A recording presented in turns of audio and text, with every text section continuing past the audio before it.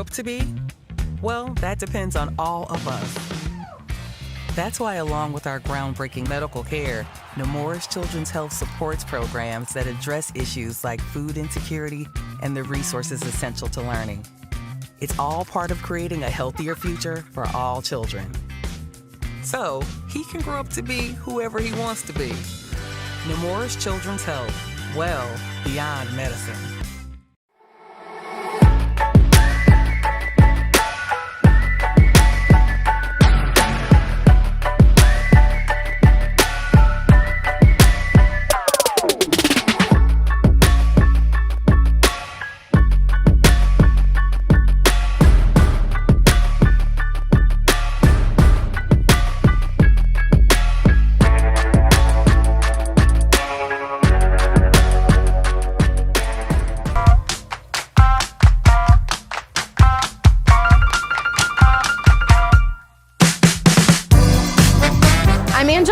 And I'm the director here at Sean's house. Come on inside for a tour. This is our living room, and this is really the heart of the house, just as the hearth is the heart of the home. In this room, you can often find our paws dogs, where people are petting them to feel better from pet therapy. You can find people hanging out, doing homework, enjoying a snack, a cup of coffee. People really just enjoy being in this room to gather as a space of togetherness and belonging.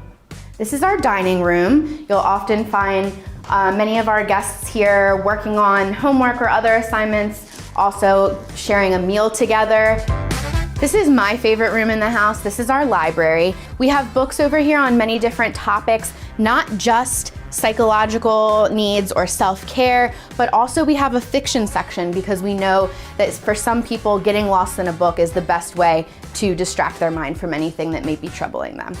This is one of our private therapy rooms. If you come in for a session, we have peer support one-on-one at any time, people who are your age with your same lived experiences that you can talk to. So we have this room as a private space where you can meet with someone confidentially. And then over here, we have our game closet where you can find puzzles, outdoor games, board games, and all kinds of other fun things to do to really make the house feel like a home. In this area, you can find our calendar and information on all of our support groups. Everything we do here at the house is free of charge, no insurance needed. You can see here some of our groups. We have grief support, we have parent groups, we have survivors of suicide loss, LGBTQ+, unburdened, and eating disorder support group.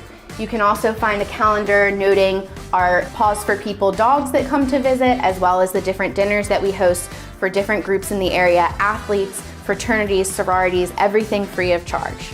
Our second floor is reserved for our residents, but one thing I did want to show you is the origin of our motto of the house of 136 will always be home.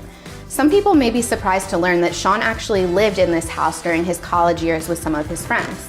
Before they moved out, one of the friends scribbled on this wall, 136 will always be home. When we were in the process of transferring the house into what it is today, this was found on the wall and we saved it and have had it as our motto of the house, and you can find it on a lot of our merch, on our website, and you can hear people saying it all the time. Something we encourage our guests to do, whether they come to the house for a visit, for dinner, or for any other reason, one of our support groups or many of our other free programs, is to leave a note or take a note. So here you can find all of the notes that our guests have left for one another. This is another one of our private session rooms. Here you can meet personally with a peer one-on-one for one of our Peer 24 support sessions, or you can meet virtually, whether it's you meeting with someone else or you meeting from afar with us. This is the area where we set up our virtual support sessions, everything free of charge. This is what we call the original Boys of 136. This is Sean right here and many of his friends from high school and college, lifelong friends that he had. This is something that we have in the house to remind us that 136 started out as a home and will always be a home, just a different kind of home. This picture actually has extra meaning to me as well because my brother is one of the original 136 boys. He can be seen right here. This area is a dual purpose. We have our arts and crafts area over here with some of our artwork on display. You can come at any time and let your creative energy flow. This is what we call Donna's fridge. Donna's son, Sayer, was a Wilmington police officer who tragically lost his life to suicide over a year ago. In Sayer's memory and as a labor of love, Donna has created Sayer's suppers. She's a classically trained chef, and at the end of her workday, she brings any leftover food here to the house. And best of all, anyone can come to enjoy all of these delicious goodies that Donna drops off. We know that food is something that really brings people together. And what else can make you feel like you're at home than a fridge full of drinks and snacks ready for you to enjoy? Whether it's grabbing a cup of coffee with your friend between classes or grabbing a snack to fuel you up for the rest of your day, Sean's House is always here to provide you with what you need to feel at home. We have a full kitchen as well, so we're able to host dinners any time of the year. We are known for hosting our delicious Thanksgiving dinner and Christmas cookies for many of our international guests who aren't able to go home for the holidays. We're able to make sure that 136 always feels like home. In this hallway, you can find different legislative bills that have been passed in the state of Delaware, all supporting mental health. These bills are of special importance to us at Sean's House because they've all been passed either with our support or have been signed right here in the house. This is our backyard, one of the favorite spots of Sean's House. You can often find guests out here enjoying the sunshine, enjoying the views of the mural, or gathering around the fire pit for s'mores after a dinner. Thanks for stopping by Sean's House, a mental health safe haven for youth in the area, where you can always stop by, you'll always feel welcome, everything is free, and you'll always feel like home.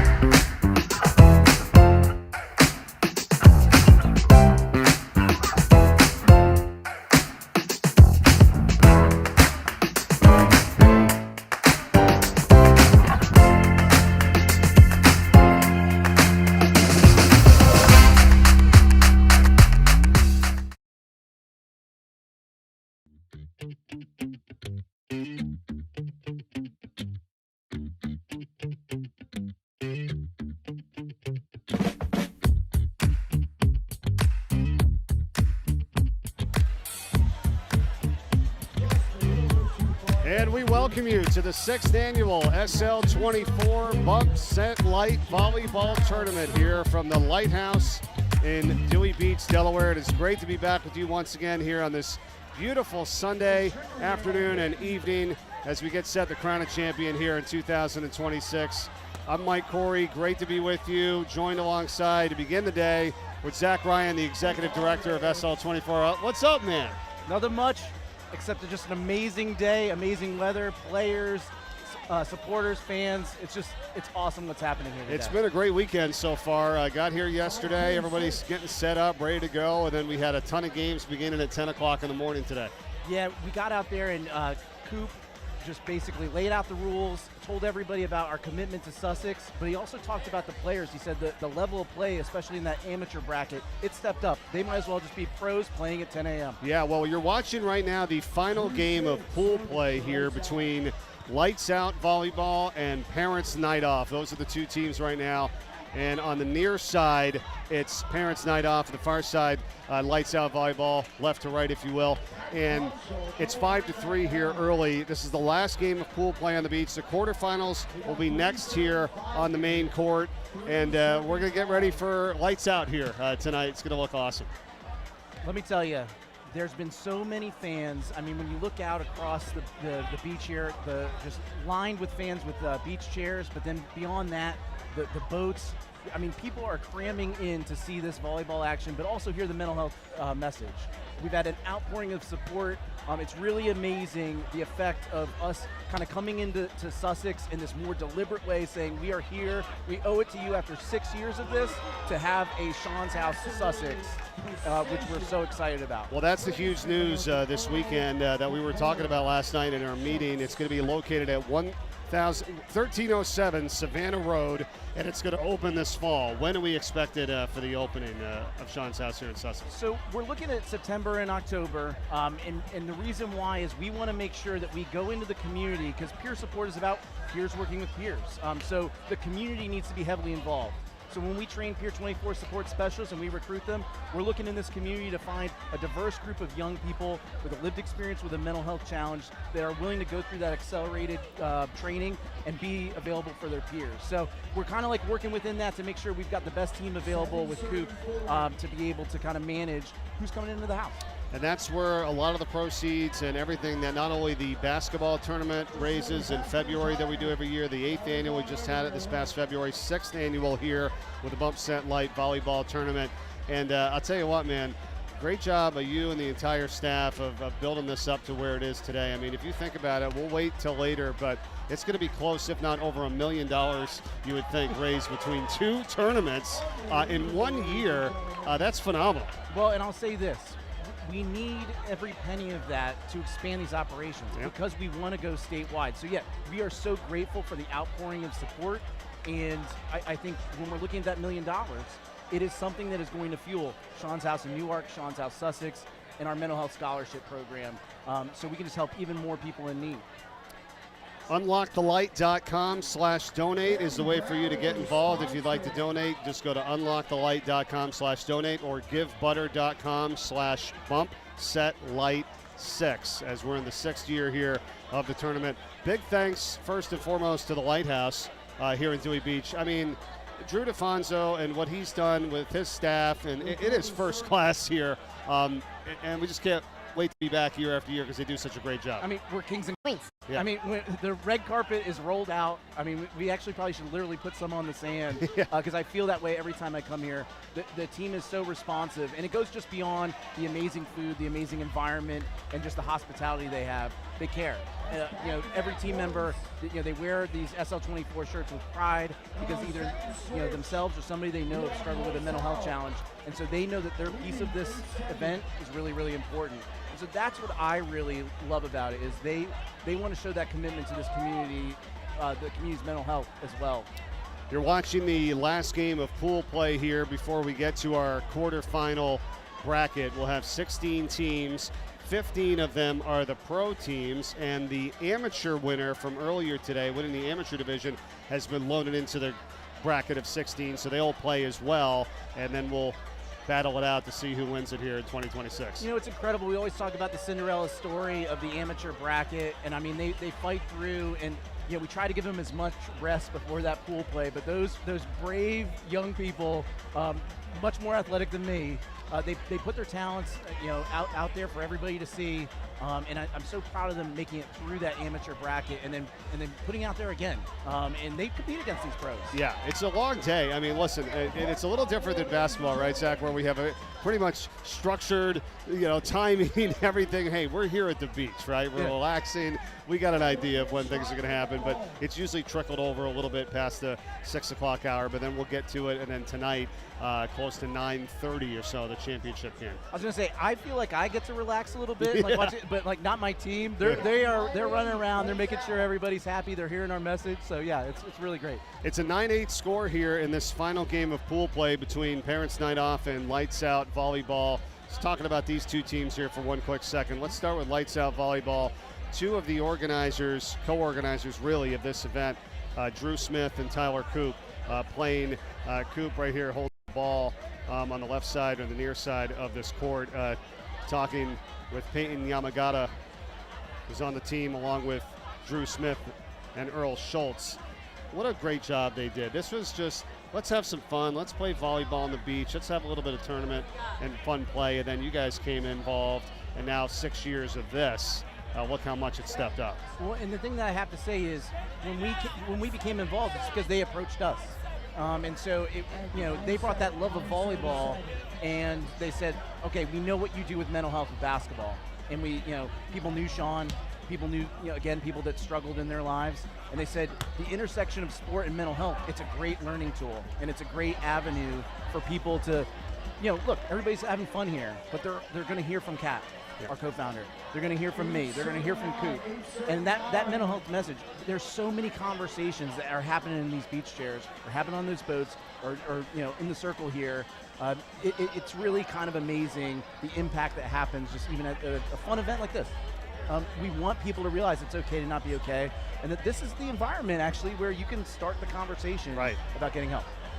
Zach Ryan's with us, the executive director of SL24, as we're getting your night started here with the 6th annual SL24 Bump Set Light Volleyball Tournament. Wow. This play, there's Jeremy Brown on the hit for Parents Night Off. Mike, I'm good for reactions and noises. Apparently not commentary on the volleyball. That's all right. We're going to work you in. You're going to get used to this at some point. We've already done it for a number of years now. How's everything with the whole group, the organization, everybody that you've brought in? You've obviously needed more people, and including Tyler Coop, who's going to be running Sean's house down in Sussex. Yeah, this is a good opportunity to brag on a few new folks. Tyler Coop, and I call it the Coop effect. When we're looking at the sponsorships that we have this year, again, I think so many of these people are here because of Coop. He is a staple in this community. He's been a coach of volleyball, a coach of young people for a long time, and he has a commitment to mental health and charity work. And so we're so happy to have him on as the first founding manager of Sean's House Sussex. So he's going to be managing that space, managing our mission to educate, assist, and support here in Sussex County. And it's not just limited to this immediate area. He's got the county. Yeah. And then Molly Ontiveros, former colleague of mine at Salesianum School, and she is our director of clinical support. We have not had, believe it or not, a full-time director of clinical support. So now we have a clinician full-time who's working with us on our peer support training, working with us on our scholarship program and case management. And she's been pretty much involved since day one too, right, as a volunteer, and now she's really part of the action here, and you need that, obviously, if you're going to continue to grow this. We made a big announcement saying Molly's been hired, but I think some people probably thought she was already working. Right. We're going to talk to her a little bit later on, too, in the broadcast, so we've got some great special guests coming up here, and there's so much going on, too, by the way. We've got our raffle. Let's talk about that here, live here at the Lighthouse, and you can see all the different stuff that you have. The Dewey Beach Parasail, Dewey Beach Picnic, there's a jet ski rental, Sunset Cruise, golf cart rental, there's a bike up for grabs, a Sunset Cruise, there's raffle tickets for that. This has been a great back and forth here, and this point is going to go to Parents Night Off. I mean, think about all the stuff we got. And when you're talking about the raffle, I mean, we're looking at about 50 items. And so again, I think it just talks about talks to the breadth of how many people in the community want to support this and want their business associated with this effort to prevent suicide and give people an option to security and safety. But you mentioned Dewey Beach Parasail, the beach picnic. I mean, this is a beautiful environment. You couldn't ask for a better day. Using those vouchers, winning that raffle, that's going to be amazing for somebody. I imagine those raffles are full. And that's going on here throughout the day and the evening tonight, and we'll have winners for all those close to 50 items, as you said. And you mentioned the sponsors. I mean, look at this. Zach, I know you're a huge part of this, along with the entire organization. I'm looking at 3 pages of sponsor names here for this 2026 event. How did you guys do this? I mentioned, we have Coop, and we talked about Drew, and you have so many folks here that have been committed for years, and they keep making those connections, and what we've been able to accomplish. I wanted to share this with you today. Today we are going to hit our 300,000 person impacted by the foundation. Wow. And so when you reach 300,000 people, more people want to be involved. And it makes the case easier because somebody knows somebody that's been helped. Somebody knows somebody that went to Sean's house at 2 a.m. and talked to a peer support specialist. Somebody knows somebody that was trained in our peer support program. And then they want their business to be associated with that, and they want to give back. So, I'd like to say it was really difficult to do that, but people want to help. Yeah. And so it's amazing. The really difficult part is, where are we going to put more signs next year? Right. I know you're starting to run out of a little bit of room here. This has been great. I love how it's nestled in right here on the beach, just to the right of the lighthouse.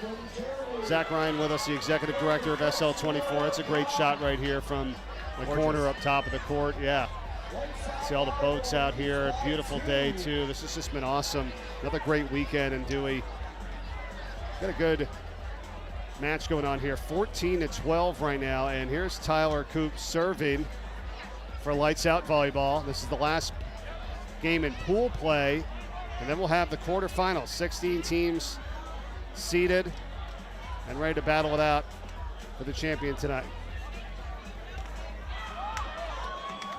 And I think between both brackets, what's really amazing is people travel for this. Right. These players are traveling from all over the country, and we really want to emphasize that this year. It's about connection. And so we've set up a number of stations where people can write postcards and send a little bit of light to somebody across the country. And Mark, where are you sending it and where are you from? And that really was inspired by these players that come from California, Florida, North Carolina, to be here at this event and again, showcase their talent and bring people here. What did I see last night in the room there, the convention center area, where the locks, we had all the locks? What was that? So that is in memory of somebody we've lost. And so we kind of want to put those locks, and people have seen it on famous bridges, and usually it's a sign of like marriage and commitment or a relationship. You have a couple put a lock on a bridge. And we kind of said, you know, these people that we've lost, their light still shines in a different way. And so we keep those locks on that cage and keep it in the house just so we can kind of remember those names that are written and know that they're still with us. We're locked in on their memory. We're locked in on trying to help the next person.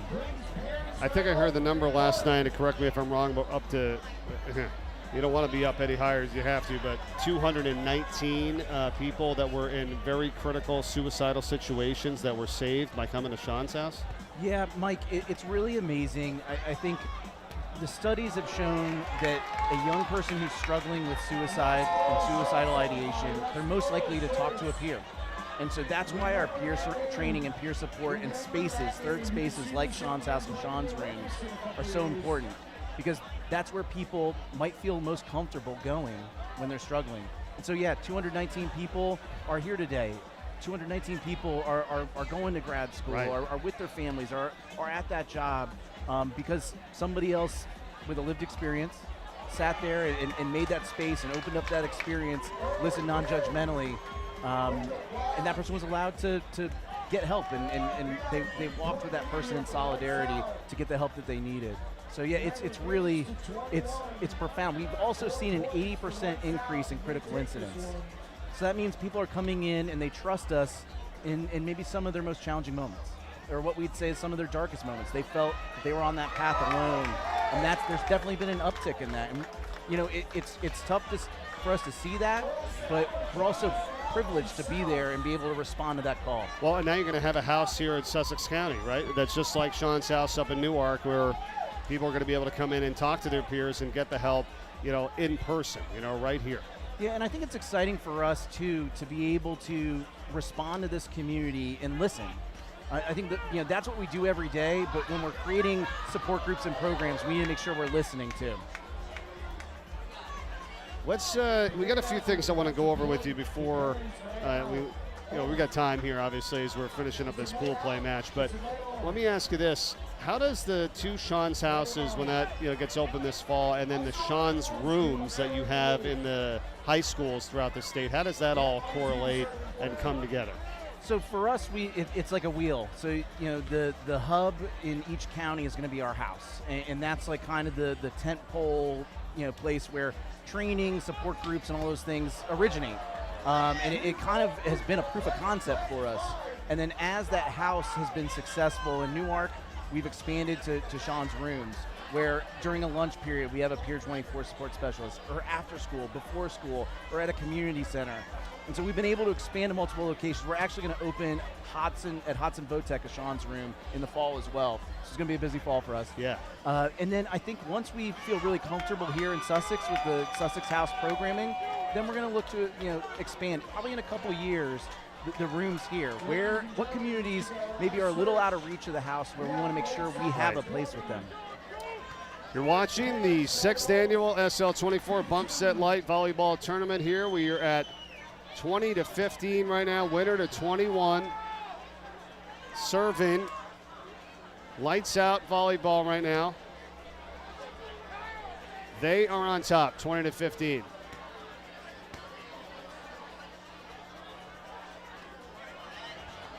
Coop there at the nice hit, but then it was Pat Cronshaw who was able to get it for Parents Night Off, now 20-16. Parents Night Off on the left, Lights Out Volleyball on the right. This is for seeding as we get to the quarterfinals with 16 teams, 15 of the pro teams, and 1 amateur winner here today from earlier play. And that's going to do it.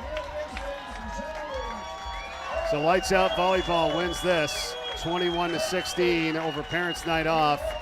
The cap off pool play, and then we'll get set for the round of 16 in just a little bit. That was pretty good. We saw some really good action here with these two. Amazing. The one thing I will say though is Parents Night Off. This is not what I would do with a Parents Night Off with a 2-year-old. I'd probably just be sleeping. But no, it was amazing. It's good to see, you know, like all these athletes, but especially our team members on the SL24 team doing so well and competing. It's amazing that they founded this, they're organizing this, and they're out there playing on the sand. We're just getting started. You're cool to stay with us, right? Oh, We're going to take a timeout. We'll come back when we do more with Zach Ryan, the executive director of SL24, and we'll get to the start of this tournament here, 16 teams, as we get set to crown a champion in 2026. You're watching the 6th annual SL24 Bump Set Light Volleyball Tournament from the Lighthouse in Dewey Beach, Delaware.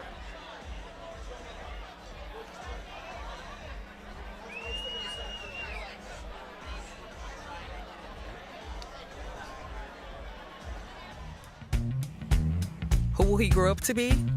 Well, that depends on all of us. That's why, along with our groundbreaking medical care, Newark's Children's Health supports programs that address issues like food insecurity and the resources essential to learning. It's all part of creating a healthier future for all children. So, he can grow up to be whoever he wants to be. Newark's Children's Health, well beyond medicine.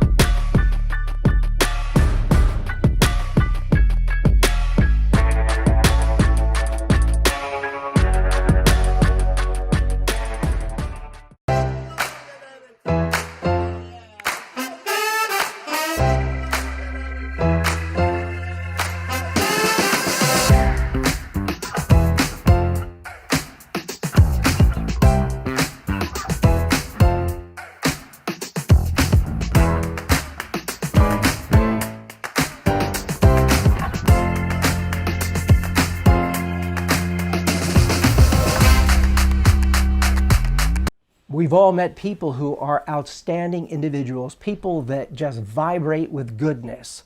And they walk into a room and you feel better just because they're there. And yet even those incredible people have days when they're not shining, when life isn't vibrating, when they're hurting. We're all hurt by life. We're all broken in ways. And the reality is that there are times when we feel pain in such a way.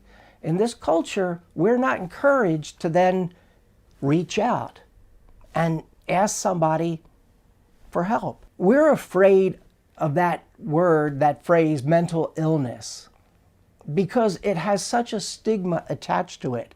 There are times when each of us needs to know, I need help. I need to ask someone to talk to me, to let me talk to them, to be heard.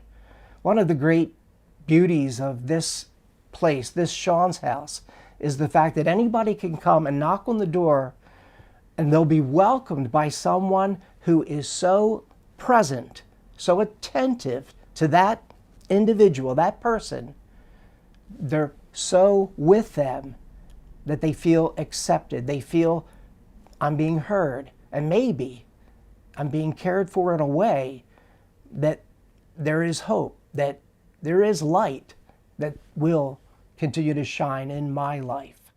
I struggle with ADHD, that's attention deficit hyperactivity disorder. Predominantly, it makes it difficult to be a student. I think one of the big things that I personally struggle with is executive functioning issues. So that can be when I have a lot of assignments or a lot of tasks due.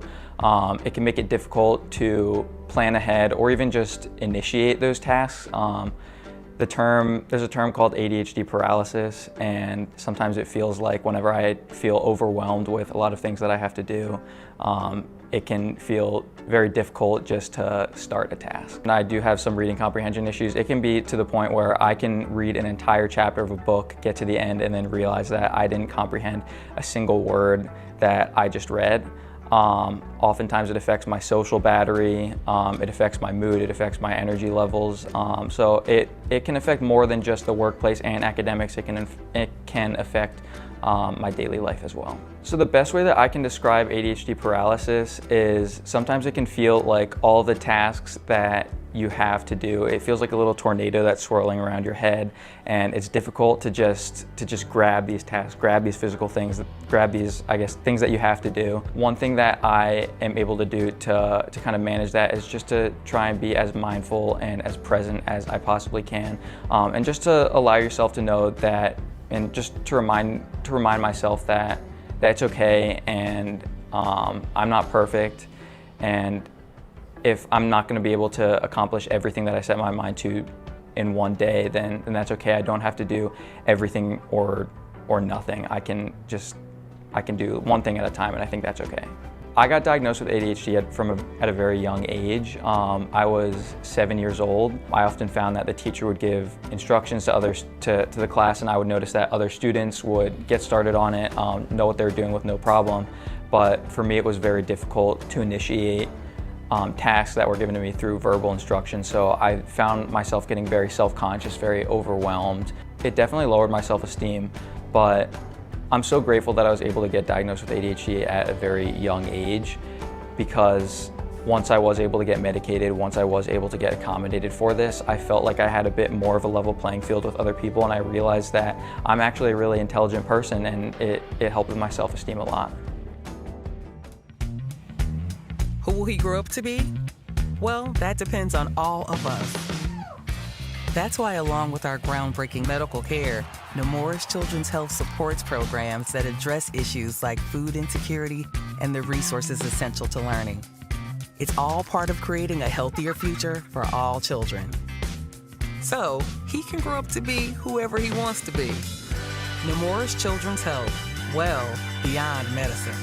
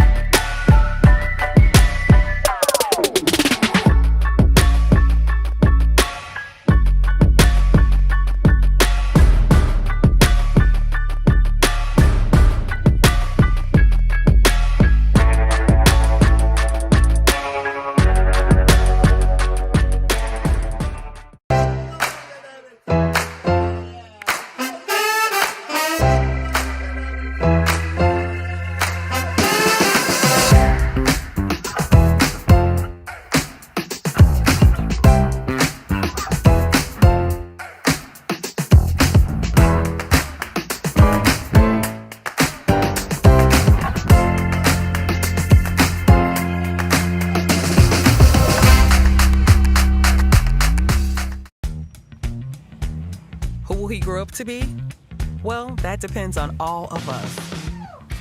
That's why, along with our groundbreaking medical care, Newark's Children's Health supports programs that address issues like food insecurity and the resources essential to learning. It's all part of creating a healthier future for all children.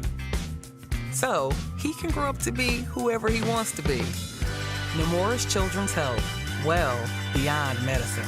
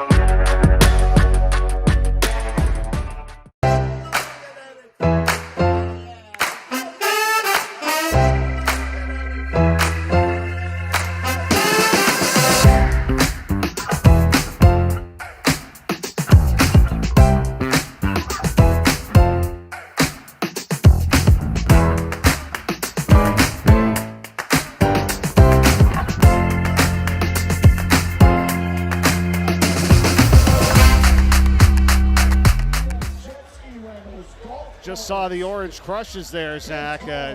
Take part in any of that yesterday? Can't today, but. You know, we were talking about in the break how well I've been doing in the gym. I've been actually cutting down. So not last night, not tonight. Focus on the job at hand. It's great to be back with you once again, everyone. 6th annual SL24 Pump Set Light Volleyball Tournament. I'm Mike Corey alongside Zach Ryan, the executive director of SL24, getting us started here tonight. We are waiting for the bracket to get set here for our 16 teams, the 15 pros and the 1 amateur winner from earlier today that's in the bracket.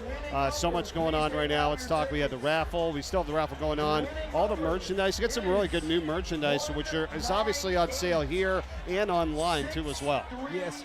So right now, the designs from Eva Caminaris, they are just so amazing. Initially, yours did the print on them, and they look so good. They feel good. They're comfort colors shirts. They are soft. They are comfortable, but they also have our mental health message. And they're selling like hotcakes. So yeah, look for them online.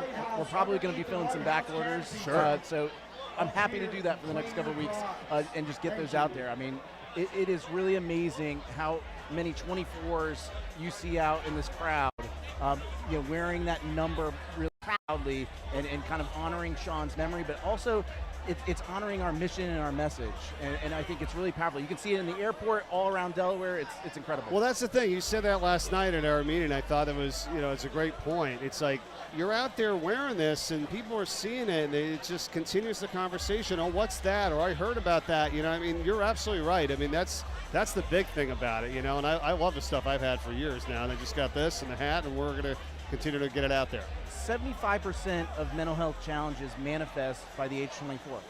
And so I think it's constantly a reminder for us that our age range is 14 to 24, and this is a young person's issue. Like, we can tackle it now and make sure it doesn't snowball into something bigger, or try to address it, and give people some positive coping mechanisms to manage their mental health challenge. Yeah, we had talked about that before, that's really one of the most important things is getting to it early, right? And being able to talk about it early, because it's sometimes, the later you go, the more you hold it inside and you don't feel comfortable with it. But no, if we start talking to younger, kids about it like you guys are doing and doing a heck of a job with.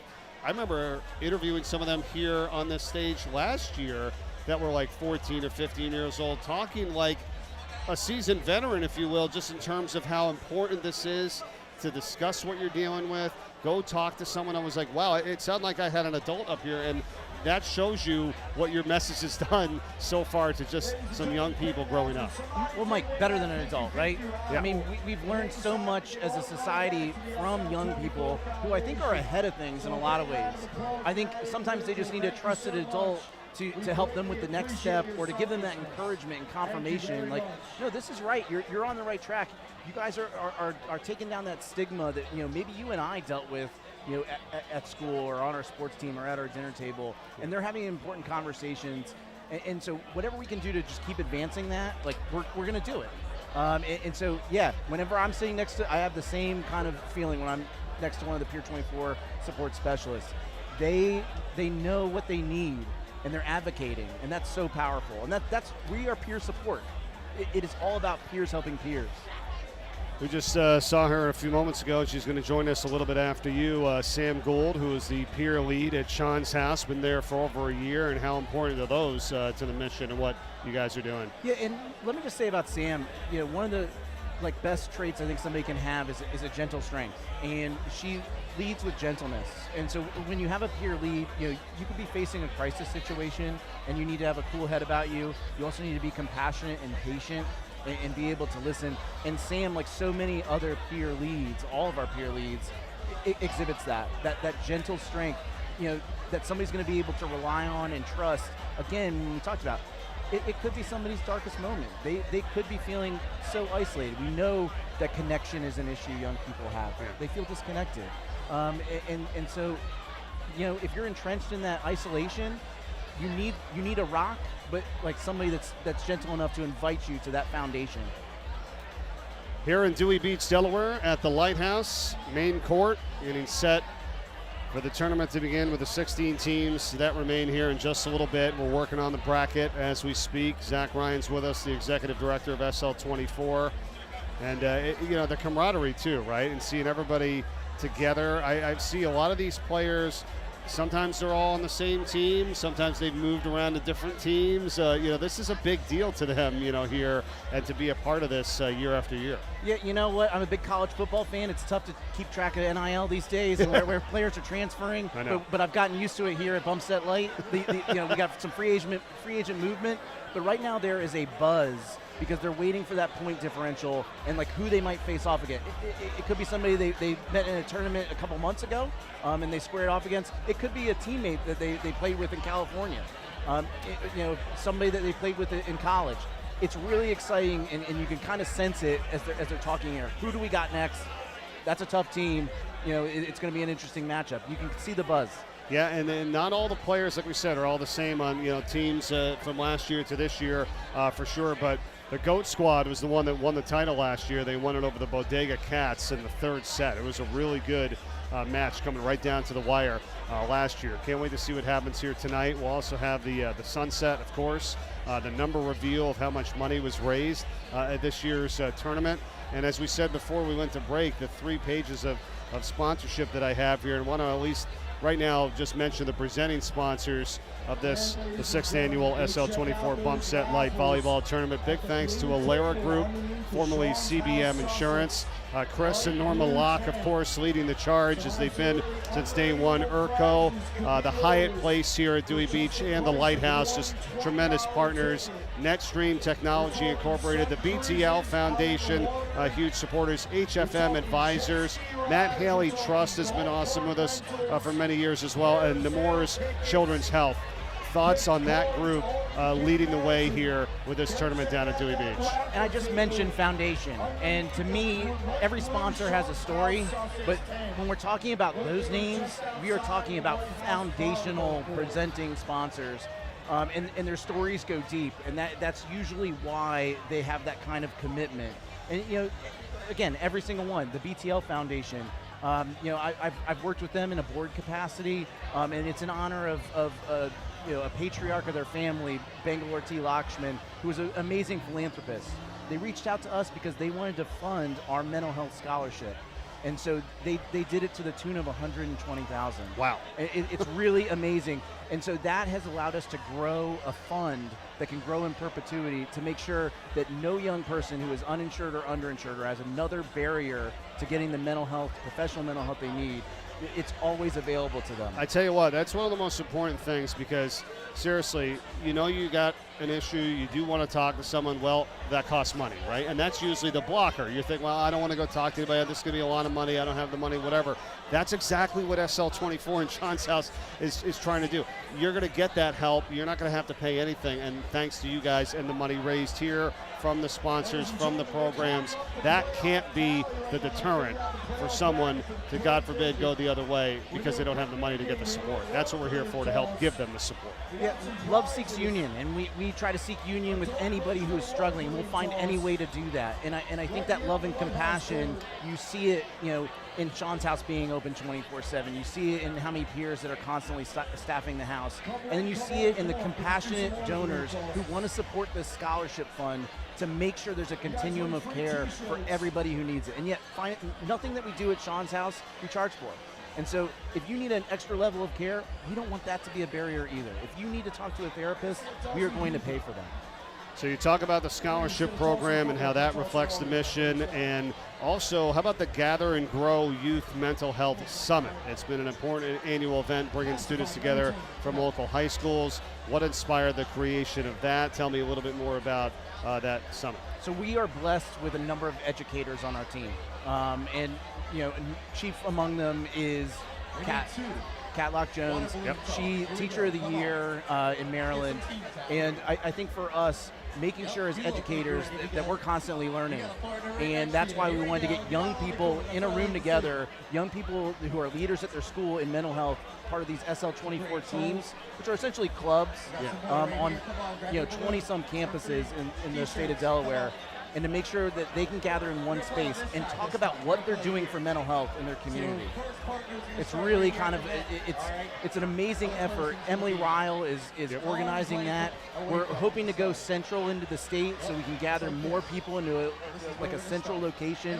And we're just talking, how can we really deliberately advance mental health from last year's conversation about having finding connections with one another, making sure freshmen feel welcome on your campus, making sure during exam time that people are realizing that don't measure yourself just by a test grade. And don't put that stress on yourself. Like you're more than that grade. You're more than an athlete. You're more like that. That's kind of we've tried to attack a different theme to make sure it's really ingrained and supports healthy mental health. Yeah, that's a great point. Great point. We got a lot to get to here tonight. You see the shots of Dewey Beach here at the Lighthouse as we get set for our first match coming up here in just a little bit in the quarterfinals. We're going to take a timeout. We will return. More from the 6th annual SL24 Bump Set Light Volleyball Tournament right after these messages. There we are.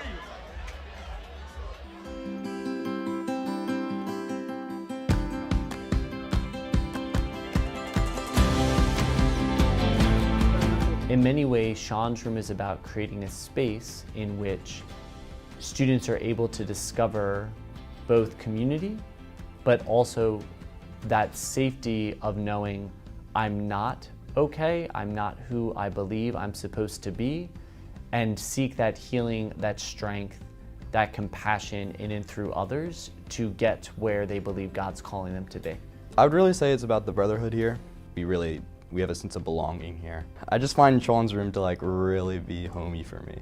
I've seen a lot of guys come in here during their study halls as another space outside of library to go. It's a little more casual and less study heavy, but something that I've noticed is guys who kind of just come in here and they're here and these little activities that we have, they're slowly starting to open up and almost realize in their own way without too much pressure kind of what's going on in their own lives, and they start to ask themselves their own questions. We can't address the whole person if we don't have spaces dedicated to the pieces of ourselves that don't feel like they're working the way we want them to.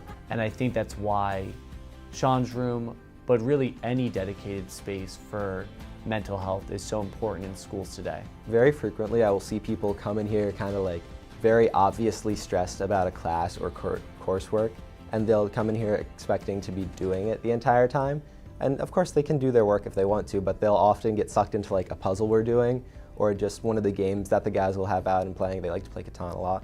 It's really just a mental health safe haven is the best way to describe it. It's a hangout spot where teens can be themselves and have open conversations about their mental health and what they're going through. But it also is a place where you can hang out, you can be around other people. People can come in for different reasons. They want to grab a snack, they want to take a break, they want to talk to a friend, they want to study down here because their friends are goofing off in the library. It allows people to come together, and then that's when the conversations start to happen. Eventually, over time, the relationships that are formed here and the time spent gets to the deeper conversations that I think this room is important for. Everybody wants to not be full of stress. And to come down here, it's definitely great. And I know that my Sally's guys definitely love being in here. Creating a room like this goes we see it and we want to be part of the solution, not kind of simply wring our hands and be what's going on. We want to be part of a solution. We've managed to create a space that is pushing back on a societal framework that keeps guys pretty boxed in. And I think we've broken a lot of those boxes open. I think the students being the peer support is a really special but unique model that really works here for a specific reason. I think we came in here and we just gave a space for what was already here, and that's the brotherhood that they have. Sean's Room is the greatest addition here in a while. I don't think I can name a better room because of the fact that you can just come in any time and unwind and relax.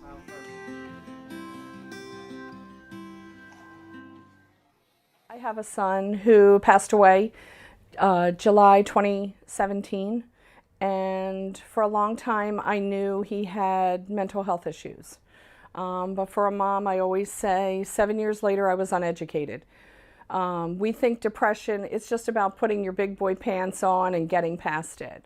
Those things lead to death. With addiction, it is not a time of if you're going to die, it's when you're going to die. If you continue using, you are going to die. If you are not healing the trauma that happened, at some point when you're not talking to a therapist, when you're not coming to a place like Sean's house where you're learning coping mechanisms and all the other things they do here, you're going to need to numb all those things that are going on in your head.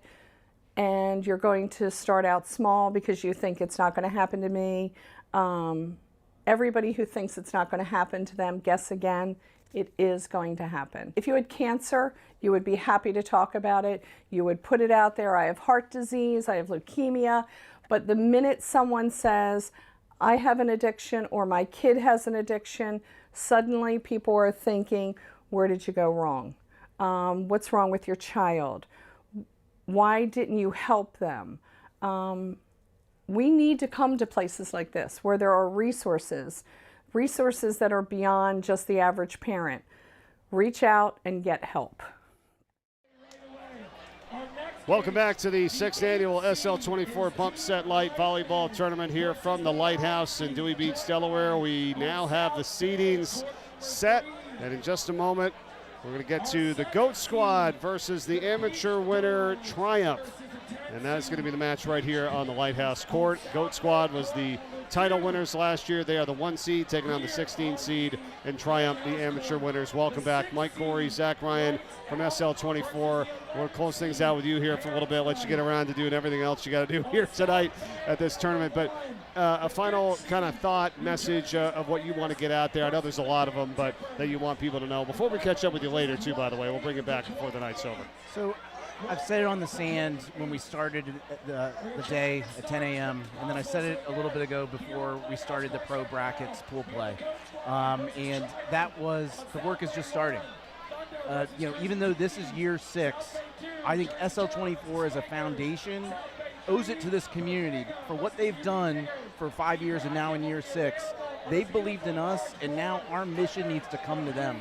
And so Sean's House Sussex, in the future, Sean's Rooms, having Coop as Sean's House Sussex manager, the SL24 Scholarship Fund being really in place. It's always been here, but now we're going to be able to really be on the ground and meet with clinicians and meet with people that need to connect with those clinicians. And so we are here, and the work is just starting for us. That's the most important thing that I can say, is we're not resting.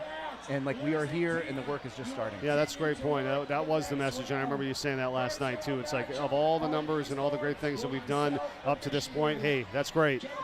Got to keep moving forward, and this is a big step with Sean's House coming up this fall in Sussex County, 1307 Savannah Road, opening up in the fall. And I would feel like it's going to be on the 24th, right?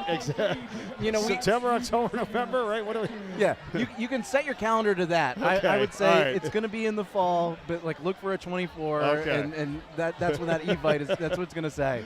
But again, it's all about making sure we have the community connections, right. We've got the people trained, and that also the people know who this is for, and that it's for them. So everything that we can do to get the word out to staff the house, and then also make people feel comfortable to come through, we need to do between now and then. That sounds awesome. All right, Zach, enjoy the evening. We'll see you tonight before the big number reveal, and looking forward to it. Thank you so much. Right, this is always a pleasure. You're the best. Zach Ryan, the Executive Director of SL24, here with us. We'll take a timeout. When we return, it is our first game here between the GOAT Squad and the amateur winner, Triumph, as our 16 teams are set.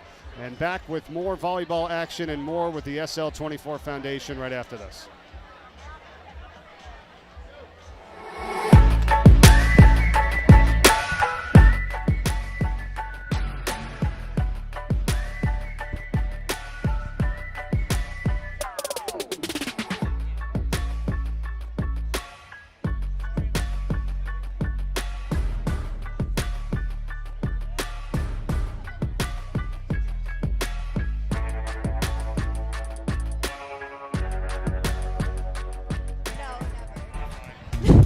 Have a good time. Who he grew up to be? Okay. Well, that depends on all of us. That's why, along with our groundbreaking medical care, Nemours Children's Health supports programs that address issues like food insecurity and the resources essential to learning. It's all part of creating a healthier future for all children. So he can grow up to be whoever he wants to be. Nemours Children's Health, well beyond medicine.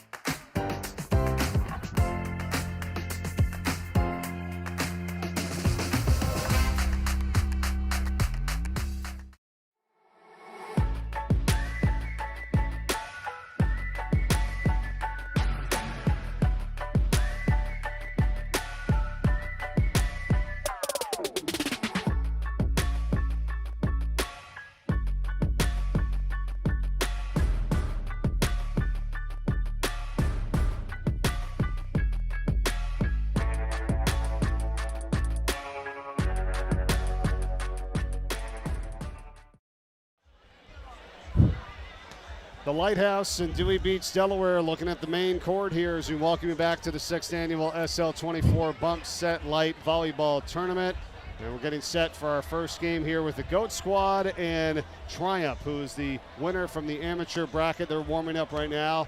But joining us right now is the peer lead at Sean's house in Newark, Sam Gould, here with us. Great to see you. How are you? Good. How are you? What's going on?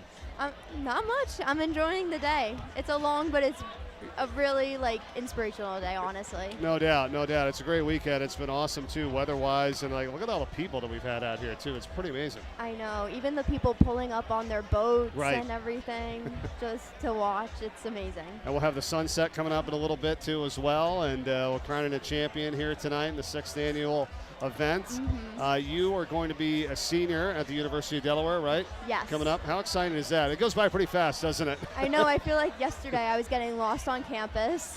Yeah, exactly. And everything. It's exciting, though. I'm really looking forward to going into my senior year and being a peer lead for another year at Sean's house. So. Psychology major, and you've been there for over a year now as the peer lead, right? Mm-hmm. Okay, so just tell everybody again what that's about. We've talked a lot about it through the basketball and volleyball tournament, but the peer lead at Sean's house, what's your role and responsibility? So I feel like I take on a few different roles, but mainly I just maintain a space in which people can feel comfortable coming in and out. And I watch, we have teams of peers that we also watch over, so they're the ones normally, if we have enough, going into the front lines of it and giving the peer support. And if they need assistance, that's where we kind of step in to assist them and handle more crisis situations a little more. Let me go back and ask you how you even wanted to get started and involved in Sean's house in the first place. How did that all come about? Well, Zach was actually giving a speech in one of my classes, and it was perfect timing because I just came back from having a very difficult year of my own mental health wise, and it was honestly I started crying in my classroom because I'm this is exactly what I needed to hear, and I just loved the message. The story really resonated with me. So. How about for you though, personally, if you could just give us your take on you're dealing with your own thing, and then now you want to step up and you want to help others. It's step one is you got to take care of yourself first, and then two, now you want to kind of give back. That was pretty admirable. How did that process develop, and how long did that take? Yeah. Honestly, at first when I started doing it, I was just a volunteer, so I was partially doing it for others, but I was also doing it for me because I was being in that position and being able to recognize how far I've come and be able to talk about it with people in such a safe space was going to be really it was going to be beneficial for me, and I was hoping to help other people with my story also and be able to communicate there is another side to everything that's going on. Well, that worked out pretty well then, right? To get involved like that. And you're right. There's a lot of great benefits from it. I mean, and you did that, so that's great to hear. Sam Gould is with us, the peer lead at Sean's house in Newark, going into her senior year at the University of Delaware. I asked you if you knew you played volleyball at all. You know, but your boyfriend plays. He's at one of the pro teams, right? Yes, he's one of the pro teams. We might see him coming up in a little bit too. That's Ethan, right? Yes. Okay. Hopefully he'll be in. Yes. Well, this is the match that we got coming up here with the Goat Squad, who won the title last year, and they're taking on the amateur team winner Triumph, and we're about ready to get underway in this. So this will be going on as we talk here a little bit. You don't have to do too much analyst, of volleyball. I'm not going to put you in that position, but what about how much a peer lead has taught you about leadership, the importance of showing up for others, and maybe the responsibilities you have now, and still at a very young age, I think it has obviously taught me so much. One of the things that I've really taken away from the experience, though, is that just being there for someone else does a lot sometimes. I've had many situations where just being a listening ear and shoulder to cry on is enough, and that helps people in more ways than anyone really can imagine. And it sounds I feel at first it sounds a little silly, because it's what do you mean just listening? You don't have to do anything, but it really is really beneficial for everyone, and it's a good habit to get into. Well, I mean, here's the thing. You guys go through a lot of training with this and the peer support specialist there to understand what people are doing and feeling and what they say and how you react. I understand your point 100% about listening more. How do you balance that, too, also without trying to give all this advice? You think, you know the answers. Sometimes people don't need or want that, right? And innately, we want to kind of do that. So how do you do that without just, like you said, I'm just listening, you don't have to really say anything? Well, you do a little bit, but you don't want to go too far until you find out exactly what they need. I think it's really helpful to, even if you in your mind have, as a peer, if you have an idea of what needs to be done, you kind of just help guide the person looking for help. You just guide them to the answer they're kind of looking for. You don't necessarily give them an answer. In some cases, it's really helpful to give reassurance and everything. So I think just being able to be the person in the room that's yes, you're doing the right thing, or why don't we pivot that a little bit, and why don't you try this? And it's a lot of the time it's stuff people have never even heard of, and they're oh wait, that sounds kind of cool actually, maybe I'll try that. Well, and it's good because it's coming from a different person or an objective person or someone new, right? Exactly. I mean, and I'm sure a few times, parents, friends, family members, they want to help, and they may say something, but as a young person, you don't always take that advice, right? But then all of a sudden you hear it from somebody else, and you're oh, geez, I guess that is what I should be doing. No, exactly. Yeah.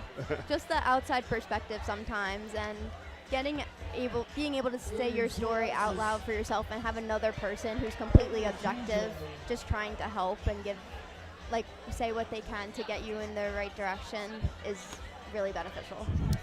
Game one here, the Goat Squad up 2-0 over Triumph, actually 3-0 now, as they've taken the lead with Aiden Keeter, Alexis Keeter, Carson Barnes, and JT Core, the four for the Goat Squad, who won this thing last year. They won it over the Bodega Cats in the third set. It was an awesome end of the night in 2025. We'll see what happens here this year as they try to repeat as champions. Lead at 3-0 right now. And Team Triumph, the amateur winner, with Joe Zerba, Logan Shuttleworth, Patrick Williamson, and Charlie Cassis, who are on that squad. And we'll get to more of this in just a little bit. 4-0. We're talking with Sam Gould, the peer lead at Sean's house in Newark. How about the excitement of Sean's house opening in Sussex County this fall? I am so excited. I think it is anywhere it's gonna be, but especially here, since this is where the volleyball tournament takes place and everything, and this is just a community that's really excited for it. I hear the excitement, I see the excitement from other people, and it's going to be really helpful. And it's great to know that, you know, that it's local, it's to your area. You know, I know we have the Sean's rooms in some of the schools throughout the state as well, but, you know, having another house, you know, place to go 24/7. I know it was a big undertaking, but credit the organization and you guys for getting this started, because you now have kind of a blueprint, right? Yes. And you're able to move that down here to the beach area. It's going to be good. No, I think it's amazing. I think Sean's rooms are amazing, and they help so many people. And just the fact that we're having another Sean's house, though, is really incredible. All right, a couple more things before we let you go about the peer program, as you're the peer lead at Sean's house. What do people want to do if they want to get involved and do something similar like yourself, to be there and help support others coming through the house? What's the training like? When is it done? How does it all work? So we have winter and summer cohorts that people can sign up for, and if you get, I think you have to go through not like a selection process, but just you have to get confirmed that you're able to join it. Yeah. And then once you're able to, you hop on. It's normally now it's on Zoom calls. When I had it, it was Monday, Wednesdays, and maybe Tuesdays. You do mock sessions and training sessions, and just kind of case-by-case scenarios to see if how you would handle things. Okay. And you also learn the ethical considerations and confidentiality, and being able to you learn the personal part of it and how to incorporate your story, but also the protocol part of it and how to handle situations routinely. That sounds great. So, yeah. That's awesome. All right. Well, there's a lot to be done here this fall coming up, and I know it's coming up fast. Let's hopefully enjoy the final month of the summer though first. Before, yes. When do classes start? That last week of August, right? I think the 26th or something. Yeah, August 20 something. Yeah. I don't know. Yeah, you don't want to think about that right now. I'm not up to that We're yet. here at the beach. Yeah. Sam, thanks so much. I really appreciate you joining us. Wish you the best in all that you're doing up there at the house, and have a great senior year. Thank you so much. Thank you for having me on. Thank you. Really appreciate it. Sam Gould with us here from SL24, the peer lead at Sean's house. We're going to take a timeout. Goat Squad leads Triumph 10-2 here in Game 1. We'll come back and see who gets this win as we continue on with the 6th annual SL24 Bump Set Light Volleyball Tournament from Dewey Beach, Delaware.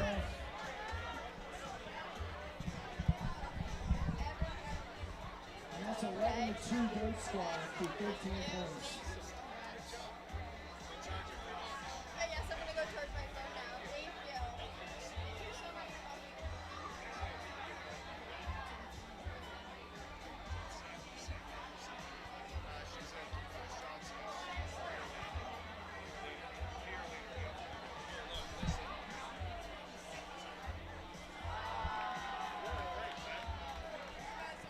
That's an absolute stone wall on Carson Barnes.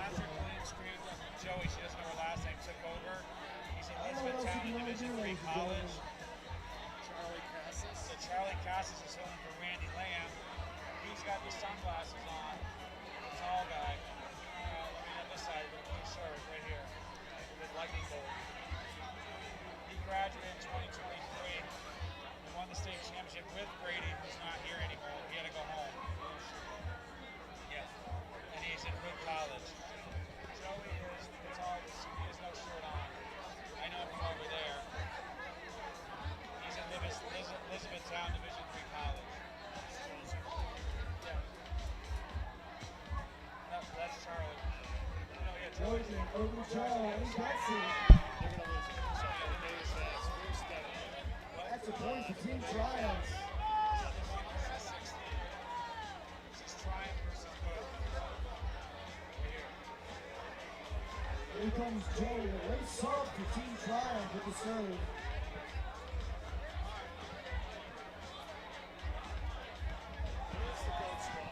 Carson Barnes, ladies and gentlemen, that young man is an absolute killer on the court.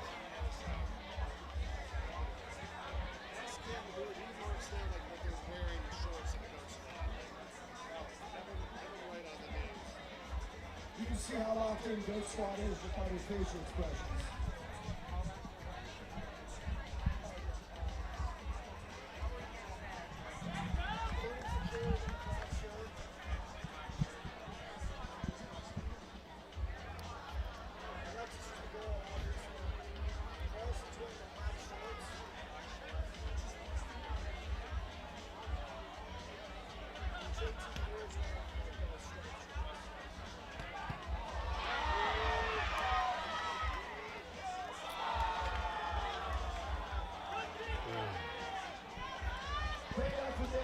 point to the Goat Squad.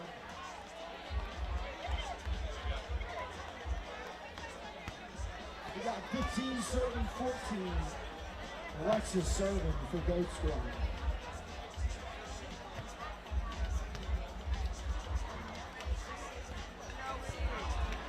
Just a little bit long, but good effort there from Joey and Team Triumph.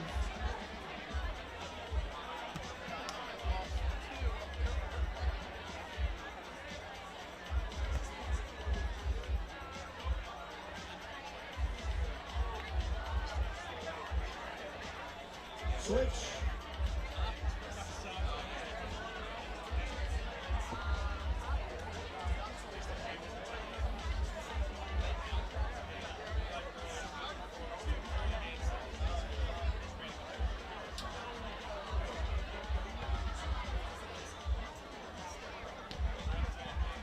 There you go, Joey.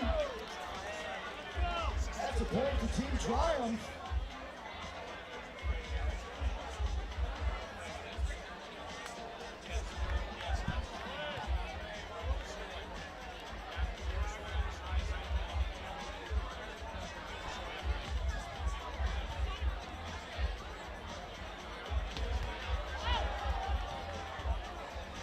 Good effort by Joey, but there's really no stopping JT when he gets it going like that, ladies and gentlemen.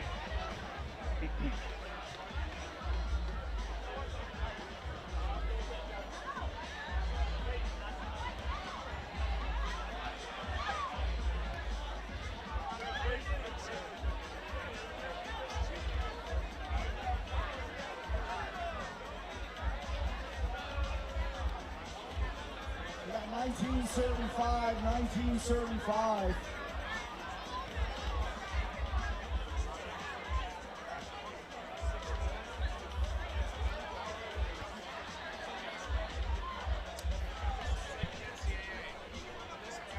We welcome you back to the 6th annual SL24 Bump Set Light Volleyball Tournament from the Lighthouse in Dewey Beach, Delaware. I'm Mike Corey. Great to be with you once again on this Sunday evening and night as we have game one with the Goat Squad and Team Triumph. It is 19-6 right now. The Goat Squad, the #1 seed, taking on the 16 seed in Team Triumph, who is the amateur winner from earlier today. And the game's to 21. And the winner will move on, take on the winner of the 8 versus 9 seed, which is going on another court behind us, Life Med and Joyride. And we'll have the next game coming up here as well on center court. And the Goat Squad going for the victory here to 21. 20-6 right now.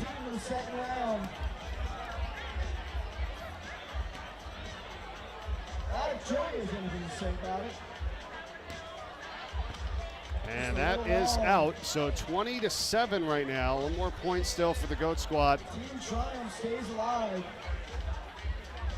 Team Triumph with Joey, Charlie, Logan, and Joe. It's Alexis Keeter. Good job by Triumph to keep it alive here. Aiden Keeter, Alexis Keeter, that's gonna do it. And the Goat Squad will win it, 21-7, and they will advance the 1 seed on the win over Team Triumph. It's been a long day for them. They did a great run at this. The amateur winner from the amateur division, Team Triumph. And I think they're gonna go to 25. So not over yet, 21-7. But I thought it would be, but they're going to keep going. Remember, fans, you can donate and help SL24 by going to unlockthelight.com/donate or go to givebutter.com/bumpsetlight6. The way to donate here. And since 2019, SL24's peer support, scholarship, and mental health and wellness educational programs have served almost 300,000 people. It's been amazing. Our big story this year is Sean's house will be opening up in Sussex County, 1307 Savannah Road, opening up this fall. We have the one in Newark, of course, the original, and now in Sussex County as well. So the organization and SL24 expanding throughout this entire state of Delaware. It's great to see it, and thank you for your support. That's what has make it happen with all your donations and all that you've done throughout the years.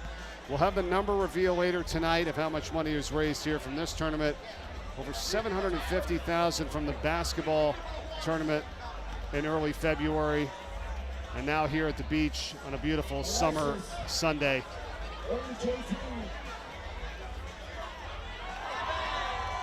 And a point for Team Triumph. 22-9 here is the score. We'll see how far this game goes on. I thought it was to 21. They say now they're playing at 28. So we're just changing the rules up here tonight. Raffle is going on right now here in Dewey Beach as well. Tremendous items on the raffle. The tickets, $20 for one entry to these awesome prizes. Dewey Beach Parasail, Dewey Beach Picnic. There's a jet ski rental, a small group sunset cruise, golf cart rental, a bike, and a large group sunset cruise as well that you can bid on here for the raffle.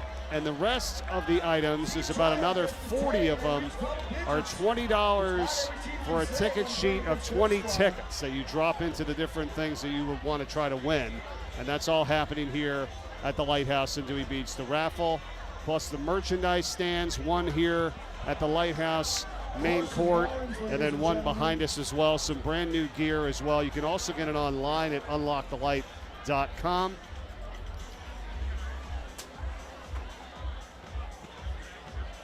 And the GOAT squad with a 24-10 lead here in game one. Good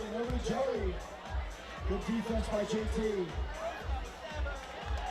Got a bunch of special guests still joining us. Coming up, Tyler Coop, who's one of the founding members of this tournament, along with Drew Smith. He's also playing in it as well. He'll come up and be with us. He's going to be the new manager of Sean's house in Sussex. So look forward to talking to Coop. Angela Pugliese, who is the Director of Operations for SL24. She'll join us as well. Kat Locke-Jones, the co-founder of the organization, still to come. Emily Ryle, Sean's room coordinator. We'll have Zach Ryan back with us. Molly Ontiveros, the new Director of Clinical Support, will join us as well. And, of course, the other co-founder, Chris Locke, tonight after the sunset and the number reveal of how much money was raised here in 2026. This game is going to 28. The GOAT squad 25-11 over the amateur winner in Team Triumph. And another point to 26-11. Mentioned our presenting sponsors earlier today. Big thanks to Alera Group, formerly CBM Insurance, Chris and Norma Locke, Urco, the Hyatt Place Dewey Beach, been awesome supporters here along with the Lighthouse, Nextstream Technology, the BTL Foundation, HFM Advisors, Matt Haley Trust, and Nemours Children's Health. Big thanks to our presenting sponsors and our ACE sponsors as well, the Kelly family, Whitecap, Sun Behavioral Delaware, and Life Med Institute. Thank you guys as well. What a hit for the GOAT squad, and they win it in emphatic fashion. 28-11 the final, and the number one seed moves on to the next round, and game one is in the books. We'll take a break. We'll be back with much more here from the Lighthouse in Dewey Beach, Delaware, in the 6th annual SL24 Bump Set Light Volleyball Tournament. Who will he grow up to be? Well, that depends on all of us. That's why, along with our groundbreaking medical care, Nemours Children's Health supports programs that address issues like food insecurity and the resources essential to learning. It's all part of creating a healthier future for all children. So, he can grow up to be whoever he wants to be. Nemours Children's Health, well beyond medicine.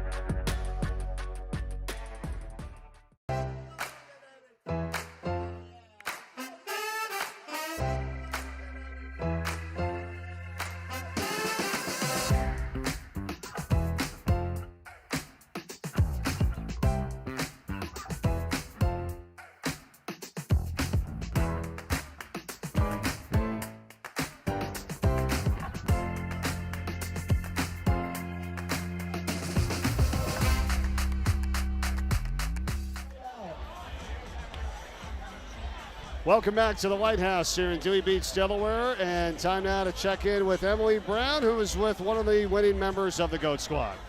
I'm here with JT Core from GOAT Squad. JT, having this be your first year playing in the tournament, what has the energy been like here today? The energy is amazing. Just the crowd of people here in the bars, around the side, all the support. It's super cool to see, and the boats coming up, that's something you don't see every day when you're playing a tournament, so I think the energy is amazing. And playing for the team that's the reigning champs, what does it mean to you to be able to play in this tournament today?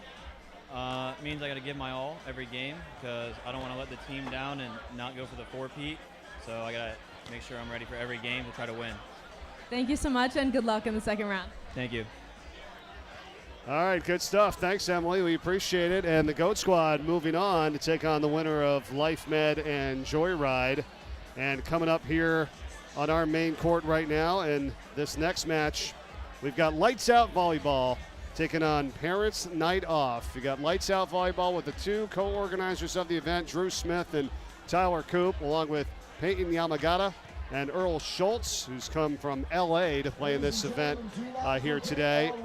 And then Parents Night Off with Pat Cronshaw, Jeremy Brown, Eric McGinney, and Roberta McGinney on that squad. This is going to be a really good match here between these two, and we'll see who moves on. Lights Out is the 6th seed, and Parents Night Off is the 11th seed in this tournament right now, with the 16 total teams here in the quarterfinals.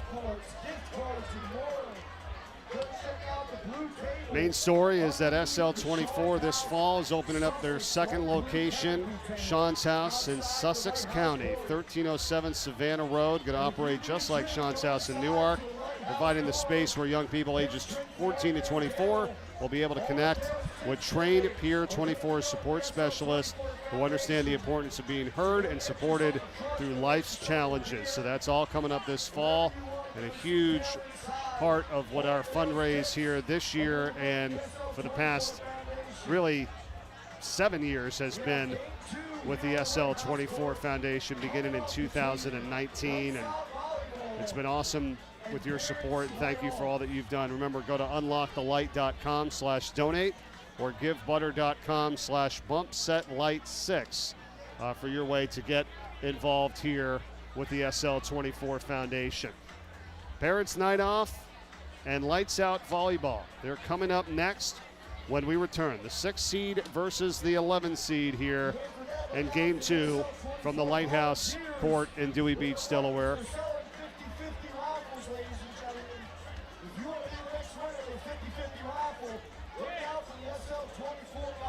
So Tyler Cope, who is going to join us, and he will later because he's playing in this game right now, 33 years old, the coach at boys and girls teams at Cape Henlopen, and now could become the new manager of Sean's House in Sussex. He's on the top right of your screen with the ball.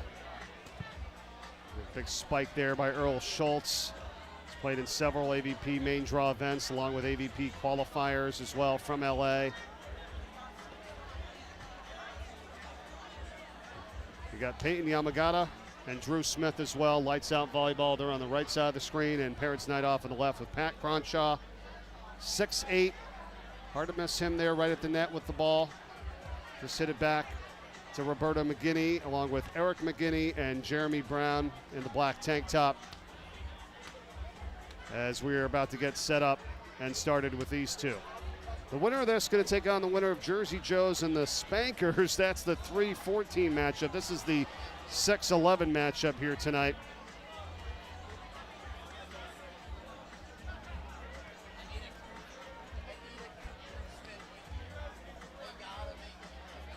Don't forget about the raffle here in Dewey Beach at the Lighthouse. Almost 50 items up for grabs. $20 for a ticket sheet of 20 tickets. And then the main 7 prizes, they're $20 for one entry.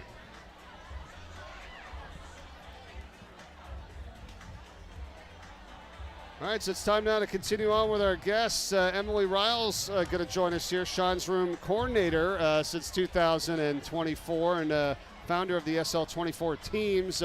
Thank you so much. What's going on? Yeah, how are you? How are you? Good to see you again. Yeah. How's the weekend been? Really good. Time has flown by so quickly. Yeah. It always does, but it's my favorite event of the year. Tell us a little bit about everything going on in your world and what you're entrusted to do. We're going to have so many people coming on here tonight, but your role specifically with Sean's house. Yeah, my role, I honestly have the coolest job in the world. So I am working with all of our teen programs. So I run run and founded SL24 teams. So really all of our school outreach, all of our Sean's rooms. Right. I'm talking to young people and trying to meet them where they are. Also another exciting venture in my life is I'm in grad school and I'm currently a graduate level clinician at a IOP PHP facility for mental health. So I kind of get to be part of both ends. That's awesome. Yeah. Yeah, there's a lot happening for sure. I mean, we've been talking about it, of course, the addition with Sean's house here in Sussex County to go along with the one in Newark. Yeah. You're talking about the Sean's rooms, which were really developed right after Sean's house too, and then to be able to add this other house as well is amazing. What about the rooms? Where are we at now with Sean's rooms? How many? Are there more in the works? And what are those in relation to the houses? Yeah, so right now we're focused on opening our 5th location this fall at Hodson Votech. So it'll be our 2nd Votech public school. So that's set to open this fall, right at the beginning of the school year. So they have a brand new building that they've built and we get to be part of it. So same way that we are at St. George's, we'll be in this new school. And I've said it before, but I'll say it again. I really like that we're at trade schools because I think we really get to reach a wide variety of young people, especially with the blue collar trades that typically are underserved in mental health. There's a lot of misconceptions, I guess, right, with people thinking like there's a lot of different groups and people that you got to hit, and that's what's happening here now too. And you finally identify it, or sometimes you don't even really know about it. It's like, oh, this is an underserved group here. We have to kind of get to some of these people because once someone steps up and talks about it, then you're like, okay, we got work to do here. Absolutely, absolutely. Let's talk a little bit more about the SL24 teams. Just tell me a little bit more about that initiative and what's going on with that. Yes, so it'll be our 2nd year. Our 1st year was really successful, and I'm really proud of the work these teams did this year. So every year we present 5 badge challenges to these SL24 teams and schools, which is basically just a group that is formed within the school of young people who care about mental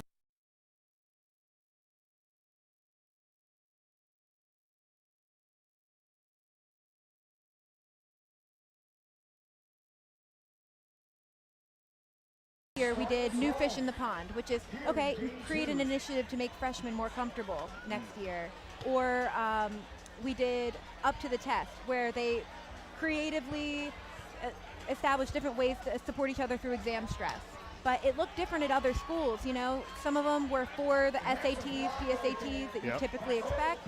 Others focused around, for example, like CNA in trade schools. They have specific exams that can be really stressful for young people. So these schools really got creative with, okay, who are we helping with this exam? What special talents do we have that we can use in this situation? So there is no like specific do this exact thing. It's, hey, use what tools you have, look at what your school needs, and then here, like, let's work together to do something about it. Yeah, everybody's different, right? You're going to have to really assess it, you know, year to year, and it changes too. Yeah, it absolutely does. So we have about 14 schools at the start of our 1st year. Don't ask me to name all of them on the spot. No, you're okay. But yeah, there's so many young people in these teams who have kind of looked at what's going on, and it felt really good to be part of something that puts young people in the driver's seat, that gives them this experience that says, oh, something is wrong, I did something about it. Yeah. I think more young people need things like that to build their confidence. How about this guy serving right now? Tyler Coop is going to be the manager at Sean's house in Sussex. Yes. His team with Lights Out Volleyball.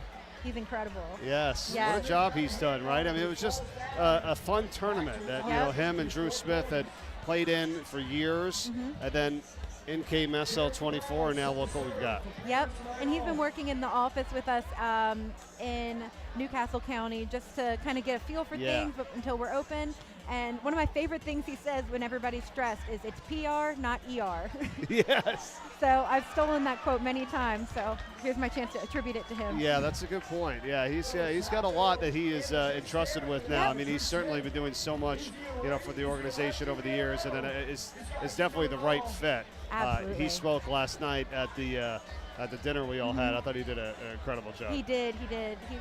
There's not a better person for that job. Yeah. He's going to come up and join us a little bit later, but I guess he figured, we're probably going to be knocked out or whatever. What are you talking about? His team's right now, he's up 3-2 here in the quarterfinals. They got a big striker there in Earl Schultz, who got the previous point to keep it alive. Schultz again, and he got blocked. Yeah, Pat Cronshaw says, I don't think so. And when you're 6'8", you got a little bit of an advantage there. Yeah, it's right? 3-3. How about some of the athletes you've seen, throughout this time this weekend? Pretty impressive. Absolutely. I could never. So here's Cronshaw, who's serving now for Parents' Night Off. The 11 seed, Lights Out Volleyball, the 6 seed.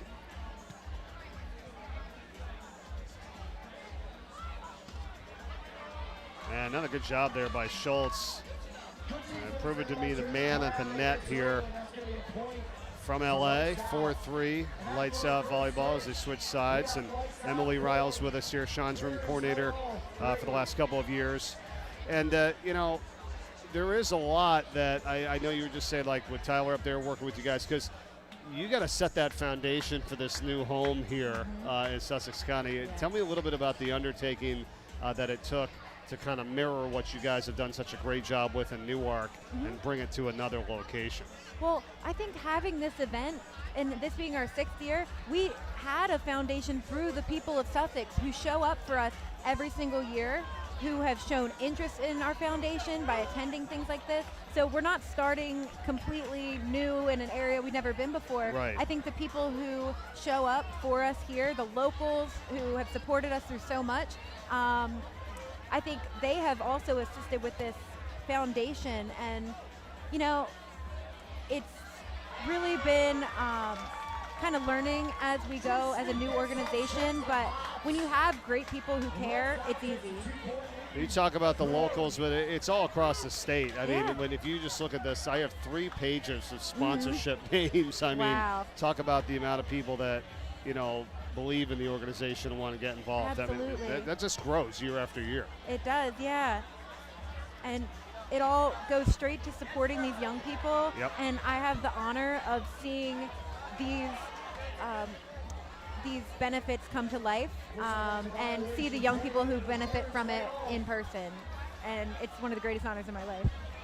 Zach Ryan, we just had him on a little while ago, and he talked last night, too, about the message here this weekend. It's really kind of pushing and moving forward. We can talk about all the numbers and how great the organization has been since its inception, really, and what we've done. But he's like, hey, let's think about moving forward and how much we still have to do and how much work still needs to be done. So how else can people get involved? It doesn't just it's not just monetary, right? I don't have to go in there and just donate money. There's so many other ways to help this cause. Yeah, absolutely. One of the biggest ways that comes to mind is become trained as a peer support. If you're a young person with lived experience, especially with our Sussex location, we could really benefit from some locals in the Sussex area who have a story and are willing to tell their story to help others feel less alone. I think that's what's going to help us really get this location off the ground, to support people locally, and to empower people to tell their stories, because every single time we're telling these stories, somebody's hearing it and somebody's taking something away from it. There's so much power in words and representation. Really does make you feel good here when you hear the amount of people that have been helped, or the amount of people that have come through the doors, and that number of over 300,000 people that the programs over the years since 2019 have served. It's like, oh, you talk about getting the word out and getting the message out. Like, that's one of the most impressive numbers I've seen. I know, yeah, and in the day-to-day, like, you just kind of see like, okay, this is a slow day. You see like the individual. So when I zoom out and I see just how many people that is, it really gives me so much purpose in my day-to-day, especially when we're talking about young people in Sean's rooms. Just knowing that there's that many young people who have made that big step of asking for help, because there's still, on average, an 11-year gap between when people start showing mental health symptoms and when they finally get the help that they need. Yeah. So we're doing everything we can to bridge that gap, but that number is really encouraging. All right, so in the people that you've seen come through and that you've learned, because you have a lot of experience and knowledge with this, and that's what we're all trying to get to, that level where someone says something, they feel a certain way, we could spot something, you know what I mean? We weren't even really thinking about it in years past. Now, you know, our heightened senses of like, hey, wait a minute here, or let me call this person again, or let me dig a little bit deeper. What are some of the signs and things that you're seeing early? Because you said it takes a long time to really go in there and get help, and then sometimes it's manifested for a long period of time. So absolutely.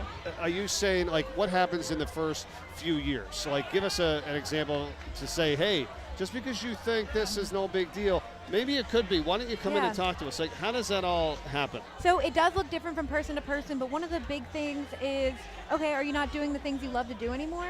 Like, think of the things that bring you true joy. And then if you're realizing, I haven't done that in months or years.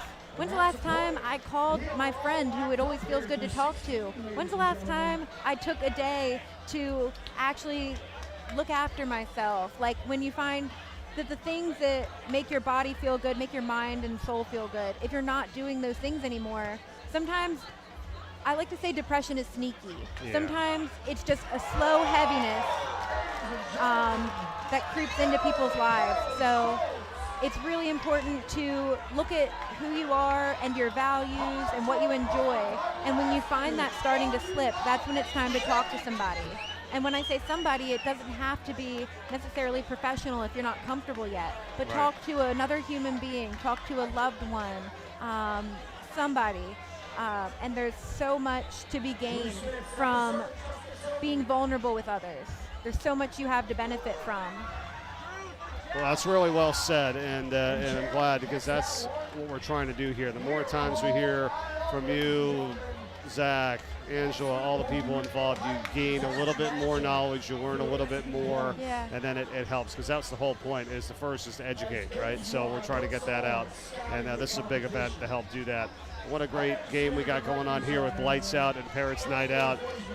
Earl Schultz has been knocking them down from in front of the net for Lights Out Volleyball. There's Tyler Coop right there, the co-organizer of the event, and his team's playing so well. Let's see if they can be true to their name and Lights Out and move on to the next round.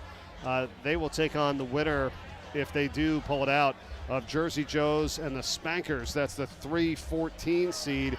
The Goat Squad has already moved on with a 28-11 win over Team Triumph. That was our first game of the night here in the quarterfinals. So they have moved on. We'll see what happens here. This has been great. 10-10. I guess we changed the rules midway through. We're playing to 28 here, Emily. So pretty crazy, yeah. So winner to 28. So we got a little ways to go here in this one. And that's Drew Smith there, who just had the hit, one of the other co-organizers, along with his friend Tyler Coop. Coop going down low for that one. Tough play there. And Schultz is probably thinking, boy, I didn't even put much on that. That was just a little dump over, and it actually worked out. And they're up 11-10. How about your conversations with people around here? What's it been like, you know, this entire weekend and what you've seen? Just give me a little bit of the lay of the land for people that haven't been down here and really should come here in years in the future. Absolutely. Well, today I've answered a lot of questions about what SL24 is, who we serve, and what the story behind our organization is. So I found it really gratifying to talk to people about kind of the humble beginnings of the organization and how we've grown, what we're hoping to do. I think there's so much to gain from attending this event. It's not just for people who love volleyball. It's also for people who are looking for a sense of community that has been missing from a lot of society for so long. I'd really say since COVID. Yeah. It's important to have events where you're being part of something bigger than yourself. And I think this is a good opportunity to do so. Support local restaurants, to meet new people. And you're not going to find somebody here who is judging you for your mental health. In fact, if somebody stood around and said, I've never struggled with mental health at all, people would probably look at them weirder than somebody who said, man, I really struggle. Yeah, 100%. You're right. I have always said it. I say it on every broadcast we do, that everybody is dealing with something. Yeah. I mean, they really are. I mean, to whatever level, that's, to be seen, and you have to talk about it. But, I mean, everybody's got something. Nothing is perfect. And I know nobody makes it through life unscathed. No, I'm sure you guys talk a lot, to people that come in, too, about how tough it is with social media these days and the things you see online, whether it's Facebook, Instagram, Twitter, all that stuff. And it just seems like it's all perfect. What a big hit there for Coop as Lights Out goes up 13-10. It's not all perfect. No. You think it is, but it's not. So that's got to be a discussion point when people come through the door, too. Absolutely, especially with young people. So social comparison is a normal thing humans do. It's what tells you what kind of room you're walking into, what helps us perceive if we're safe or not. But social media has turned our ability to compare ourselves to other humans against us. Yes. So it shows you the best version of an individual at any given point in time. It shows you all of the times a person succeeded, not all of the times they failed. And it can be hard because that comparison can sometimes be immobilizing. It can make somebody say, well, if it's not going to be that good when I first try it, why would I even do it? Right. And it's all, smoke and mirrors. It's not really accurate to what you're seeing in real life. And it can be really tricky, especially for young people, because it's normal for young people to have this kind of misconception like, okay, I feels like everybody's watching me. That is developmentally normal.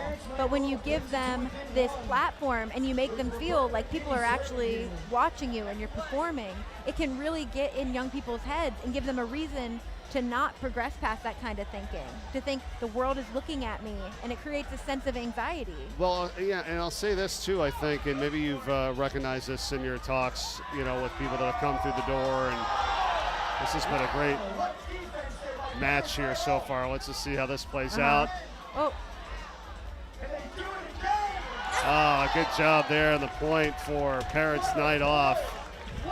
And we are tied at 13. I think sometimes when you are the one that starts the conversation or you open up to someone else and then they hear, oh, okay, he's got this and it's not all perfect, whatever, then somehow it comes back around and then they start to open up, later. I've done that a bunch, actually, even personally myself, to just friends and family. And then next thing you know, they turn around and they're telling you something like, oh, I didn't even know. Yeah. But I'm glad you told me. And then it doesn't make you feel any better because, someone else is dealing with it, but you do feel the connection going through something together sometimes because you're there for each other now. Absolutely. And an example of what this has looked like in my own life. So a year ago when I came here, it had been on the 19th, it was the 20th, but on the 19th, it had been 1 month since I lost my favorite cousin to suicide. And it had marked 1 month that day that I was here, and then I got the call that my grandmother had died that day. And so I was around here, and I just saw so many happy people, and it felt like I was moving through molasses.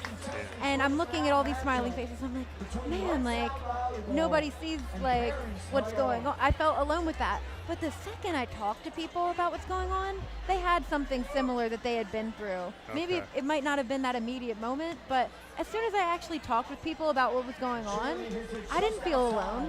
I mean, we had this beautiful feature at our sponsor brunch where people put a lock I saw that. on the gate. It's great. For their loved ones. Those we've lost. Yeah.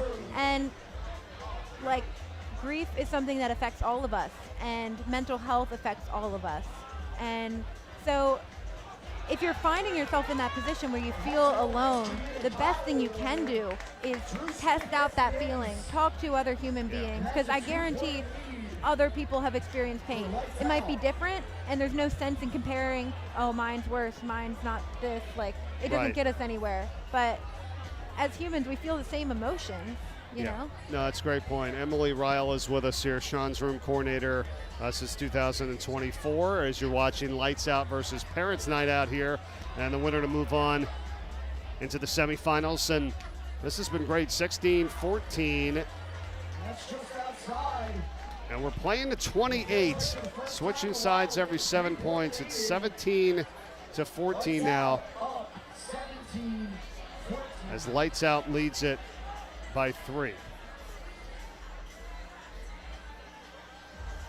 Emily, the other thing I want to bring up too is that when you talk to people and you say, hey, you got to open up, you got to talk about it. Like, that's how great Sean's house is, and now when we're opening up another one, because that's where you're going to have more of an opportunity. I know sometimes if you're just walking around, people are saying, hey, how you doing? They're like, oh, good. Like, what are you going to do? Get into it all right there? You know what I mean? So sometimes it's time and place, and that's why it's so good to have the Sean's rooms, the Sean's house, and the new one that we're opening, because now you get a real chance to kind of really tell the truth and say what's really going on. Absolutely.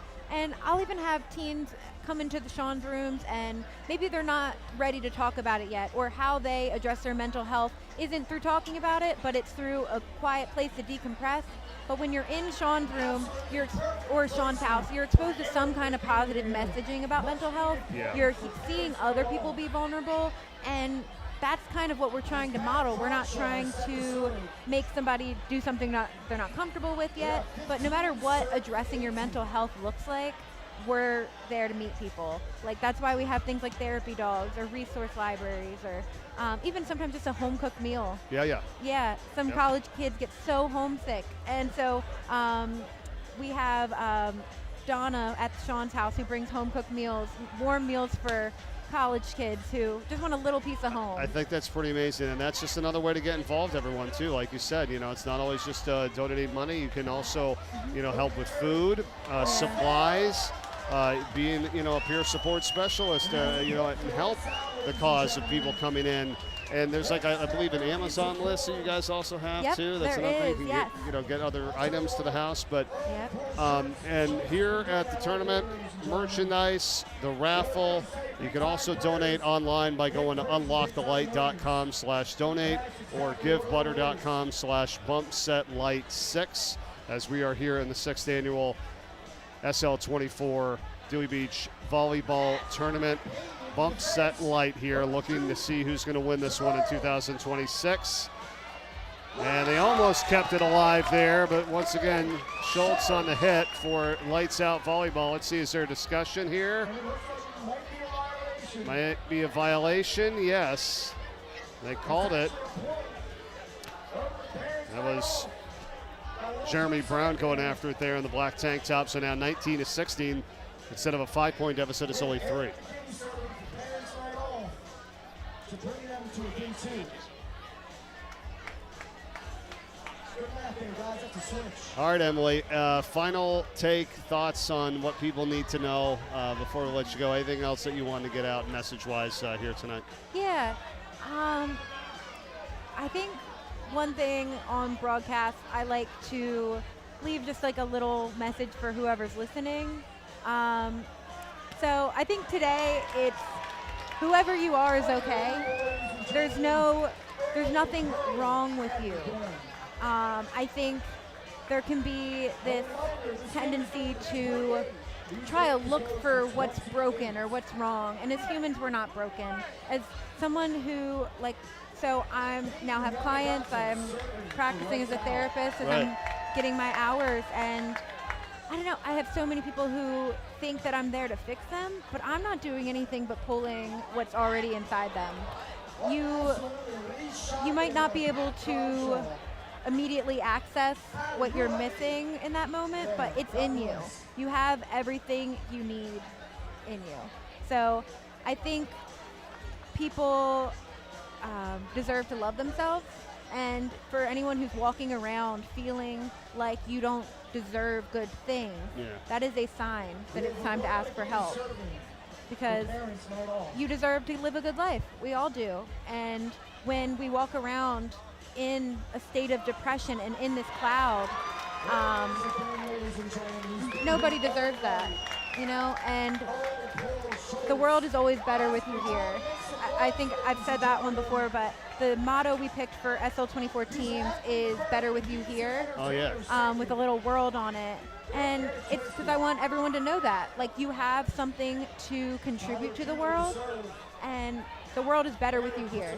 That is a great line. I'm glad you brought that up and that you made something out of it, because the more people are going to see that, the more you see it, because I know you're thinking mentally, they don't need me here. Like, yeah. As soon as you see that all the time, that's going to change people's thinking, I think, right? It's like why we love seeing this SL24 logo and everything we do, the merchandise, wearing it around, having these tournaments. It just starts to train your mind to be on the other side, to be on the positive side. Absolutely. So, yeah, thanks for all you're doing and everything you've said. I really appreciate it. And thank you. Have a great rest of this night. Yeah, thanks for all you do for us. No, thank you. All right, Emily Ryle with us here tonight on the broadcast. Sean's room coordinator for SL24 and the founder of the SL24 teams. Has been doing a great job. And you have to have solid people in this organization, and they have it. And that's why it's been so successful. And thank you for your support, what you've done to get SL24 and the foundation up to this point. Quarterfinals here, lights out, parents' night out, 21-19. We got a great game going on here. Schultz again on the tip. Boy, he's done everything. Earl Schultz from LA, along with Peyton Yamagata, Tyler Coop, Drew Smith. This team's playing well here.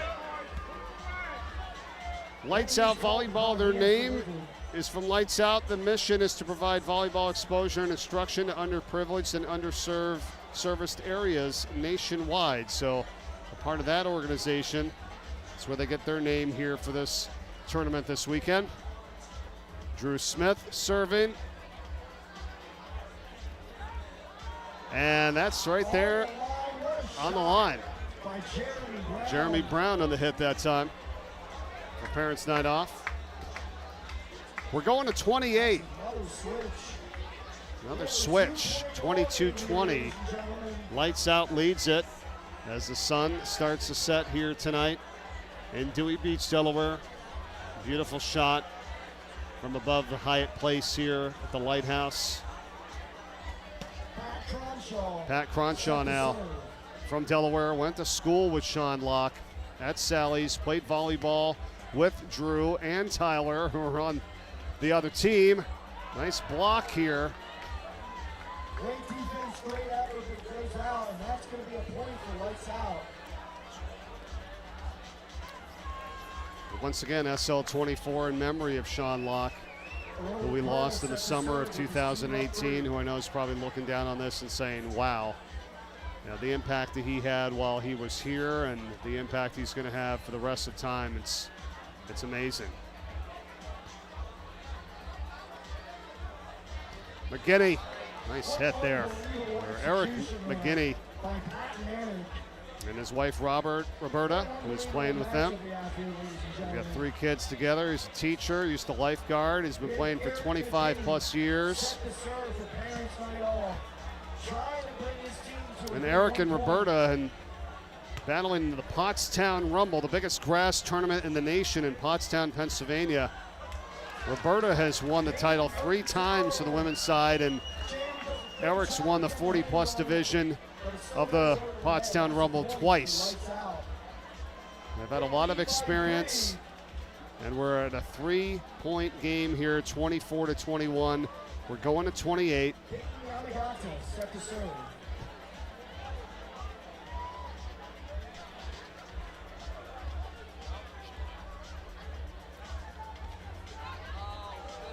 Nice dig there for Lights Out. And a little too strong that time from Schultz. It's 24-22 now. Quarterfinals. Goat Squad has already moved on. And the winner of this play the winner of the Jersey Joes and the Spankers. Lights Out, the 6th seed. Parrots night off, the 11th seed.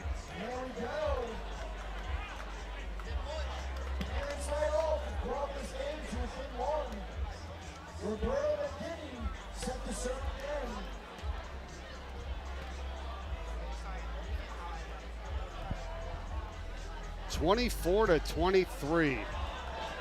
And our next guest joining us here at a crucial time of this one, she's one of the best, Angela Pugliese, the Director of Operations for SL24. You've been just increasing your role year after year, right? Yes, okay, formerly absolutely. the Director of Sean's House, but now welcome. Love talking to you. Great to see you again. Always a pleasure. Thank you. Same here. Tell me a little bit more about what you're up to nowadays. Yeah, so now that we have expanded and have a house in Sussex and a house in Newark, Sussex hasn't opened yet, right? But the physical space is there. You know, it's time to expand the team too. So I'm stepping into this Director of Operations role for the foundation, and then we will have a house manager at Sean's House in Newark and a house manager at Sean's House in Sussex. And one of them who happens to be on the court right now, Tyler Exactly, Coop. yes. Tyler is trying to get his team going here. Lights Out Volleyball, and they are up 25-24.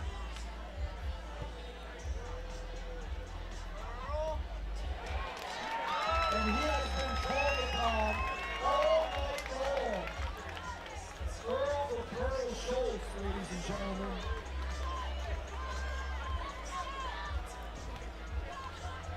What do you think of this competition that you've seen so far this I weekend? know. I've been watching it, and I have to say, Earl has been crushing it this game, literally and figuratively. So it's really exciting. It's fun to watch. I love getting to see my new official co-worker, Coop, out on the court, and Drew Smith out there too, who's been a big supporter and organizer of this tournament since day one. All right. So yeah, there's been a lot of competition out here today, a lot of fierce games, lots of games going into overtime, and it's been super exciting. Well, we're going to 28 here, so Lights Out is a point away from moving on. And Drew Smith, Tyler Coop, Peyton Yamagata, and Earl Schultz will see if they can close it out here as they are serving. Schultz. And they kept it alive. Crenshaw. Jeremy Brown. There's Coop. Okay. Let's see, Earl. Ooh. Ooh. One more time. Oh! He got it. Wow. Beautiful. How about Earl Schultz and what he's done? Oh man, he's crushing it. I have to say, Parents Night Off didn't make it easy on him though. They did a great job. They did. What a win. So, you know, we're going to speak to Tyler, and he was scheduled to come on earlier. I don't know what he was thinking, that his team wasn't going to do well. They're moving on here. I know. But you know what? That's what a Director of Operations does. We go with the flow, and we help shift things, move things along. And so we are happy for Coop to be in this role down on the sand, and we'll see him up here in the seat later tonight. Yeah, let's head on down now to our reporter, Emily Brown, who's with one of the winners from Lights Out Volleyball. All right. Earl, for Lights Out Volleyball, what does playing in this tournament mean to you? Oh my gosh. Well, for one, it's definitely the energy that everyone in the crowd is bringing. So keep up the hype. We live off that. We feed off that energy. And you came from LA.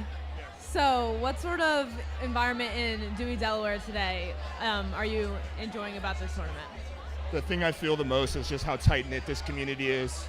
I mean, I met Drew from physical therapy school, and coming back to his hometown, it's like everyone we run into, Drew knows. So it's just such a tight-knit group. And this tournament is for the SL24 Foundation. What does Sean Locke's mission mean for you? It's just such an awesome cause. You know, I think we as athletes don't really consider mental health, but it's so important that we're constantly thinking about that and really checking in with each other. It's so important. Yeah, it's so important.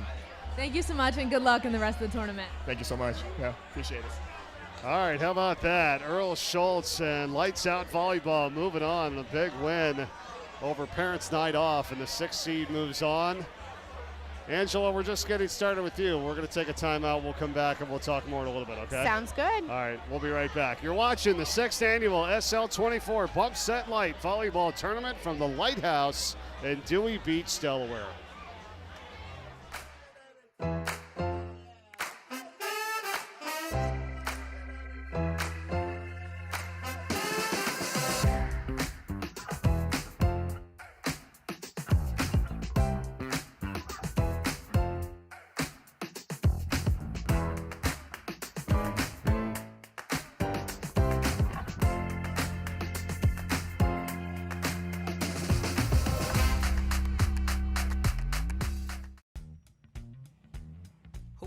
look to be? Well, that depends on all of us. Welcome back to the Lighthouse in Dewey Beach, Delaware. It's time now to hear from the co-founder of this event, Kat Locke Jones, here with us on the main court.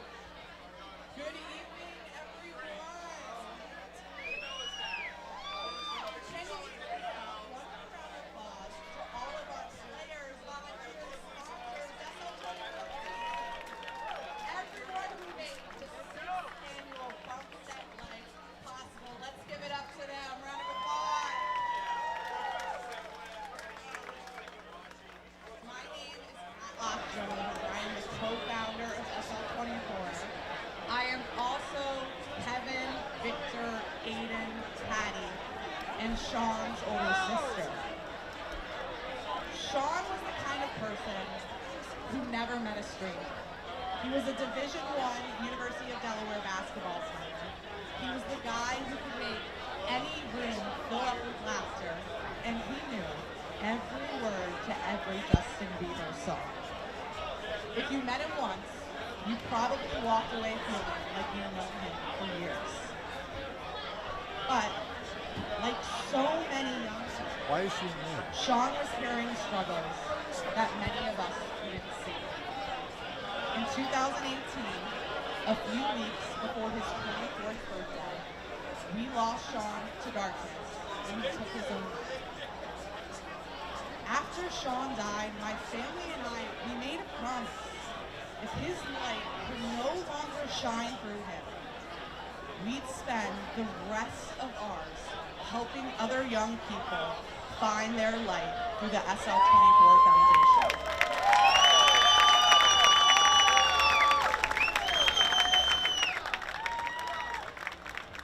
And surrounded by some of my closest friends, I want to take a moment right now and be really vulnerable with you. In a moment of darkness, when I was wrapped up in the blanket of grief, I had a light.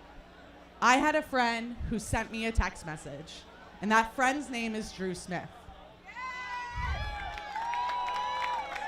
And if you get a text from Drew Smith, you're probably gonna get a text from Dylan and Kelly Holdren. And if you get a text from Dylan and Kelly, you're probably getting a text from Drew DeFonso. And if you get a text from Drew DeFonso, you know Tyler Coop is right on his way. And that text message was something really simple. It was a friend checking in on a friend and saying, hey, have you ever thought of a beach volleyball tournament?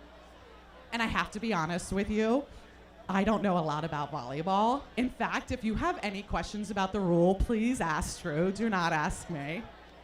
But after 6 years, I do know one thing. Volleyball can build a home.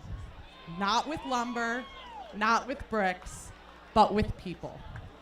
Because of this community, because of every person on this beach tonight, Sean's House Sussex will open its doors this fall.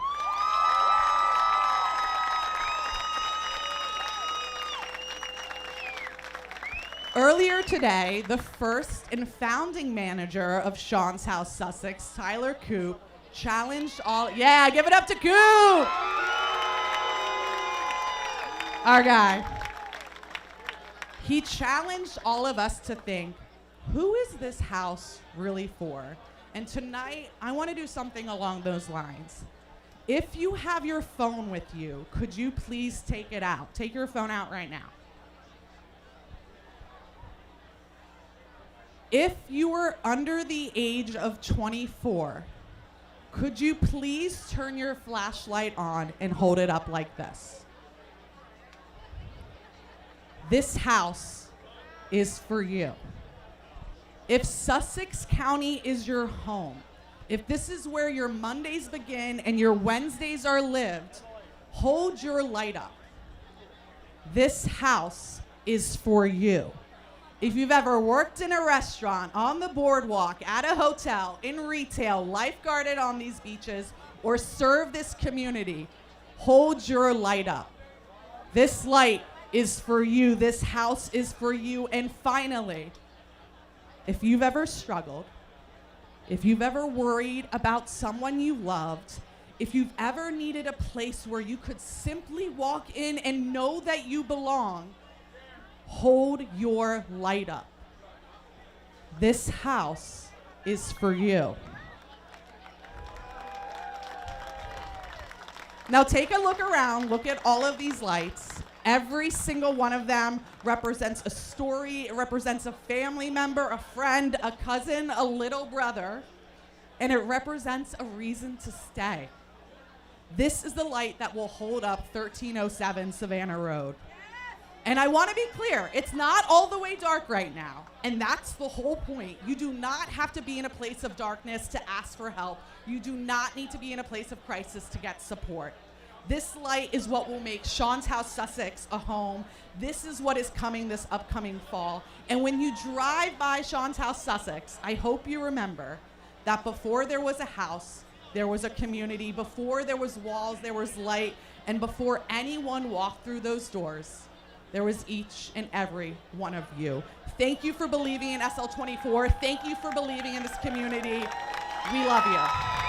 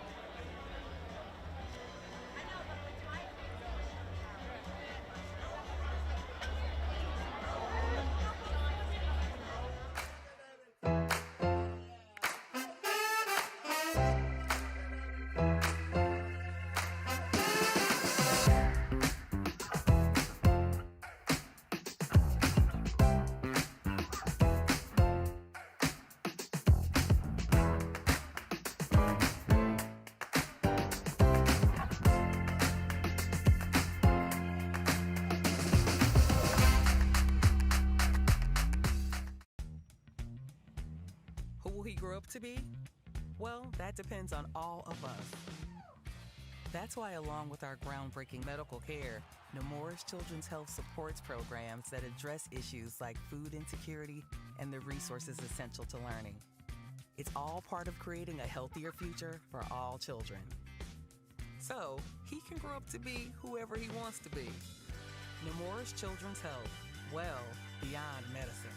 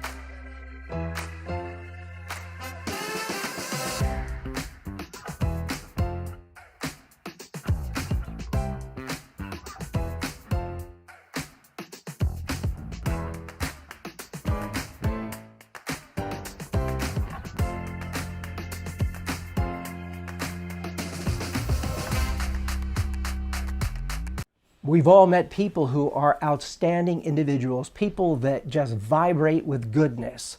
And they walk into a room and you feel better just because they're there. And yet even those incredible people have days when they're not shining, when life isn't vibrating, when they're hurting. We're all hurt by life, we're all broken in ways. And the reality is that there are times when we feel pain in such a way.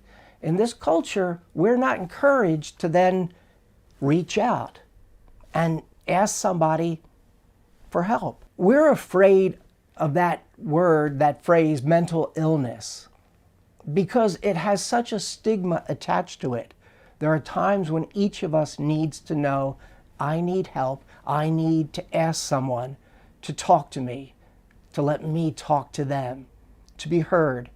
One of the great beauties of this place, this Sean's House, is the fact that anybody can come and knock on the door and they'll be welcomed by someone who is so present, so attentive to that individual, that person. They're so with them that they feel accepted. They feel, I'm being heard, and maybe I'm being cared for in a way that there is hope, that there is light that will continue to shine in my life. Well, we can extend Chris a little too. Sorry.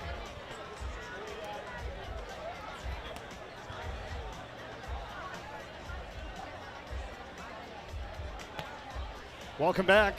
136 will always be home. 136 West Main Street, Newark, Delaware. That's where it all got started, Sean's house. And of course, we've been talking all about it here tonight. The new one will open up in Sussex County coming up this fall, and we can't wait. Angela Pugliese is with us here right now, the Director of Operations for SL24. What a great speech from Kat we just heard a few moments ago. Yeah, you know, it never ceases to amaze me how beautifully she's able to put into words her feelings. I mean, she's an English teacher, right? So you know, she was an English teacher. But Kat and I actually went to Padua together. We were in the same class, graduating class of 2009. And I just love being able to reconnect, and I'm so proud of her, you know, from watching her give speeches to become the next student council president to now out here on the field. Just what she's been able to do as a person through such a dark moment is amazing, and she never ceases to amaze me. How about 2025 Teacher of the Year? I know. In Maryland there in Baltimore. Pretty outstanding. Yeah, pretty outstanding. I, you know, spent the first decade of my career in the classroom as well, so I know how much of a big honor that is, and I love watching her shine. Yeah. You guys have a great team. I know that's what it's all about. I was talking to Chris Locke about it earlier, as if you will, him being the head coach, right? Yeah. He's supplied himself with some unbelievable coaches underneath him, you know, including yourself. I mean, it seems like you guys do a ton of work, but it seems like you also have a lot of fun because you're all in it together, right? Yeah. It's a pretty good group. Yeah, we do. So we all share an office together, you know, every day of the week, and we have a lot of fun. Whether it's talking about, you know, what's our next event, or talking about what we can do to kind of maximize what we're giving back to the community, or we're just talking silly about the most recent reality TV show or the next movie that's out. We have a really good time. And you know, we're all really connected. It feels like a family, and that's why, you know, we love bringing that team atmosphere, not just on the court here and at these sporting events, but every day in the office. You know, a team is the family, and whether you're, you know, the head coach or the newest player on the team, we really like to bring everyone in together. How has everything gone so far here now in year 6 of this tournament, which was once just like, hey, let's get some guys together and play some beach volleyball, and then they'll enter SL24, and it's been awesome. It's incredible. This is my 4th year doing this tournament as well, and even just from 2023, the first year, to now, I mean, the number of teams has grown. It started with just a bunch of guys on the beach. Now we have 2 divisions. Yes. I mean, you heard Earl Schultz just talking about how he came from LA for this. We have people who, like, they book their vacations around this. We have 48 raffles this year. Yes. You know, it's even, my parents just went down to the little store down the street to grab some stuff for the tournament, refuel us, and the woman there at the register was like, what is this for? And she explained it, and she gave us a discount. And that's awesome. It's just moments like that, I think. You know, she said, I love this tournament, I love what you guys are doing, you know, let me offer this. And it's moments like that that really, to me, emphasize what this community is. That, you know, it's word of mouth. It's people hear about this tournament and it means something to them, and they want to do even just this little thing. You know, you're stopping at the convenience store to refuel everyone, and, you know, you're excited to share this moment, and people are so supportive. And that's why we're here. That's how it's been able to grow, and that's why we're able to open this new house in Sussex as well. Yeah, 100%. I mean, and your role and your things have changed too, because now you have to oversee multiple locations, and it's just a lot going on. So let me talk about this, like, for a moment. Like, why is it so important to have something down here in this area of the state and have this whole thing grow and not just be in Newark? Yeah, so I think what's really remarkable is that, you know, Sussex County and this event, the people that are part of this, have been so supportive of us from day one, and we didn't even have a direct space down here. So the amount of support that we've had while just having our space in Newark and kind of traveling throughout the state, now to be able to say, you know, we heard you, we see you, we want to kind of pay it forward and now have a concrete permanent space down here for you has been really incredible. So I think that that's something that's really amazing, is to be able to say to them, like, yeah, we see you and we hear you. One of the things that we really have been focusing on this year in SL24 is light in every zip code, we call it. Oh, okay. So we've been trying to hit every zip code in the state because we're in 19711 up there, right? Yeah. But every single zip code is important. Every single zip code has somebody with a story and somebody with a need. And we're really dedicated to Delaware as a state. So being able to really grow this light in Sussex, in this zip code here, is really exciting for us. Yeah, that's cool. Not just the area code 302, it's all the zip codes. You got to get to everybody. Yeah. Area code. Yeah, but still, no, you're absolutely right. And then the Sean's rooms too, still developing in the schools. Yep. Which has been great. Yeah. So I mean, I can't foresee or say, hey, what do you think, you know, down the road? But I can only imagine it's just going to continue to grow. Yeah, and you know, the rooms have been a great addition for us to, you know, hone in on different like schools and different community centers, with the warehouse being, you know, in the city of Wilmington. Yeah. But then also, I'm sure you talked with Emily earlier about the SL24 teams too. Yes. And being able to have an additional access point in the schools. So anything we can do to support the students, to support young people, to support communities, and really show them that, you know, if you can't make it to Newark, we'll still find a way. Talking about the support, I just want you guys to see this. This is page 1 of the sponsors. This is page 2. And this is page 3. So we'd be here a long time. And That's single-spaced size 12 font. Right, and we mentioned a lot of them, and there's just so many, and you'll see them throughout the night here on the broadcast. But that's awesome. Not just here, it's the whole state. That's why we love Delaware. It's the whole state. It's a family affair. Yeah, it is. And every year we love seeing our kind of like returning sponsors, but we always find new people as well. Again, like there's always somebody with a story. There's always somebody who has been touched by suicide, by mental health. And we just love connecting with the communities. And that is the sponsors. We have another whole list of raffle contributors. Oh, that's right. Yeah, so exactly. So you could add another 2 pages to that, you know, with our people who have said, you know, we may not be able to hit that, you know, sponsor level mark, but we still want to support this, and can we give you, you know, a whether it's a gift card or some swag or, you know, whatever it may be. Yeah, no, I'm looking at it right now here. I mean, if you think about all this stuff, right? I mean, it's not just, you know, some of the main stuff we talked about, the parasail, the picnic, jet ski, and golf cart rental. I mean, you got everything. You got $100 gift cards. You got, you know, coolers, hats. There's just a lot of stuff. I'm looking through the list, as you said, 44 total here. That it's $20 for a ticket sheet of 20 tickets that you can put in for most of them, and then the top 7, it's a special $20 ticket for 1 entry to each item. So yeah, that's been awesome. Yeah, that's the most amount of raffles we had. I think we're at the highest sponsor level. Yep. This is the most new merch we've had in a while. Most players. I'm trying to wear some of it here now, so people will see. I get the hat, I get the new shirt. Yep, I got the tank top. Yeah, you get that right. on. It's just great. So we're getting ready for our next game here with Joyride, the 9 seed, and then the Goat Squad. It's back in action, the 1 seed, coming up here from the Lighthouse Court as the sun set. Yeah, it's starting to set here. Yeah, it's almost done. Yeah. It's looking beautiful. You know what? That was great what Kat said.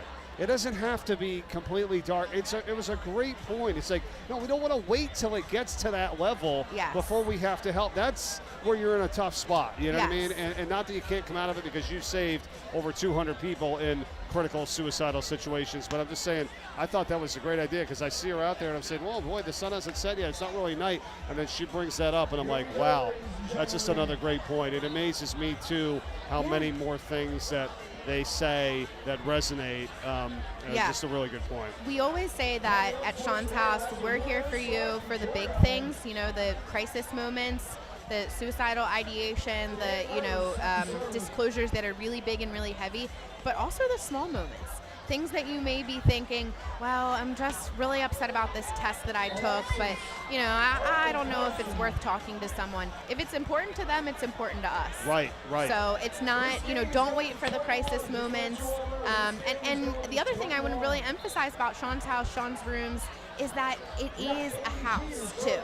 Yes. And you don't just go home when you need major rest, right? There's lots of other things you do in your house that bring you joy. Yeah. You can, join in on the puzzle. You can have a snack. You can visit with one of our therapy dogs. Some people come to Sean's house to escape the noise, and some people come for the noise.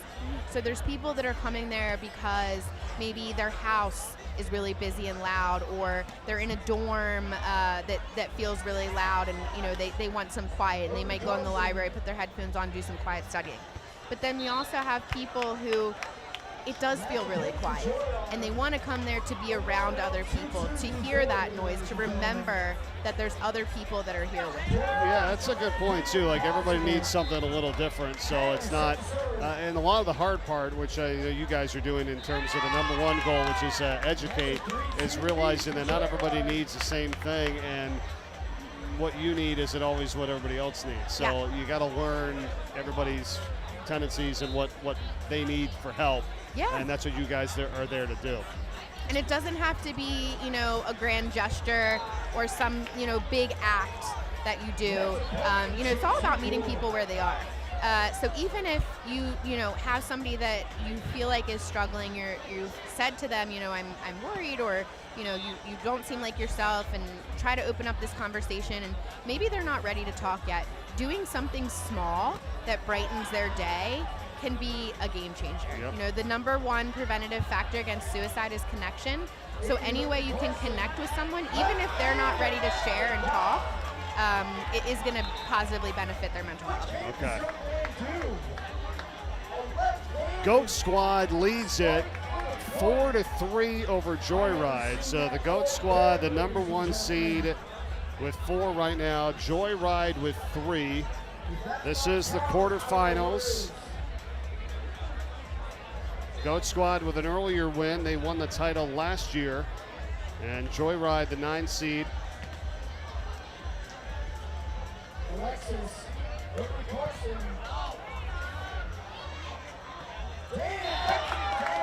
So pretty good action here. And earlier today, too, on the other courts behind us. We got 3 over there. This is our main one, of course. So there's matches going on behind us as well as we try to work our way to see who's going to battle it out for the title tonight. 15 pro teams, and then the 1 amateur winners, which was Team Triumph that came into this bracket. Yeah. I mean, I don't want to extend anything, but, this all happens today. I'm thinking, when we do basketball, we got the Friday, Saturday. I'm wondering if anything is going to have to start a day earlier in the future. I know. Right? It's been, we were right on time with ending the first portion in the morning, and then the pool play for the pros. Right. There was some really fierce competition out there. So, it ended up starting the brackets a little bit later. But there's been a lot of really impressive play today, and like we said, people come from all over the country for this. Somebody earlier that I was talking to said, this is my first time, and this is the most fun I've ever had. Oh, that's and then awesome. someone else I was talking to said, this year I brought my parents because I told them this is the best tournament I play in all year. I love coming to this. And so I had to have my family join in because there's something for everybody there. Even if you're not on the court, like you said, we got the raffles, we got the merch. Yes. We have good conversations flowing. I love seeing all the people out on the boats that come down to watch. People set up with their tents all day. You know, it really is a family and friend affair. So. Very much so.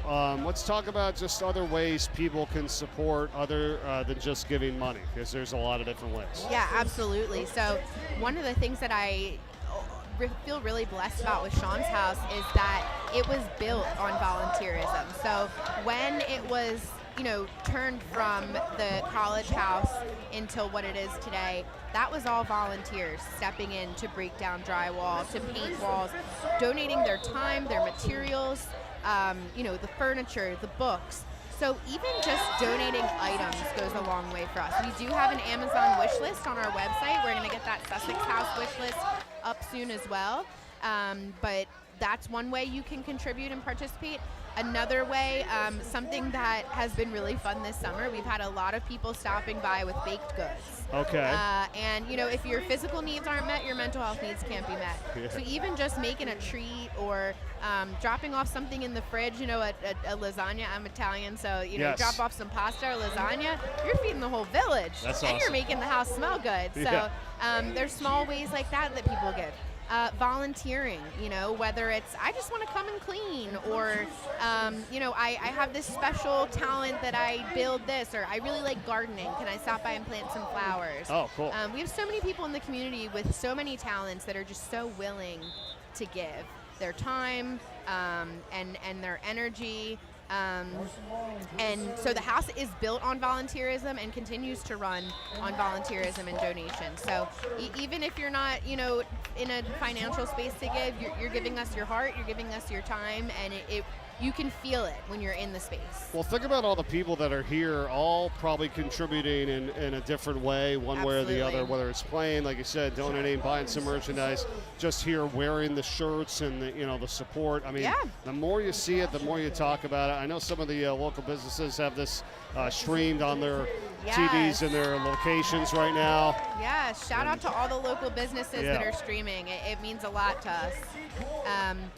And, you know, it is the amount of people we've had even come up to us this weekend saying, how can I get involved with the Sussex House? How can I support? How can I volunteer? What can I do to help you? You know, we're already off to such a great start. So it's really special to hear people just offering their love. And you made a great point too about the people here tonight. You know, one of the things that is really important to us is our SL24 scholarship, where we support people under 30 paying for their therapy sessions. And even those co-pays, even if you have insurance, those co-pays can really add up, especially you know, if you may have multiple people in your family going once a week or once a month. So even buying a $20 hat, that might pay somebody's copay for a therapy session. Yes, no, exactly right. And I'll tell you what, that can't be the reason why somebody doesn't go in and get help they need. I know it sounds, you know, people say, yeah, easy for you to say. No.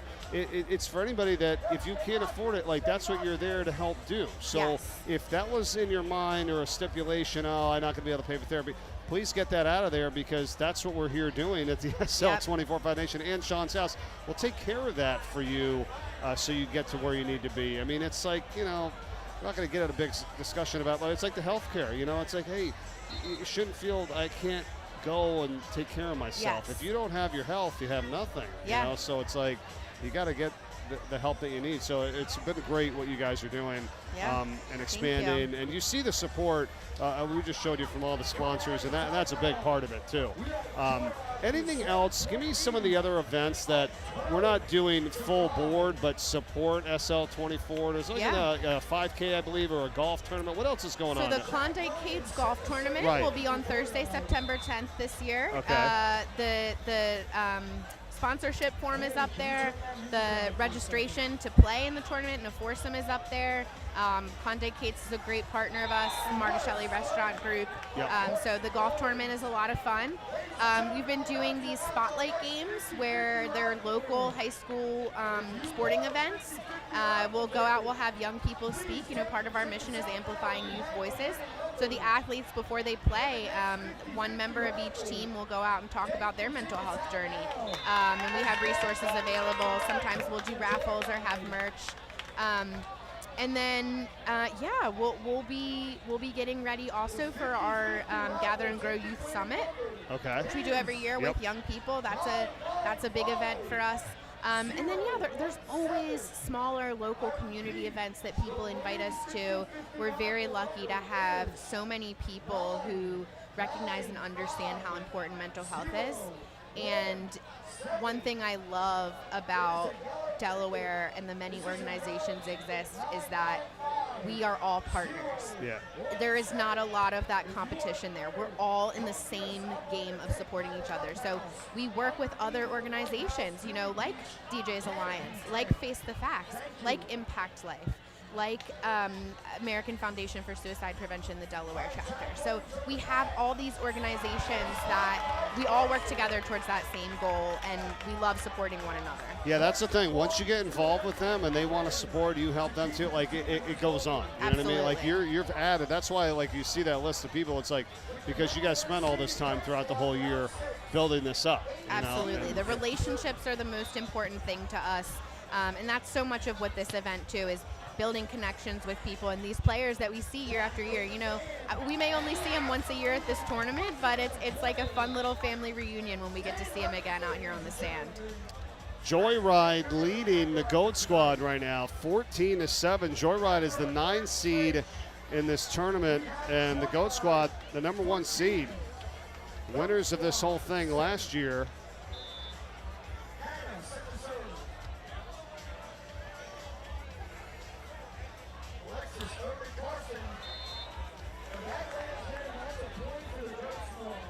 And so the GOAT squad gets a point back here, 14-8. This could be a big upset. Yeah. Matthew Balser, along with Daniel Leathers, Hannah and Jack, also on this team for Joyride, and the GOAT squad, Aiden Keeter with Alexis Keeter, Carson Barnes, and JT Core. One of the most talented players in this tournament here, and find themselves trailing right now. Yeah, and there's a lot of repeat players there. Like you said, last year they had a different team name, but same crew. On both teams, though, those are a lot of repeat players, and we love seeing them back every year. We had the Sunset Social last night where we get the players together and we get to share. Spend some time with them off the field. We know that they're in game mode. Their heads in the game literally today. And so the night before, we like to gather together, talk about the mission with them, and have a little social time just to check in with them. And so it's always nice, like I said, to see the same people year after year, and then to also see some new people in on I'll tell you what, this year we have 35 teams, right, plus the amateur winner that goes in.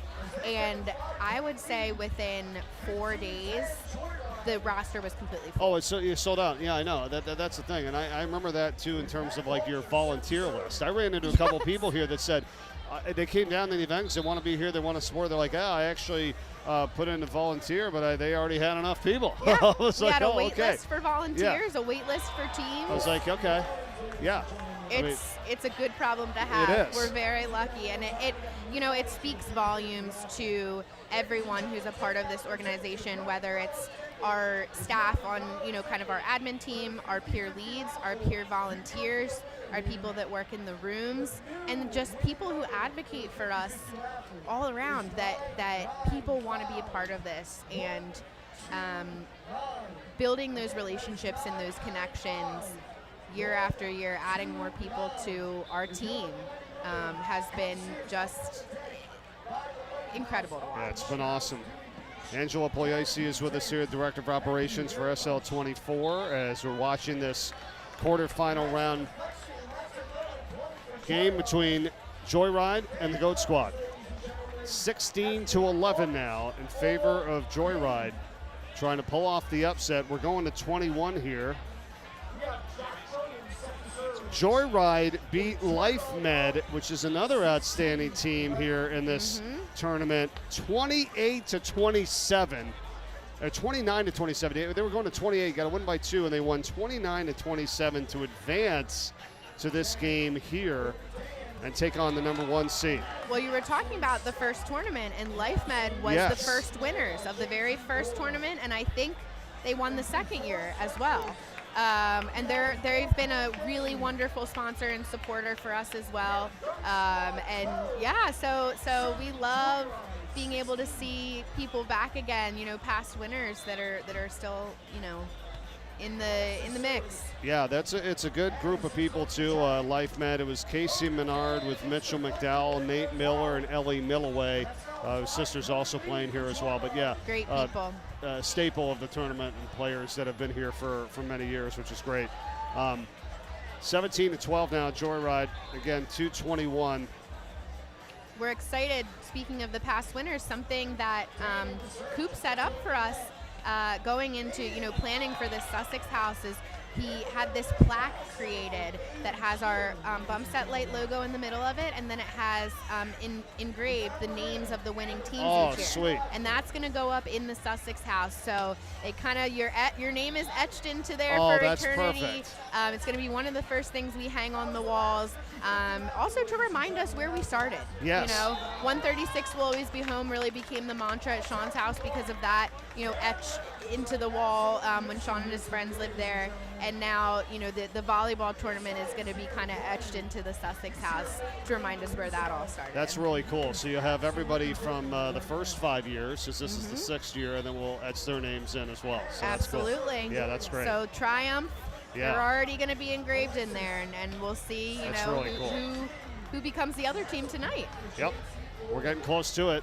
18-14 here. Joyride, game to 21. Winner moves on to the semifinals. And then we'll have the Bodega Cats versus NJ's Finest. And then Lights Out and Jersey Joes going up against the Beach Dogs and Thunder from Down Under. So still a lot of volleyball left to go here, but the winner of this is our first of 4 semifinal teams. So we'll see if Joyride can hang on here. Yeah, very exciting.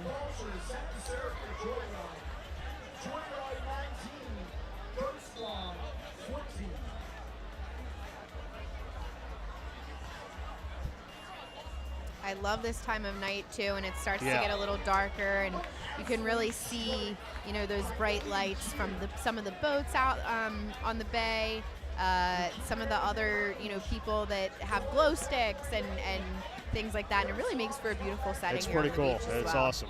Goat Squad on the left and Joyride on the right. Goat Squad serving down 15-19. Big hit, 20-15, and they're going to switch sides here. And Joyride is a point away from moving on to the semifinals.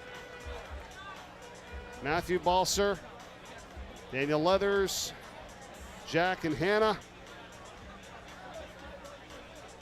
And let's see if they can get it done here.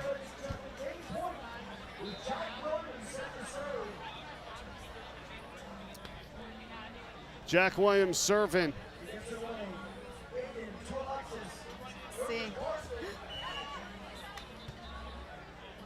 And that's going over to Goat Squad, so they hang in it here, 20-16. All right. No, I'm even looking at the referee here. He's been here for hours too, volunteering his time up there, making calls and keeping busy. And it's people like that that give their time for the little things that make a huge difference. And that they're willing to take their Sunday.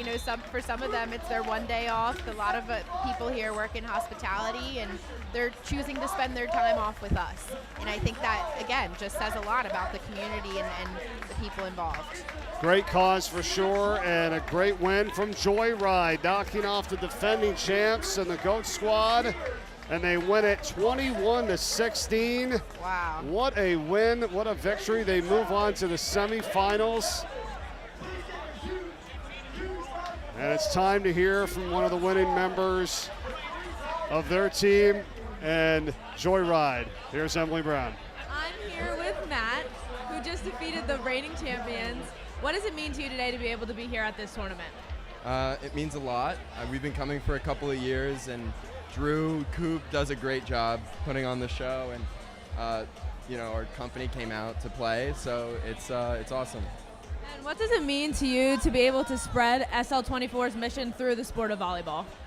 I mean, it's a really cool thing to be able to do and like allow people to compete and give them something to, work on and be a part of a community.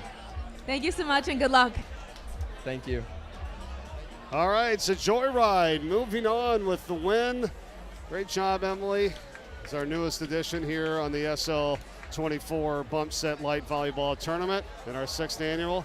Angela, always great to see you. Yes, thanks for everything you do. As well. I'm looking forward to seeing who wins tonight. Yep, it's going to be good. I'm very happy to pass it on to my friend and colleague, Catwalk Jones. That's right. She's coming up next. Thank you so much. Enjoy the rest of the night. All right, you're the best. We'll see you in a little bit. Angela Pugliese with us here, Director of Operations for SL24. We'll take a timeout. We're back with more. The 6th annual SL24 Bump Set Light Volleyball Tournament from the Lighthouse in Dewey Beach, Delaware continues after this.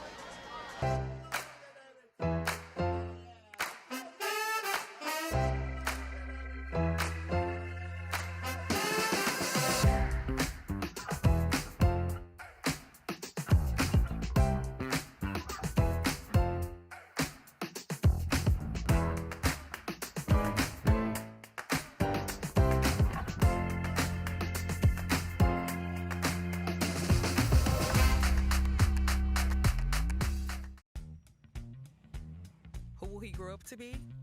Well, that depends on all of us.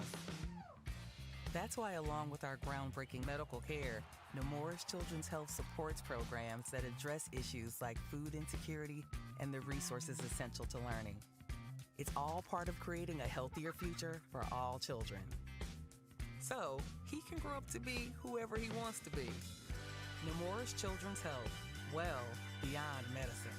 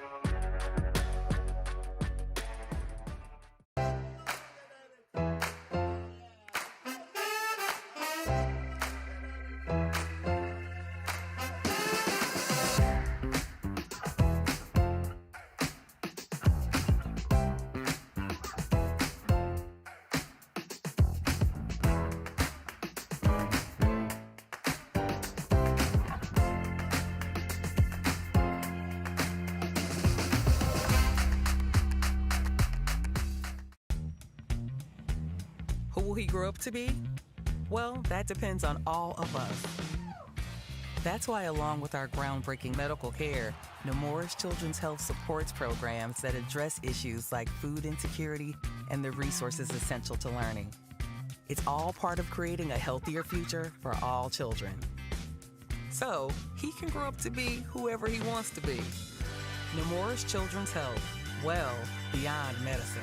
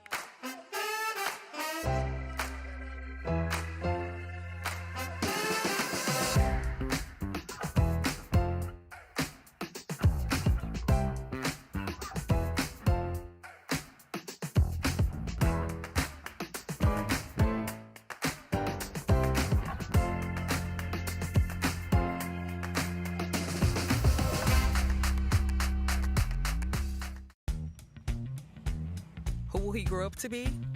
Well, that depends on all of us. That's why, along with our groundbreaking medical care, Nemours Children's Health supports programs that address issues like food insecurity and the resources essential to learning. It's all part of creating a healthier future for all children. So he can grow up to be whoever he wants to be. Nemours Children's Health, well beyond medicine.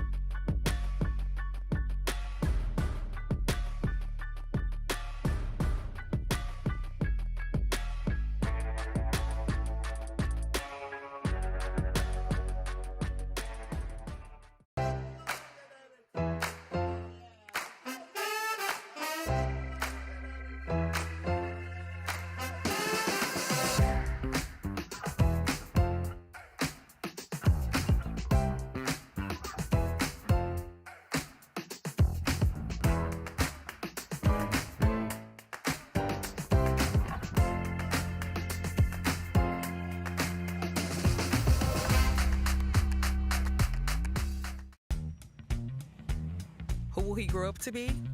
Well, that depends on all of us. That's why, along with our groundbreaking medical care, Nemours Children's Health supports programs that address issues like food insecurity and the resources essential to learning.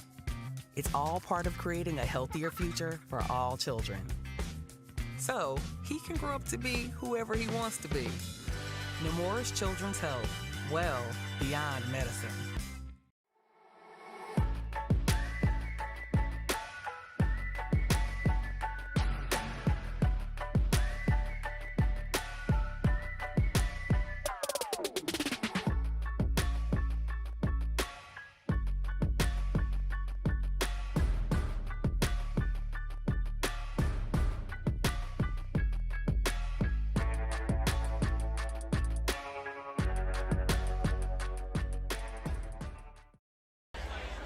And we're back to the Lighthouse in Dewey Beach, Delaware. What a scene here tonight. Another beautiful Sunday for our 6th annual event here for SL24, the Bump Set Light Volleyball Tournament. Mike Corey and the co-founder of SL24, Kat Locke Jones. What's up? Oh, Mike. So great to see you as always. With you. You're the best. Listen, that speech was awesome that you had out there, and we're always amazed at how much new, I should say, things that you talk about that we haven't heard before or something else resonates. And I love that you said, because I was looking, I was like, it's not night yet. It's not night. And you're like, it doesn't have to be darkness. It doesn't have to be complete darkness. I just thought that was great. It's like, why even wait or let it get to that point? It like, doesn't we're, have to. right, we're here to help have now. to. It's just really cool what you said. And I want to actually talk about our director of comms, Missy. Oh, Missy yes. was the one who actually gave me that idea. And I think that goes to show how strong the SL24 team is. Missy, Coop, you could feel their presence in that speech because SL24 is about so many voices. And we're just so lucky that we get to amplify them here tonight in Dewey. Yeah, I mean, think about it, too. When you guys started this, all the voices that have appeared, that have come by, that have showed up, that are part of the group, that are part of the team, like it has grown tremendously. And it's pretty impressive because now you have some really good friends and people that are all for this organization. I don't know if a Locke ever has a whisper, but I will say this crowd is louder than all of the Locks combined here tonight. It is electric, truly. Yeah, it really is. And it's a great crowd on hand here, too. And we're watching Lights Out against Jersey Joe's. Jersey Joe's leads it right now 2-0.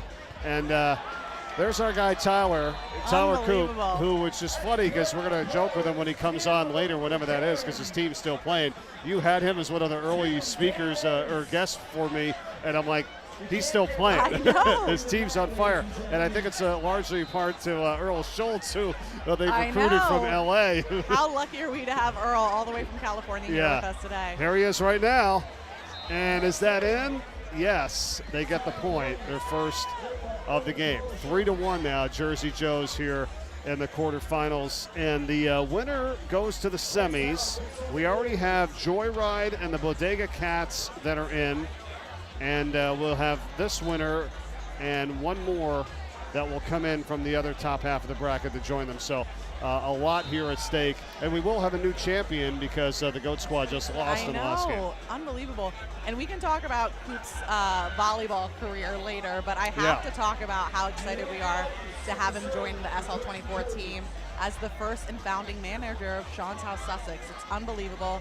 He was one of the original people who started this tournament, and to see that growth and to welcome him home to SL24, we're happy to have him. Yeah, no doubt. Him and Drew Smith that were here, they were just playing, a tournament and having some fun, and then, you guys came along and they said, hey, why not make this bigger, and look what it is today.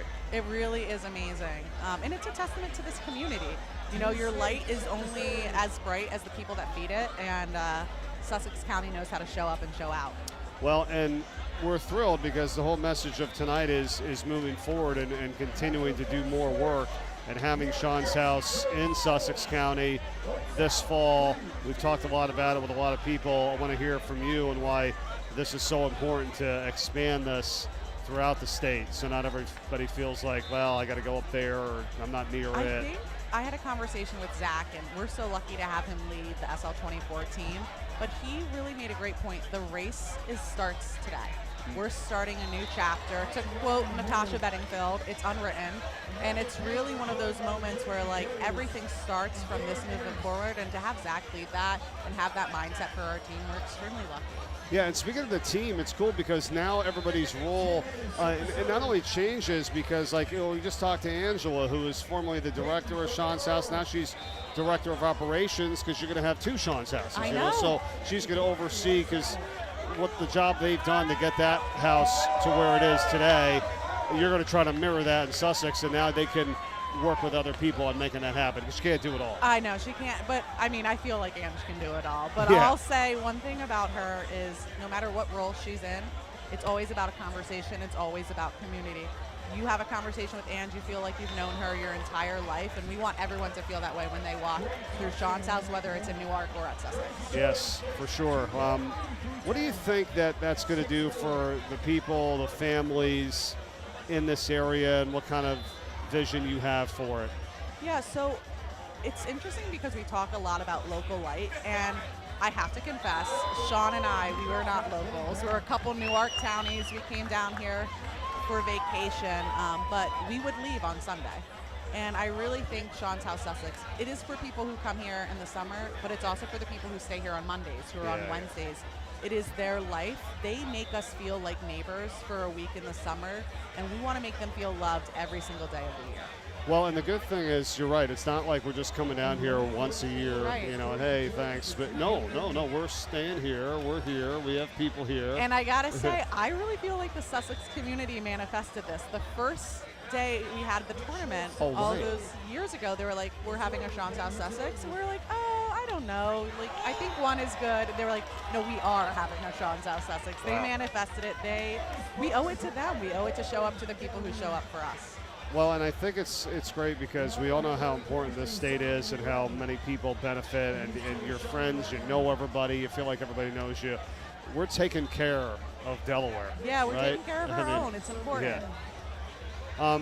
Congrats again. I know we've said it to you multiple times as the Teacher of the Year, Maryland Teacher of the Year last year. Incredible job. Thank you. Yeah, and you're working with students and young people on a daily basis. So, you take that and you're able to bring in some ideas and thoughts here. And I just, the programs like the SL24 teams and the Sean's rooms in addition to the house, and you see it firsthand what the students need. Right, and I think what we know about kids is that when they roll their eyes, they're not rolling their eyes because they are teenagers. They're doing it because they want help. They want a hug. They want a space. And we know it's the teachers that give it to them. Whether you're a PE and health teacher or a math teacher or a science teacher, you create the space for kids to be themselves. And we want them to have those resources for when their voices start to quiver, when they need to ask for help, they have it at their school. Yep. And this is on, the back of counselors as well, of admin. They have really made sure that this was a priority just as much as test scores are. Certainly. And that's what we're here to try to do. Nice hit again from Schultz, trying to bring Lights out back. The lights are on. They're trying to go lights out here as they're down 10-6. Truly, truly, truly. Yeah. We're going to have to give Coop a hard time to be playing this much on your first real I know. SL24 tournament.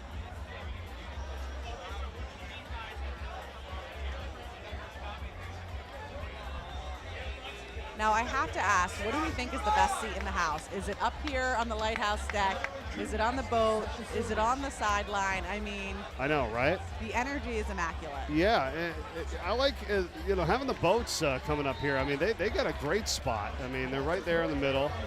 The lights all over them. I mean, shining right there. It's pretty cool. And I have to give a shout out to everyone who's been selling 50-50. They were Yes. going into the water. We got some great energy from there. How about the raffles too? Like almost 50 items on the raffles. Unbelievable. How's that going? When's that going to get announced? Is that at the end? Yes, that'll be announced at the end. And I have to say, there are some amazing things. If you haven't gotten a chance, people are popping some elbows, but we have some great raffles here tonight. There really is. Jet ski rental, golf cart rental. There's a bike up for grabs, a beach cruiser bike, sunset cruise, a small group one, a large group one that are valued up to $400+ There's something for everything. I'm already starting to plot who would I take on my sunset cruise if I won. That's right. That's I right. think I'm going to bring Chris Locke, but I might bring Jimmy Smith as well. Oh, I think Jimmy. he could use a sunset cruise.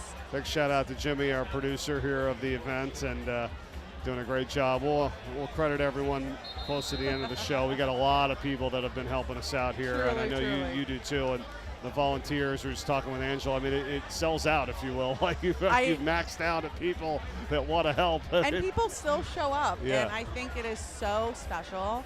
But this really is such a community. The merchandise is designed by one of my former students, Eva. Oh, sweet. And I think that is what we are all about. We're about amplifying student voices, and to see one of my own up there, and she did the Sean South Sussex logo. So we are very lucky to have Eva Camaneris. I saw that. I got the SL24 hat on here in the shirt, but I saw there's a couple of Sean's House's hats, which I like. Those are good.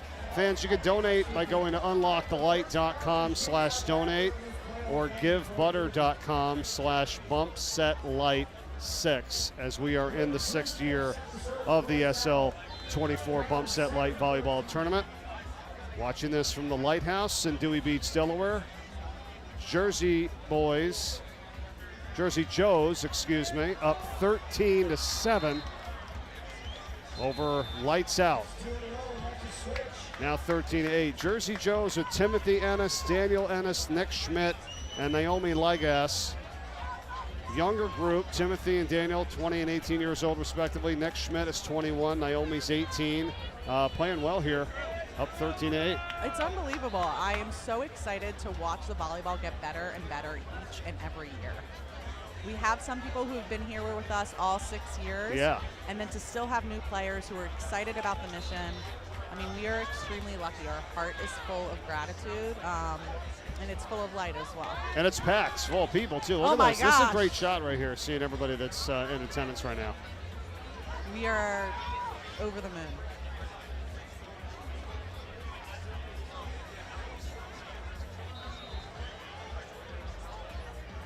(14-8). Winner moves on to the semifinals. Oh, nice block there from Jersey Joes. I think they're starting to get the hang of it. You know, when you see Earl up at the net, just jump up as high as you can. Exactly. They know what's going on here. Try to block it. It's the 21.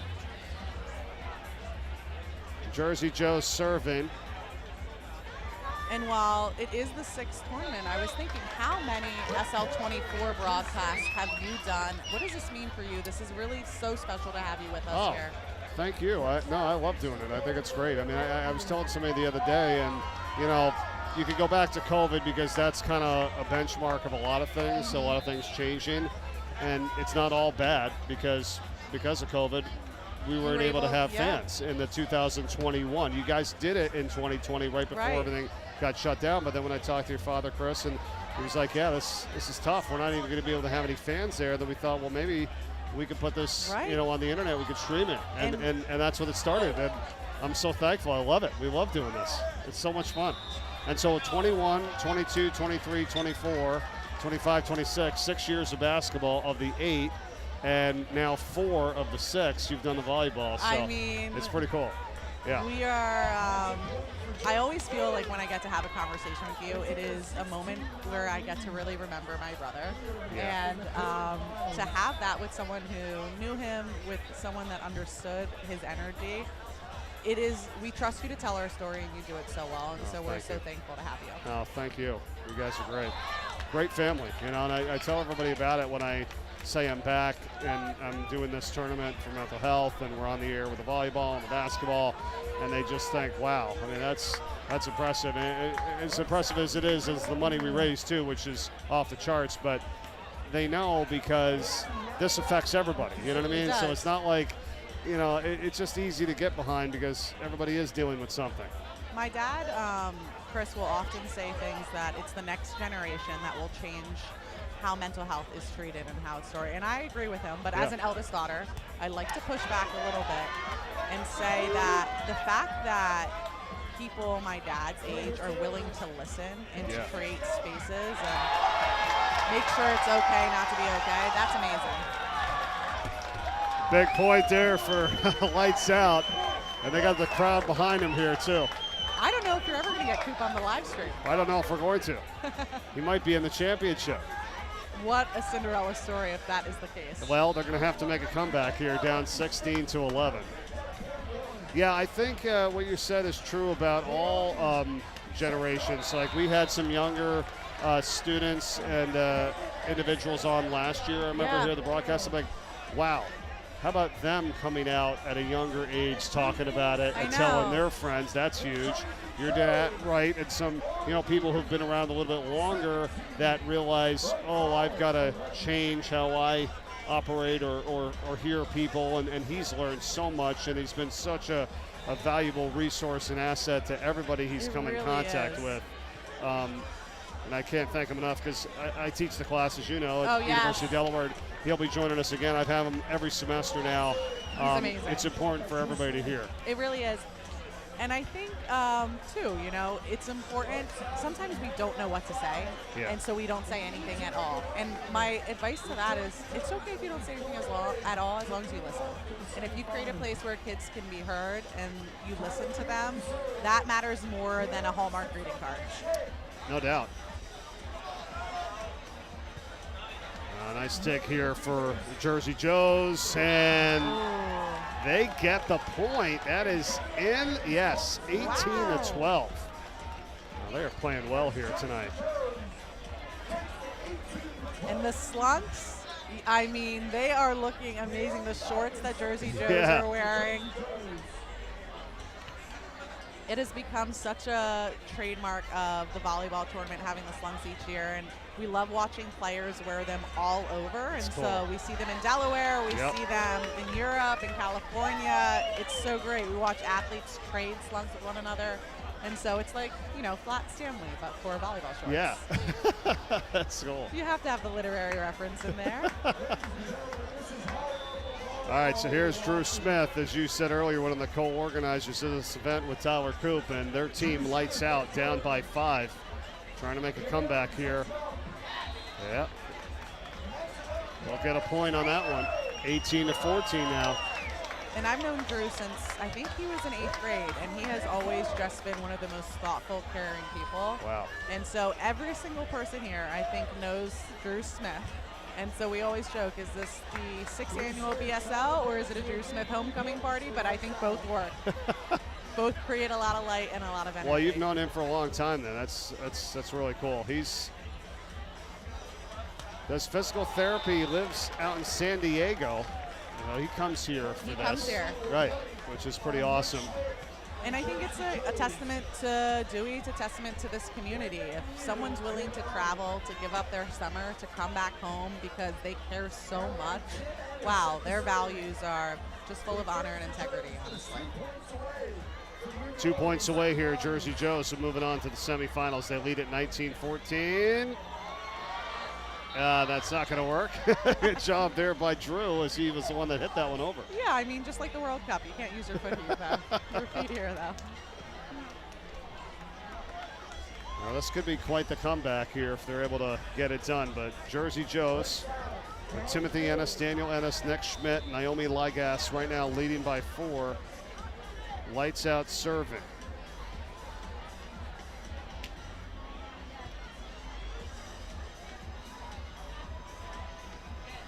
And each year we try and add just something else. And this year I feel like we've done such a great job of adding athletes' voices. Yes. Getting to hear their thoughts and opinions is amazing.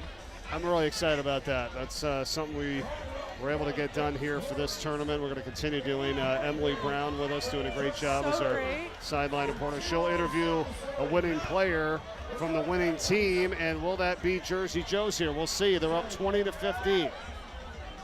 We had Natalie who did it at basketball. We have Emily doing it at volleyball. And it's great. We absolutely love it. Well, that's what I love, too, about coming out and doing this. Like you said, I appreciate it, is that every year we try to add a little bit of something, special, and it just gets bigger and bigger. So 20-16. We'll see who wins this. We'll hear from a player with Emily, and then you and I can wrap things up in a little bit because I want to get your final take and comments. Course, definitely. I mean, I'll sit with you all night, Mike. No, that's you know great. I love to spend some quality MC time I with appreciate you. it. Though if they keep playing music like this, we're going to have a dance break. Or at least a dance battle. How are your dance moves? I know. It's energizing. Lights out here. They're down by 3.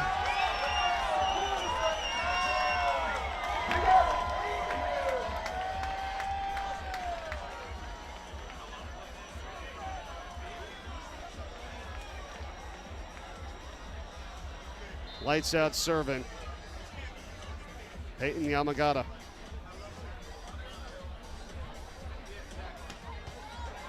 Coop. And a valiant effort, but Jersey Joes wins it, 21-17. Oh, that was quite a game. Coop, we love you, but we're happy to have you back. Mostly because if someone's asking me a volleyball question, I got to go ask Coop. That's right, yeah, he's the volleyball master. He is the master. But what a great game. A good fight by Lights Out. Let's get on down to one of the winning members of Jersey Joes. I'm here with Dan Ennis from the Jersey Joes. Dan, you grew up playing here. How important do you think this tournament is for the community? Yeah, I love this tournament, and I love playing for a greater cause than volleyball. I know so many faces around here, and it's great to play for them. And how important is it for you to combine that love for this cause and your love for volleyball? Say it again. How important is it for you to combine your love of this sport as well as your love for this cause? Yeah, I mean, we've been doing this for 10 years here, and just happy to raise a lot of money for an important cause and have fun while doing it. Thank you so much, and good luck going forward. Thank you. All right, so Jersey Joes moving on, and yeah, that's the thing, right? When you've been here since the beginning and you really enjoy and embrace this and want to be back here year after year, congratulations to them. Oh, thank you so much. And we have people who've been here since the beginning, and then we see new faces. And man, Emily's doing an amazing job. So as long as we can get those athlete voices, how lucky. Absolutely. Hey, final thoughts here, Kat. I know we'll see you again later on, but just on everything that's been happening so far. My final thoughts are the same thing we always say. If you are listening to this live stream, if you are here today, take a moment to have an honest and courageous conversation with someone. Check in on your strong friends, because that's what tonight is all about. The lights are great. The amount of money we raise is amazing every year, but it doesn't happen unless you have a conversation, and that's what we think is the most important thing at SL24. All right, sounds great. Thanks Awesome. again. Great Thank seeing you so much. Yeah, you guys Love are the you, best. Mike. Love It's you. great. Thank you very much. All right, Kat Locke Jones with us tonight. We'll take a break. We'll be back with more. We're going to continue on. It's the 6th annual SL24 Bump Set Light Volleyball Tournament from the Lighthouse in Dewey Beach, Delaware. Back after this. Who will he grow up to be? Well, that depends on all of us. That's why, along with our groundbreaking medical care, Newark's Children's Health supports programs that address issues like food insecurity and the resources essential to learning. It's all part of creating a healthier future for all children. So he can grow up to be whoever he wants to be. Nemours Children's Health, well beyond medicine.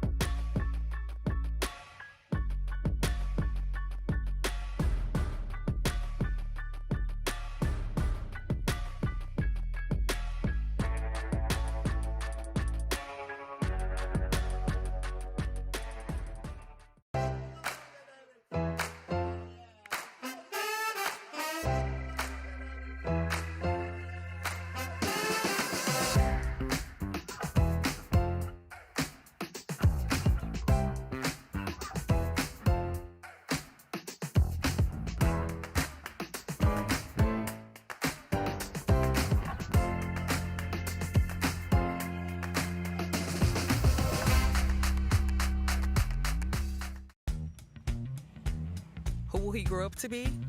Well, that depends on all of us. That's why, along with our groundbreaking medical care, Nemours Children's Health supports programs that address issues like food insecurity and the resources essential to learning. It's all part of creating a healthier future for all children. So he can grow up to be whoever he wants to be.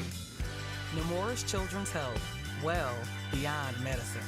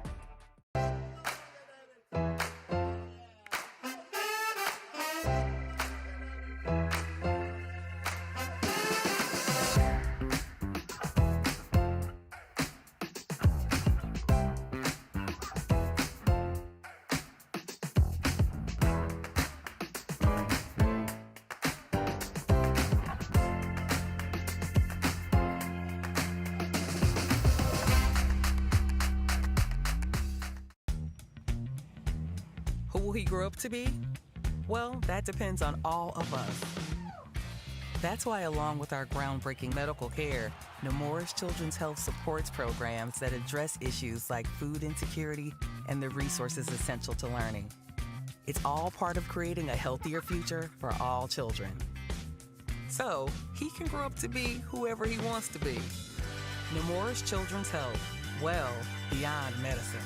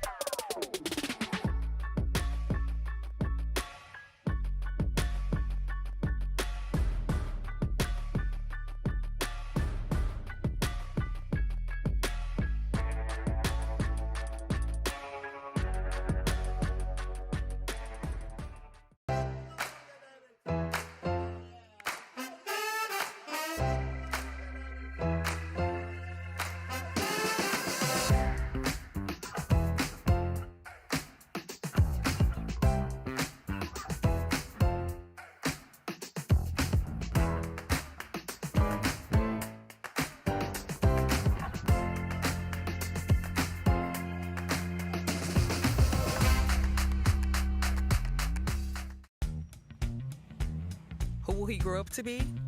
Well, that depends on all of us. That's why, along with our groundbreaking medical care, Nemours Children's Health supports programs that address issues like food insecurity and the resources essential to learning. It's all part of creating a healthier future for all children. So he can grow up to be whoever he wants to be. Nemours Children's Health, well beyond medicine.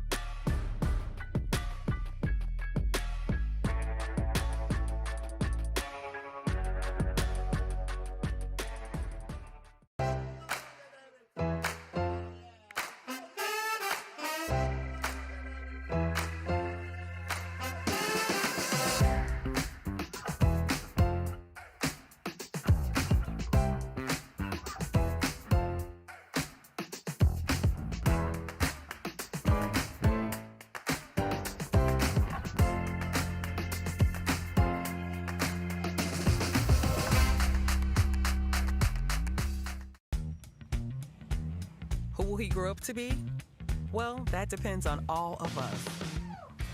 That's why, along with our groundbreaking medical care, Nemours Children's Health supports programs that address issues like food insecurity and the resources essential to learning. It's all part of creating a healthier future for all children. So, he can grow up to be whoever he wants to be. Nemours Children's Health, well beyond medicine. I have a son who passed away July 2017. And for a long time, I knew he had mental health issues. But for a mom, I always say 7 years later, I was uneducated. We think depression, it's just about putting your big boy pants on and getting past it. Those things lead to death. With addiction, it is not a time of if you're going to die, it's when you're going to die. If you continue using, you are going to die. If you are not healing the trauma that happened, at some point when you're not talking to a therapist, when you're not coming to a place like Sean's house where you're learning coping mechanisms and all the other things they do here, you're going to need to numb all those things that are going on in your head, and you're going to start out small because you think it's not going to happen to me. Everybody who thinks it's not going to happen to them, guess again. It is going to happen. If you had cancer, you would be happy to talk about it. You would put it out there. I have heart disease, I have leukemia. But the minute someone says, I have an addiction or my kid has an addiction, suddenly people are thinking, where did you go wrong? What's wrong with your child? Why didn't you help them?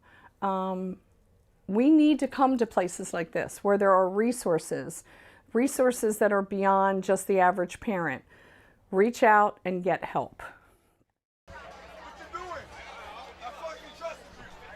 Welcome back to Dewey Beach, Delaware, and the Lighthouse in the 6th annual SL24 Bump Set Light Volleyball Tournament. What a crowd on hand here tonight. It's been an awesome weekend.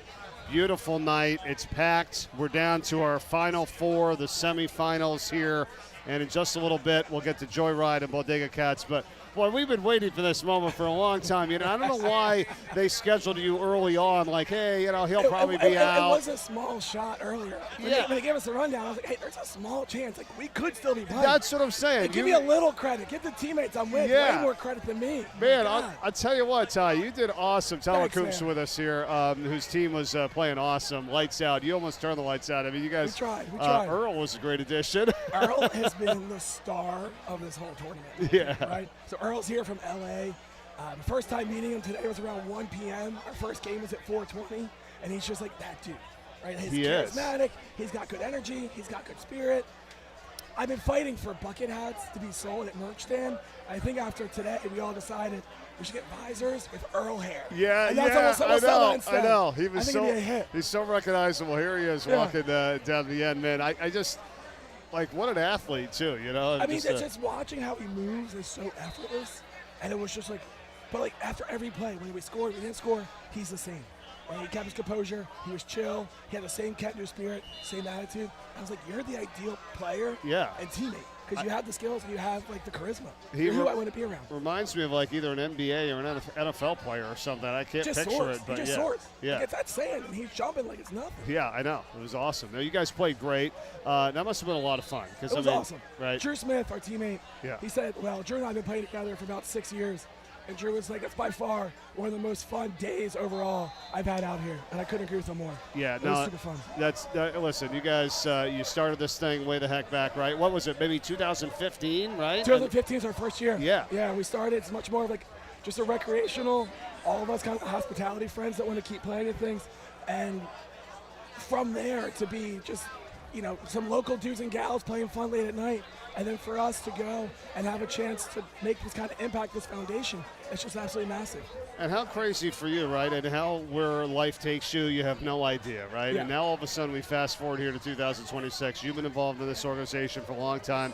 You coach at Cape Henlopen, and now you're going to be the new manager of Sean's house here in Sussex, which is going to open this fall. It is. Take me through that and how you got to that level and now want to take over and help this cause here in this part of the state. I mean, it was one of those like no-brainer conversations, right? Zach and I, he called me back in February And the week he called me, my immediate family was having some mental health problems with a member of our family.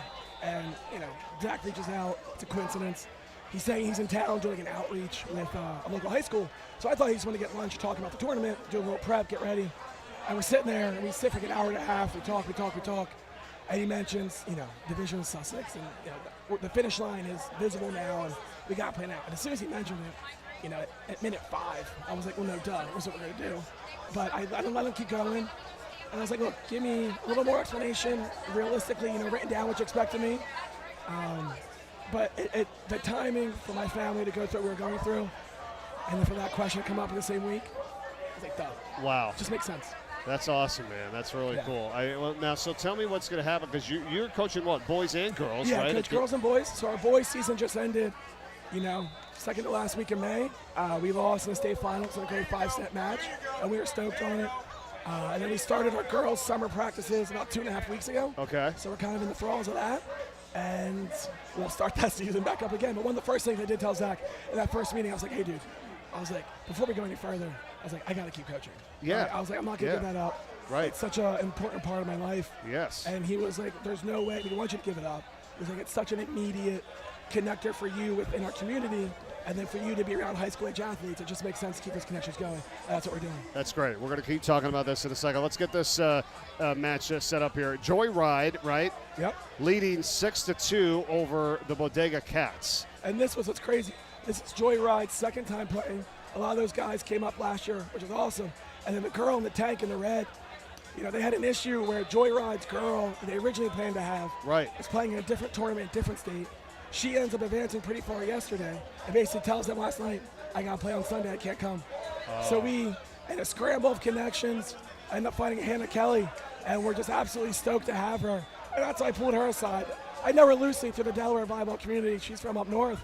And I said, dude, sorry, I almost cursed. I said, what a freaking fill-in, man. You know what I mean? That's a great fill-in. We call you at 11:30 p.m. last night. Yeah. You tell us, hey, I think I can get off work. And she's here. That's it was 3 o'clock, and the Joyride boy is like, yo, do you know who she is? I was like, loosely. I don't know what she looks like though. So I'm trying to find her, and our connection was busy playing, so we couldn't get to her. It's tough. That is great. Yeah. So Hannah Kelly, you're saying, comes in with Jack Williams, Daniel Leathers, and Matthew Balser. Yeah. The 4 players for Joyride. The 9 seed, by the way, who's leading here 8-2 in semifinal game number 1. I think what's been cool of how we've kind of revamped a little bit of our bracket seeding is that we're getting, by advancing everyone, right, you're getting these type of possible matchups. Yes. Because we try and make the pools as even as we can. We kind of, Drew and I, rank everyone how we think as a team. We do a snake draft. We try and keep it as even as possible. But sometimes you just go up against a team that's just like better. And sometimes you may suck a little bit more in pool play, but then you're going to come out here and you're going to fight it out in playoffs. Yeah, no, I think it's great because you got the 15 pro teams. You had the 1 team from the amateur division, then 1 come over, so 16. Yep. Everybody gets to and go. That poor amateur team, man. What's that? That poor amateur team's got 2 dudes going down. Oh, my gosh. The one guy's cramping late in the amateur tournament. Oh, I saw that, Starts yeah. cramping again. They pull a guy off the street, for lack of better terms. That's just too cool. Yeah, I'm telling you, not to change the whole format of the tournament, but, when we do the basketball, we do some games on Friday night, then we do a ton on Saturday. It's like, who knows if there needs to be something on Saturday as well, not to start it any earlier and for to the everybody. foundation's credit and to the tournament's credit, we, I don't want to say sell out, but we reserve our spots. People RSVP within, 5 days. Our wait list starts That's what right I'm away. saying. It's a sellout within 2 minutes. Put it up by Dedo. Nice try, buddy. Yeah, no, that's but it's awesome. No, I'm just saying it's so great to be here over the weekend and see all these talented players and all these great games. I mean, it is pretty high-level volleyball here. It's awesome. Yeah. The other team, the Bodega Cats, who lost the title game last year to the GOAT squad, who got knocked out earlier. Bodega Cats are down 9-2. Chris Detto with Roger Suburvi, Tim Cole, and Elena Milloway. I mean, I feel like I've been talking to you guys for 5 years in a row. I feel like every year I'm like, oh, dude, this girl Elena. Yeah. And it's just like every year she's elevating her skills and her game to a different place. She just finished her freshman year down at FGCU, pardon me. Yep. And I think she's just going to continue to shine down there. It's absolutely awesome for her. Yep. going to be a sophomore next year, Florida Gulf Coast, from Delaware. Her younger sister, Ellie, who played for Life Med. Her older sister, but yes. Older sister, excuse me, yes. And they were a great team, Life Med. They got knocked out a little bit earlier. And that's, again, it's one of those weird things where it's like you just don't know who's going to play well that day. Because on paper, you look at Life Med, and they're the 1 or 2 seed. You know, for them not to make it out very far, it's definitely one of the more surprises of the day. Right. All right, so Bodega Cats pick up one here. It's 10-3. This is semifinal number 1. All right, talk to us about this because we're best of 3 now. We're best of 3 now. So we do semis and finals. It's best of 3, 21, 21, 15. Okay, so 21, 21, 15. This is the first game here between Joyride and Bodega Cats. Yep. And then we've got the Thunder from Down Under and Jersey Joes. That'll be in semifinal number 2. Jersey Joe's boys are good, and that's honestly who we just lost to. Some a little. Yes. But I've also known the Ennis brothers, as so many people, you know, since they were up to my thigh, if you will, for lack of better terms, and to see, you know, the growth they've exemplified. And you got Timmy. He's going into. He just had the redshirt his sophomore year, but he's out at UC Irvine. Yep. And for his UC Irvine team to lose the national championship to Hawaii. I mean, Timmy's playing indoor volleyball at the highest possible levels, and that's just absolutely the coolest thing ever for him. And his younger brother, Danny, is getting ready to go play volleyball next year for the next 4 years, too. And it's just a solid team. And their girl, I just met her for the first time, but she said she's going to go play beach ball down at Tulane. She'll be a freshman. Yes, that's right. That's right. So it just, like, never ended with them. It was brutal. Yeah, there's a lot of talented players. A lot of them playing, like you said, in college or have played or been on. Give me about the AVP and that. So, I mean, I'll speak on behalf of what I've gathered from Earl. So Earl is an LA-based guy. Okay. When Drew Smith, my teammate, he's out in San Diego, and Drew's a PT. And so he's contracted out right now. He does a lot of AVP events and USA volleyball events on the beach. And so basically it's like, hey, I got this guy. He understands like the mission of the foundation. He's also really effing good at volleyball. Yes, and exactly. And like he's in to come out. What do you think? I was like, if he's willing to play with us, bring him. You know what I mean? Let's get him out of here. That's great. And so Earl competes on the AVP circuit. He's made some open draws from what I've gathered. He's in the qualifiers a lot, always trying to compete. So he's really just the coolest guy. And again, it's a cool growth in this tournament to kind of go back to what you said a little bit ago of where we were in 2015 of us just hanging out. Yeah. And now we got a guy who's playing main draws at AVP, playing alongside us, and just fully taking over this community. And everyone's like, that's our guy. And it's like, without this tournament, we never meet Earl. Right. We never get Earl with Dewey. Right. And you get a chance to meet a lot of great people and a lot of new people and people that are here for the cause. Yeah. And it's been spectacular. Tyler Coops with us here, who's going to be the new manager of Sean's House in Sussex, which is opening this fall. He had a great run here playing right now. Just lost to Jersey Joes, who's going to be in semifinal game number 2.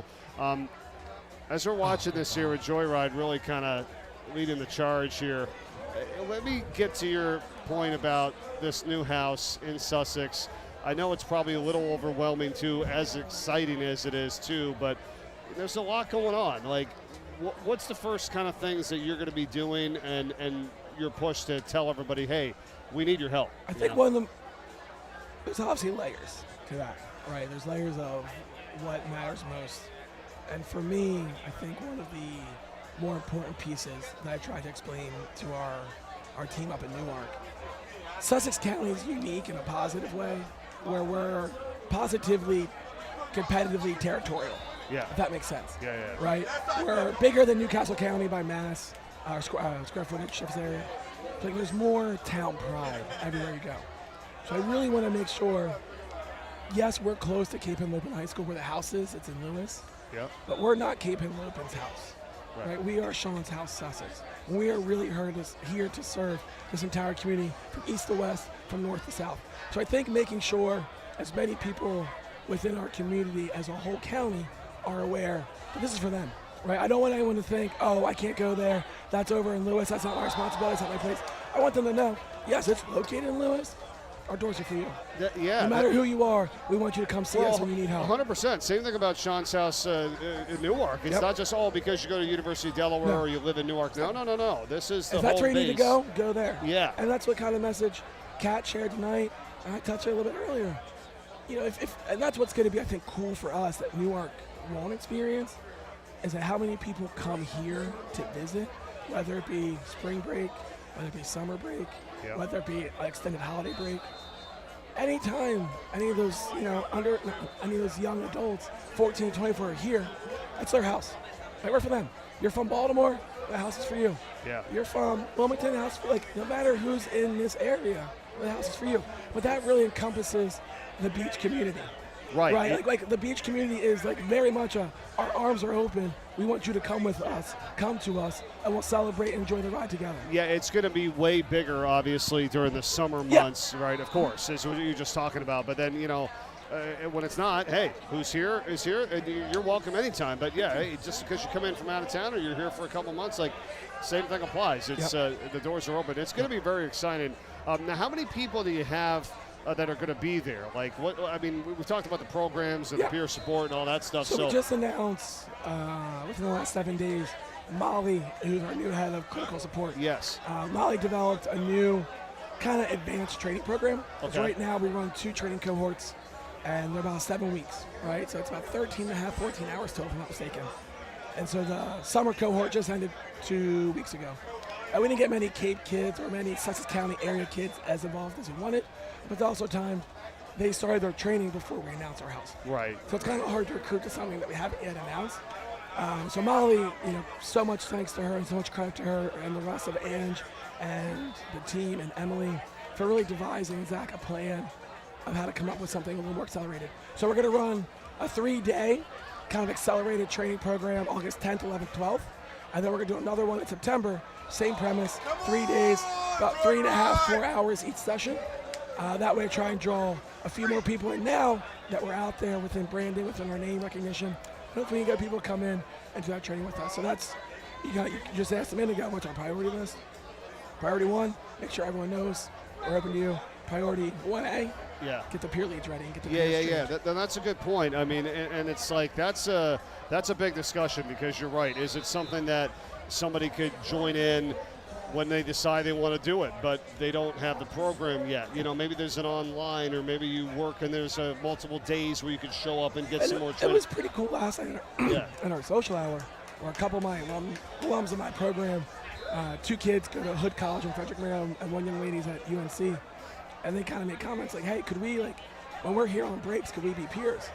And I was like, hey, if you do the online training, yes, we'll figure out a way to make sure you get the proper cohort experience. Make sure you do the healthcare theater.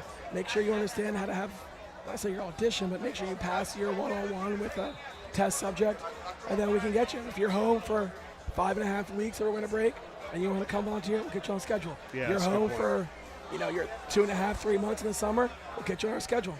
That's cool. It'll be cool. And I think a creative communal effort from the likes of Molly, from myself, from Ange, from Zach, will really allow us to get to that place. Absolutely. 18-10 right now. Joyride leads Bodega Cats. Semifinal number 1. This is the best of 3. 21-21. And then if we go to the third set, 15. Mike Corey here with Tyler Coop, the new manager of Sean South Sussex when it opens up in the fall. And talking with him. Once again, the ways to donate, visit unlockthelight.com/donate or givebutter.com/bumpsetlight6 to help the cause here at SL24. We have the merchandise going on all day here, one at center court, one behind us as well. The raffle prizes, which we'll get to at the end of the night, almost 50 different ones. You can put your tickets in the box, so we're going to draw the names and the winners at the end of the night. It's going to be a lot of fun. I know, just to piggyback briefly, the support we've, again, continued to get from the community has been lights out. Yeah. Right, we have so many repeat donors, but we've also had a really good amount of brand new donors this year. And I think a lot of that comes from the announcing of our house. Right, we're now, they understood the big picture. They support the big picture. I'm not trying to discredit that of helping the Newark location. But I think now knowing what they've helped contribute to over the last 5 years, I think the new sponsors have seen what they've done has opened this opportunity. Right. Oh, let's hop in. Let's be with them. Yeah. And we're so thankful and we're so grateful for that trust and that support. Well, and that's where the money's going. I mean, and people know that because look at how much was contributed from basketball, which is close to $750,000. Can't wait to see what our number is tonight. It's probably going to be. I have no idea. Yeah. Well, when you add this, it's going to be well over, I would think, $1 million between 2 events in 1 year, and that's what's allowed Sean's house to come down here. And again, this started as just like silly fun. Right. Right. And now we're having fun. Still a little silly, but we're having fun. And we're doing something insanely purposeful. And I think something I mentioned earlier to someone else, we kind of had a little bit of snafu of communication between some teams on how we're doing scoring. Kind of people were annoyed. And then within 3 seconds, like, all right, cool, we'll keep going. Yeah, exactly. And that's just the beach vibe. Oh, It's yeah. just the mindset. It's way different. Dude, same thing here, right? We're, oh, okay, we're going to 28, whatever. Hey, we're here for this amazing cause. It's not one thing that anybody should be like, we could have done this, we could that. Are you kidding me? Like, every time I come down here, not only to basketball, to volleyball, I'm amazed at the support and the structure and the organization and everything that's done. Of course, you could always think of, like, other things you want to do and, like, add to it. But it's everyone's like, so understanding. Yeah. Because like you said, it's a big picture involved. Right. And those that are understanding, they don't get the picture. We'll hit them later and we'll catch up with them. Yep. And we'll make sure they see the picture. Hey, let's take a quick break. We'll come back. We've got another one between these two with the Bodega Cats, Joyride, and more with Teller Coop when we return to the 6th annual SL24 Bump Set Light Volleyball Tournament, Dewey Beach, Delaware, back in just a little bit.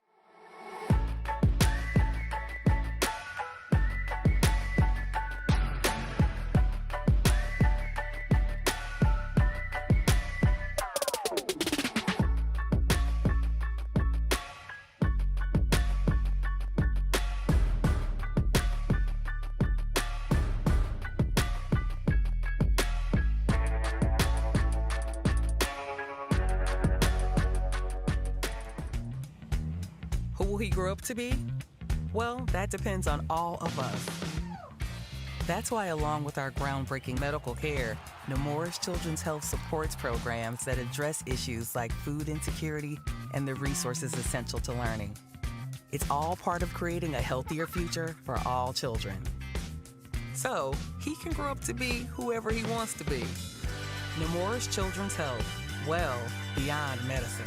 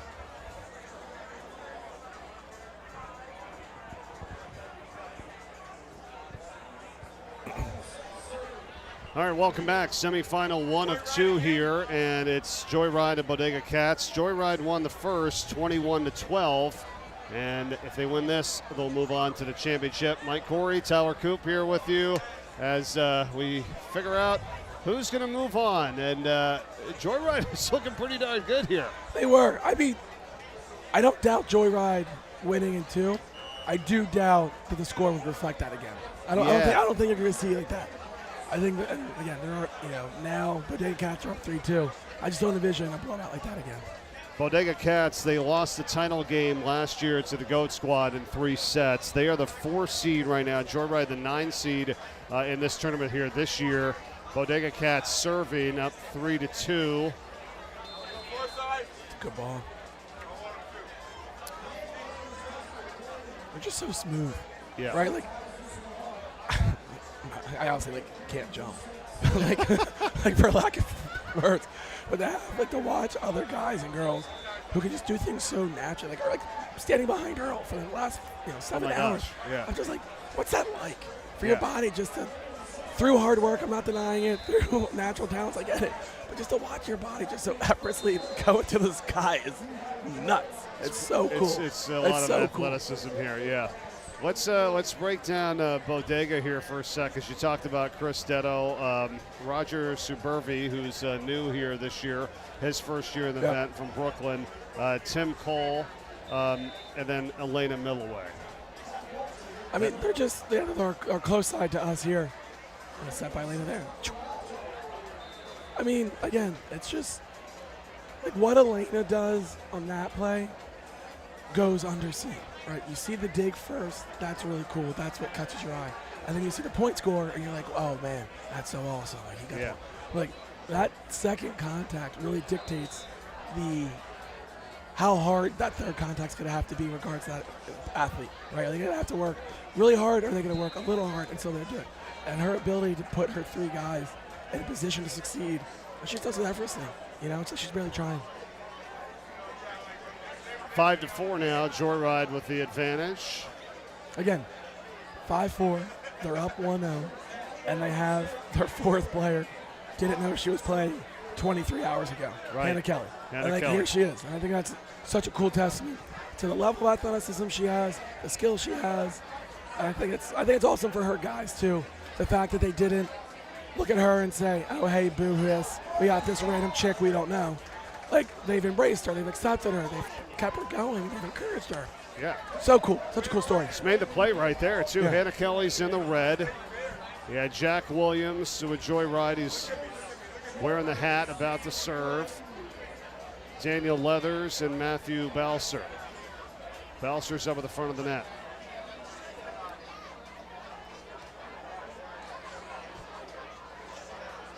Woo! Oh, that was sweet. Yeah, that's Roger Suburvi. Come on. How do you stop that? You don't. You don't. You just hope he hits you when the ball goes back in the air again. He's been playing beach volleyball for 15 plus years. I bet he has. It shows. How about Detto here from California, lives in New York City. He's been playing for 14 years, about half his life. Good up. Here goes Detto here. It's great size. The casualty of Detto. That's funny. I played a little bit of doubles with Detto on Friday. I asked him how much retro summer like playing, because he tries to play as much beach as possible. Yeah. So he's not free to travel. He'll go to Florida. He'll go to California. He'll go wherever he has to go. Right? Like, he doesn't hesitate for anything. So That's the fact crazy. that Detto still comes here for us when he could be out, in a bigger market, is awesome for us. But he was saying he's getting ready to go.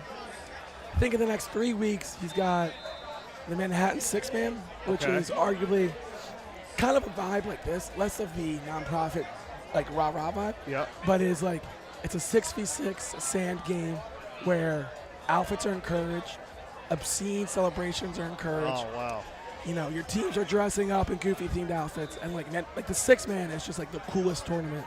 So he's going out to play that again. And I think he said like he's one of like 20 guys on his team, right? Because like the teams are like 15, 20 people. basically where we have all of our signs, you'll just have every human lined up. Oh, that's so you cool. score a point, and they run on the court, and they're hooting and hollering through that net. And it's like, I've never been, I've only like live streamed via YouTube and Instagram videos, but it's the coolest ever. That's It's cool. So we got that, and then he's going to do some qualifiers, try and qualify for Manhattan Beach Open, which is a twos tournament. So again, for someone of his level, caliber, take his time, come here with us. That's It's awesome. pretty cool. And, Yeah. and he's been coming down for years, right? His family's been coming to Rehoboth probably since he was a wee little lad, as far as I know. So we've known him in the volleyball world down here for a while, and he's, I think, from the second year we started doing this tournament, he was in. Oh, that's so it's cool to have continued support from someone like him. How about when I was talking to, I think it was Eric and Roberta McGinney, right? The Pottstown Rumble. Yeah. So what is the largest grass Largest tournament? grass tournament in the world, if I'm not mistaken, or the East Coast for sure, maybe the world. And they've It's won absurd. it personally, each of them, like 2 and 3 times respectively. So I pulled Roberta aside. I've not yet met her before today. I told her basically, I was like, hey, listen. I was like, these young kids, they're here to see Elena. They're here to see Dedo. They're here to see, Nate Miller, Carson Barnes, the Ennis brothers. I said, Roberta, I remember watching you. We're like one generation shy of each other. I was like, I remember watching you.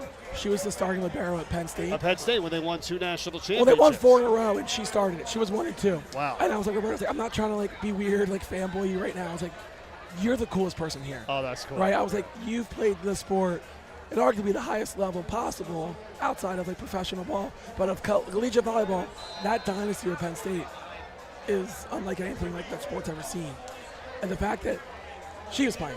Yes. That's I'm telling my friends, and I'm like, I don't the ones who don't watch volleyball to me, I'm like, that's the greatest player here. Yeah. What she's accomplished in her life and what she's done, she's the one. Yeah. So Elena's cool. All these young kids are cool. When I saw Roberta signed up, I was like, that's it for me. Yeah. That's my, can I get a photo? Can I get a signature? Yeah, Roberta McGinney, right? So she's got the 2 national championships at Penn State and then the 3, I believe, in the Pottstown Rumble. Yeah. Yeah. And Pottstown was a massive tournament. Yeah, that's cool. They offer doubles, same gender. They offer mixed doubles. They offer triples, same gender. They offer triples, mixed gender. I played it once when I was in college, and it was a really cool experience. That's awesome. It's a massive, massive undertaking. As much planning as we do for 4 nets, right? I truly, truly can't fathom what that's like to do with that many nets. We're out here at 7 this morning setting up nets. Yeah. We feel like we're doing good. We realize we need 12 carabiners.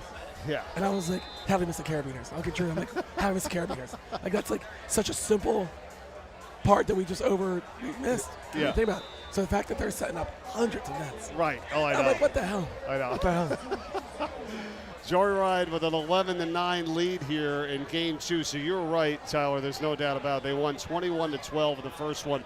A lot closer here, but if Joyride wins this, they move on to the championship. It's the best 2 out of 3 still to come. The Thunder from Down Under taking on Jersey Joes, and that's the other semifinal matchup that we'll get to after we find out who wins this best 2 out of 3 here. And another great dig here by the Bodega Cats. So it's funny. So Team Joyride, give you a little, I don't know if they gave you a background on their name, I'll give them a shameless plug. Go ahead. With my teammate Drew Smith too. So they basically have bought 5 to 6 3-row golf carts. And they're down here. Oh, wow. And you can basically, they're advertising hey, you can rent them for the week, rent them for the day. And their target market is get families who are 2 or 3 blocks off the beach, the families who do 10, 15, 20 people at once. Yeah. Hey, take our cart, go take all your crap down there, make runs with the family. Oh, that's cool. Yeah. So if you're in the beaches of Dewey and Rehoboth, and you're looking for a ride, you don't feel like walking or biking, give the Joyride boys and girls a call, and they'll hook you up. That's cool. There you go. That's what the team name is. Joyride. That's great. Tyler Coops with us here, who's been awesome, who set this whole thing up over 10 years ago. Not me alone. Not me alone, and not me Drew originally. Smith. Drew Smith, really, I know he hates the limelight. He hates talking. But if he had, Drew, if you're listening, if you had any effing personality, you could really come up here and talk about this with us, okay? It really is. It's, you think the early tournaments were his brainchild, and like Kat mentioned in her speech earlier, this idea was really his brainchild too. He's quietly behind the scenes. You're the face of the boys here. Yeah. That's how he likes it too. He's like, you just like talking more. I'm like, yeah, but you matter more. Get your ass out of here. Oh, it's been great. What a night here, too. It's been awesome. It's and I gotta perfect say, I know we have zero control over it, and every year it's the weather. Yeah. Right. Like I despise weather conversations. It's my least favorite thing. I work in hospitality. I dislike when customers want to talk to you about weather. I dislike when coworkers want to talk to you about weather. I think it's boring. I think it's uneducated. And so, like, I got on Tuesday, someone texted me, like, oh, your weather's looking pretty good. I said, do not Don't even talk bother about me. it. I didn't hear it. Because we each have different bubbles down here. What happens in Bethany doesn't happen in Dewey. What happens in Lewis doesn't happen in Rehoboth.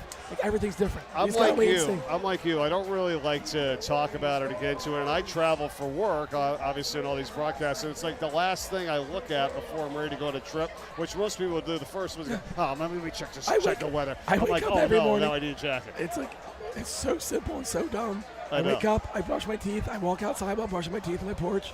I feel it. It's 6:30 in the morning. I decide at that moment how I'm going to dress the rest of the day. By 1 p.m., I'm either a genius or I'm an absolute idiot, but I own it. You make your decision that way. I own it. Yeah. 13-11 here at Joyride over the Bodega Cats. Went up by Dedo. I say by L. Dedo again. Look at that. That's it. That's it. Go. Ooh.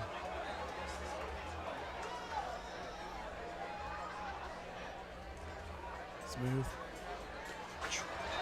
Nice. Look at Dedo.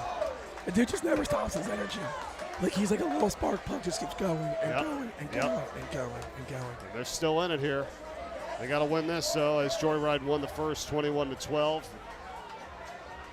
Once again, fans, you can help us by donating to unlockthelight.com/donate or go to givebutter.com/bumpsetlight6.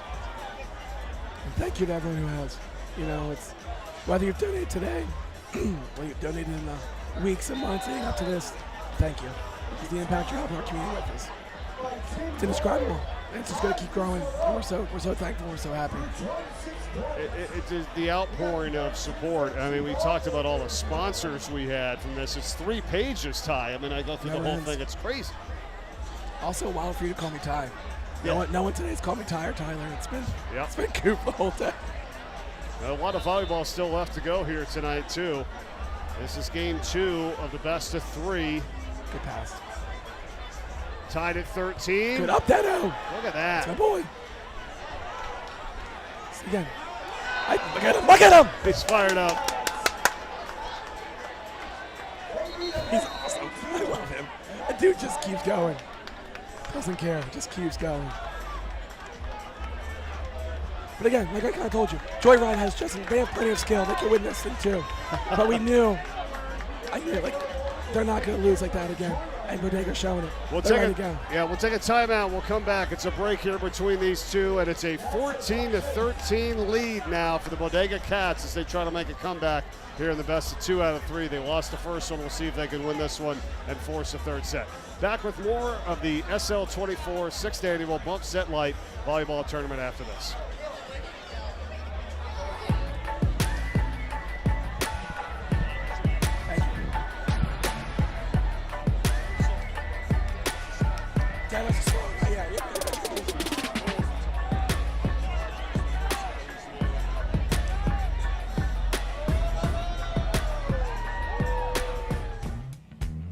Who will he grow up to be? Well, that depends on all of us. That's why, along with our groundbreaking medical care, Newark's Children's Health supports programs that address issues like food insecurity and the resources essential to learning. It's all part of creating a healthier future for all children. So, he can grow up to be whoever he wants to be. Newark's Children's Health, well beyond medicine.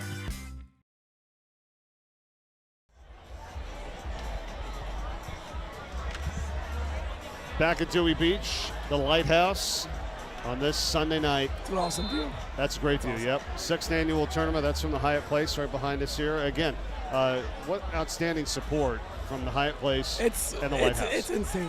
Drew DeFonso and the rest of the TKO crew really do more than they get credit. They deserve more credit. I don't know how I want to word that, but they do so much. They do. And like, you can look at Drew and be like, hey, I need this. And he's like, well, how about I do that, but I also do this instead? And like, he'll just like add another thing. Well, yeah, we could take that. Like, we don't want to, like, he's like, don't ask, just tell me, I'll get it. Yeah. It's awesome. How about the support and, you know, the rooms and the food and everything they do here? And this is the beach. This is prime time. I mean, this is the summertime. They could easily sell everything out. And here they are donating. Right. All that to us. Right. And that's what, you know, we had a conversation as a team if we should keep doing our night before happy hour social. Yeah, right. As players. Attendance has been so the last couple of years. So like, hey, why don't we try and save a little bit? And DeFonso's like, stop trying to save me money.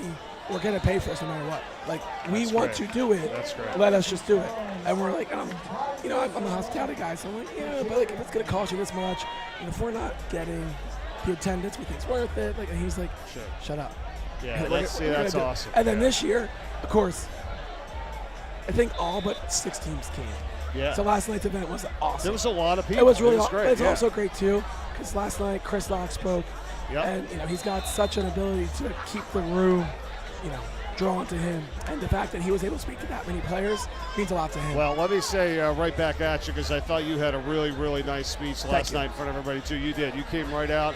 There was like no notes. You're just off the cuff talking about how impressive this tournament is, how special it's meant to you to be a part of it, and how excited you are going to be for Sean's House Sussex. You know, I mean, it's just, I was really impressed. So congrats, that was great. Thank you, I appreciate it. Yeah, it's you're the right fit. Everybody I see to talk to was just like, we're so thrilled that Coop's doing this. It's a lot. I worded it to maybe to Andrew Caff I was talking to. I was like, it's a lot of good pressure. Yes. Right? Like, it's not one of those things that's like, it's like a, ooh, I'm nervous pressure.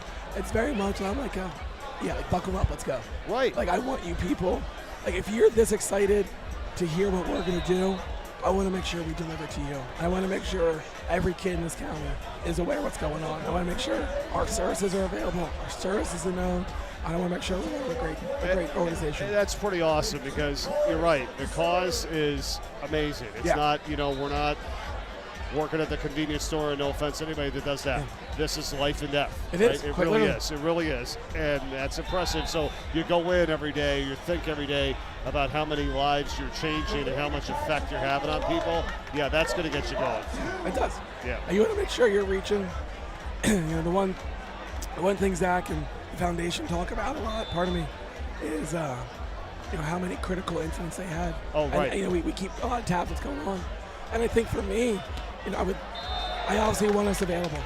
I want us available when there is a critical number that's needed. Right. But I really also would love to see that critical number be low, because we've done so much advanced conversation that we've been able to have so many, maybe what's viewed as a micro conversation. We've had so many of them that we've been able to hopefully reach a young adult that it never gets to that critical point. Yep. So I think making sure, you know, through the Gather and Grow dinners that we host, making sure they know where we're located, making sure they know who's going to welcome them as a peer in the door when they open, and making sure they know it's okay to go there. You know, Kat touched on it again. We don't have to be a resource for you when it's true darkness. Yes. We can be a resource for you if you just finished your school day and you want somewhere to hang out and do homework for an hour and a half. It can be a resource for you if you just lost your dog and you're kind of bummed. Yeah. And you maybe want to see a Pets for Paws or whatever the program's called, part of it, and you want to pet a dog. We'll be there for you. It's a great point. It's a great point. I told her when she came on right before you, I said that was a great line. I was like, oh, it's not night yet. You know, what do we do? And she's like, it doesn't have to be dark. Why are we waiting to that point? It's just, it was a great thing that she said. Joyride here has regained the lead 19-18, and if they win this, they're moving on to the championship. Come on now. Win by 2, baby. What we going to do? What we going to do? Best 2 out of 3 here, and they won the first one 21-12, so we got a short break. And we'll see if Joyride can close it out. It is to 21. And if we go to a third set, it's to 15. So. Casual. Yeah, gotta have again, like, that's just the beach volleyball tour. Right, exactly. How do you close it out? They finish my ultra real quick, but go up there, get a block, and go home. So Joyride here, and Hannah Kelly coming in last minute in the red, along with Jack Williams, Daniel Leathers, and Matthew Balser. See if they can get it done. 2 points away. Jersey Joes and Thunder from Down Under will come up when this is done. And here we go. That's going to be a cool game. Yeah. That's going to be really cool because those guys are really all around the same age. Lucas is going to be a freshman in college. Yep. He lives in Virginia and Florida now, pardon me. But he's been coming up where Rehoboth playing his summer ball up here for years. So he's really close with the Ennis brothers. Savannah has helped coach the Ennis brothers on the beach the last 7-8 years. So that's a group of people that really know each other. Here we go. Match point, Joyride. Yep, here we go. All right, Joyride, 20-18. Come on, Cats. Match point.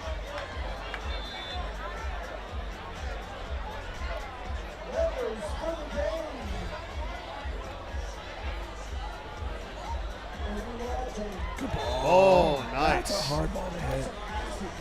To drop that thumb like that, right? Go a little bit away from your body. It's really hard to do. A guy hit that size in his face blocking him. That's awesome. That's a now 20-19. Win by 2. We're getting close. Yep. Come on, Dedo. Come on, Dedo. Dedo serving. Down 1.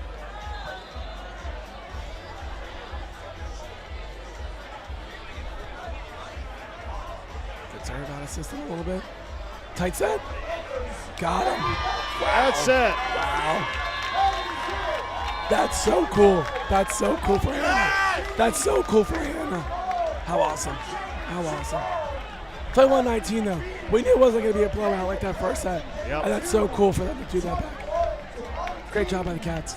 Joyride wins it 21-19. They won the first 21-12, and they advance to the championship game. Pretty amazing job here, and they'll finally get a break as we get our next semifinal matchup. Let's get out of one of the winning members of Joyride with Emily Brown. And so here tonight, the crowd has gotten a lot bigger. The lights are now on. What is this environment that you're playing in now? This is some of the best volleyball place to play in the country. I love playing here. It's a lot of fun. What a great event put on by the crew and everyone else, Drew, Coop, all those guys. A lot of fun. We're excited for the finals. And what does the SL24 Foundation mean to you? It's something really special. Just the impact they have in the local community and like sending to the whole nation and probably around the world at this point. So it's just something truly special to see, you know. Thank you so much, and great luck in the final. Thank you so much. Appreciate it. All right, good stuff. Joyride, they're moving on to play for the championship here in 2026. Coop, we're going to let you go for a little bit. We'll bring you back in the title game. Look forward to it. So you can rest up a little bit. Doing a great job. Thanks for everything. Appreciate it, brother. You're the best. Teller Coop with us. We'll have him back before we get to the finals. And we will return with semifinal game number 2. It is the Thunder from Down Under versus Jersey Joes. Best of 3 to find out who will face Joyride for the title. Back with more after this. Who will he grow up to be? Well, that depends on all of us. That's why, along with our groundbreaking medical care, Nemours Children's Health supports programs that address issues like food insecurity and the resources essential to learning. It's all part of creating a healthier future for all children. So, he can grow up to be whoever he wants to be. Nemours Children's Health, well beyond medicine.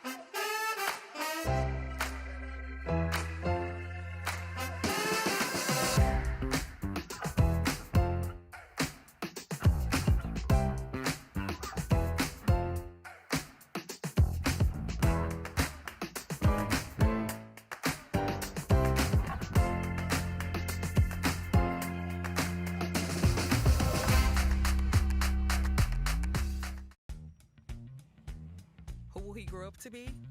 Well, that depends on all of us.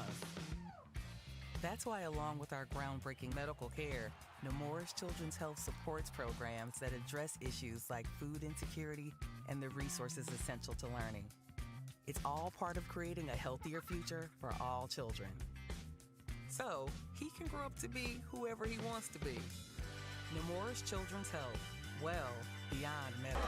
We've all met people who are outstanding individuals, people that just vibrate with goodness.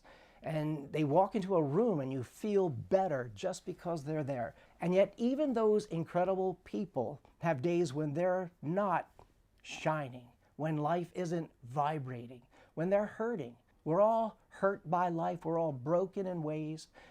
And the reality is that there are times when we feel pain in such a way, in this culture, we're not encouraged to then reach out and ask somebody for help. We're afraid of that word, that phrase, mental illness, because it has such a stigma attached to it. There are times when each of us needs to know, I need help. I need to ask someone to talk to me, to let me talk to them, to be heard. One of the great beauties of this place, this Sean's house, is the fact that anybody can come and knock on the door and they'll be welcomed by someone who is so present, so attentive to that individual, that person. They're so with them that they feel accepted. They feel, I'm being heard, and maybe I'm being cared for in a way that there is hope, that there is light that will continue to shine in my life.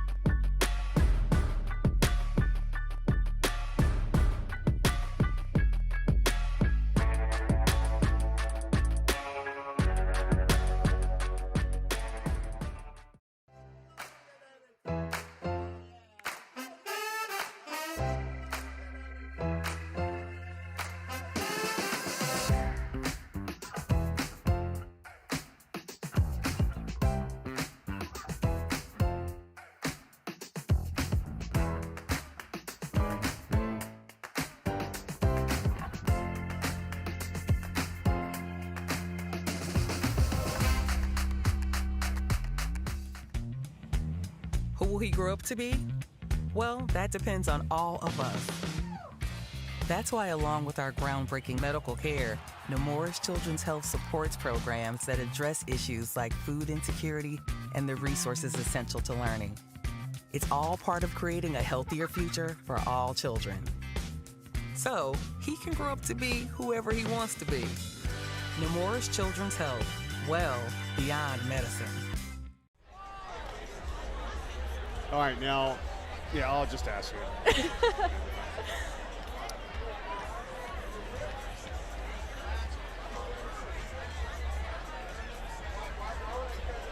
You guys have such a nice view up here. Oh, this is great. Yeah, we'll take it.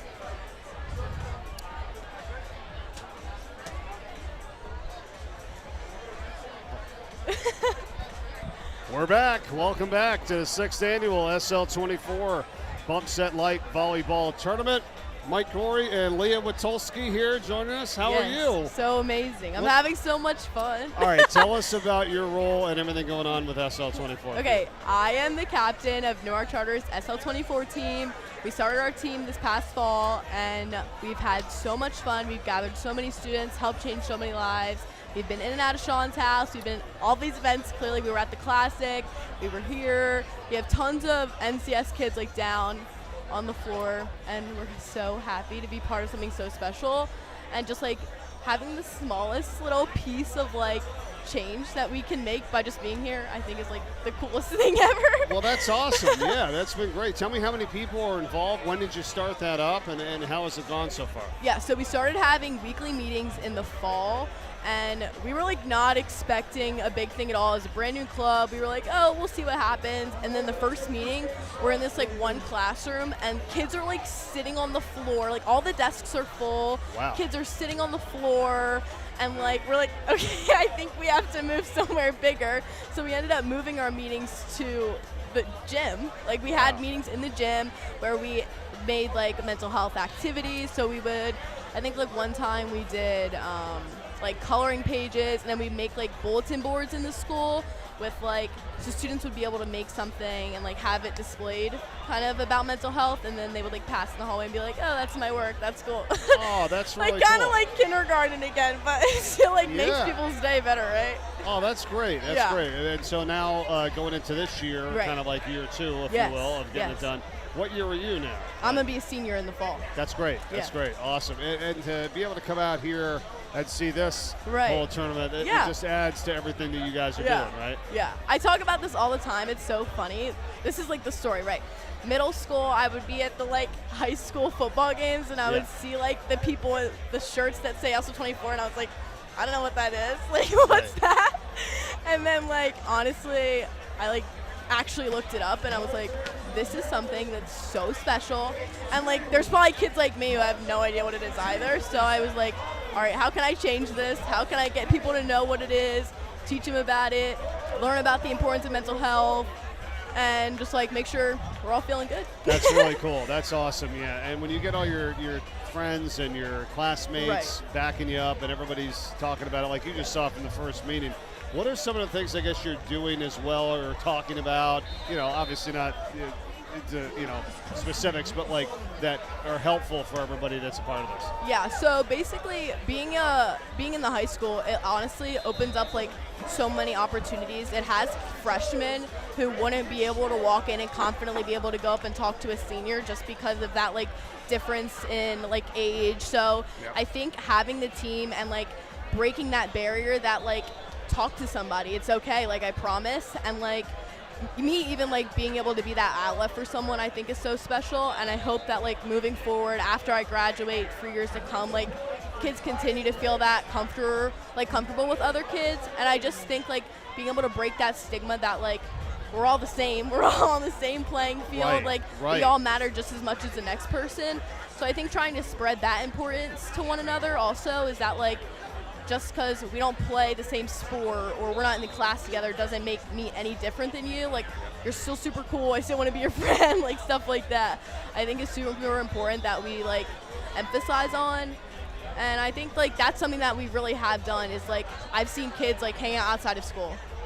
And it's like, I'm so happy I was able to bring you guys together because on a normal day, just passing in the hallway, it's less likely you're gonna make that meaningful friendship than when it's like in our SL24 club. That's a really good thing, right? It's bringing some students together and you're all in something together. It's like another group, but it's an important group because it relates to everyone. Yes. You know, it's not like, oh, I don't play soccer or I don't do this. Yeah, it's like, no. This is for everyone. And I think that's great what you're doing.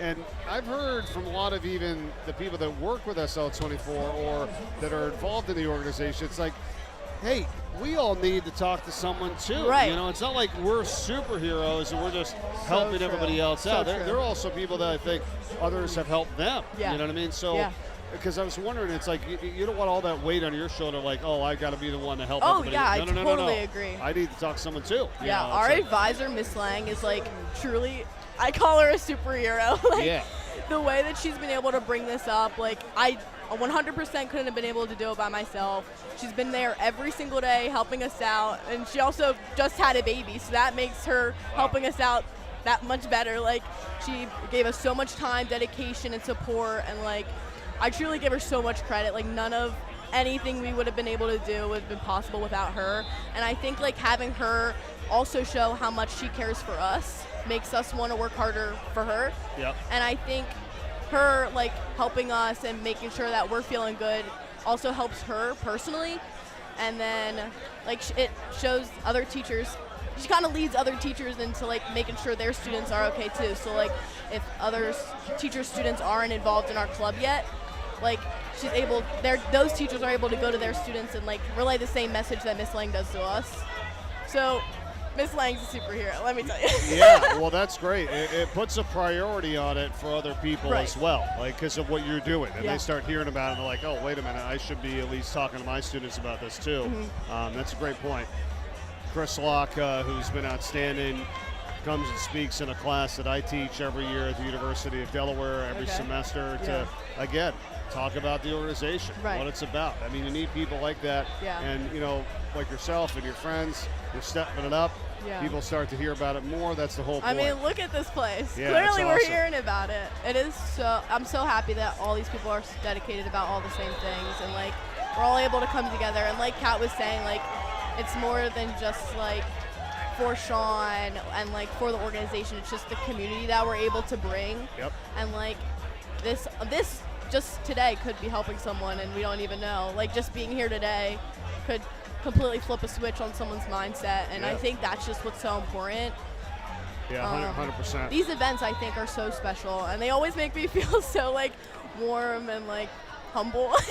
Yeah. Well, it's like everyone's here, you know, obviously for the same thing, but knowing that you can have conversations around, because that's what this is all about. Yes. It's not like, you know, you have to keep to yourself here. Like you want to talk to as many people as you can and try to help as many people. Right. We got the merchandise stands that we've had out here at center court and also behind us. There's some great new merch with SL24. Yeah. That's another great way to carry the word and show everybody about it, help the organization.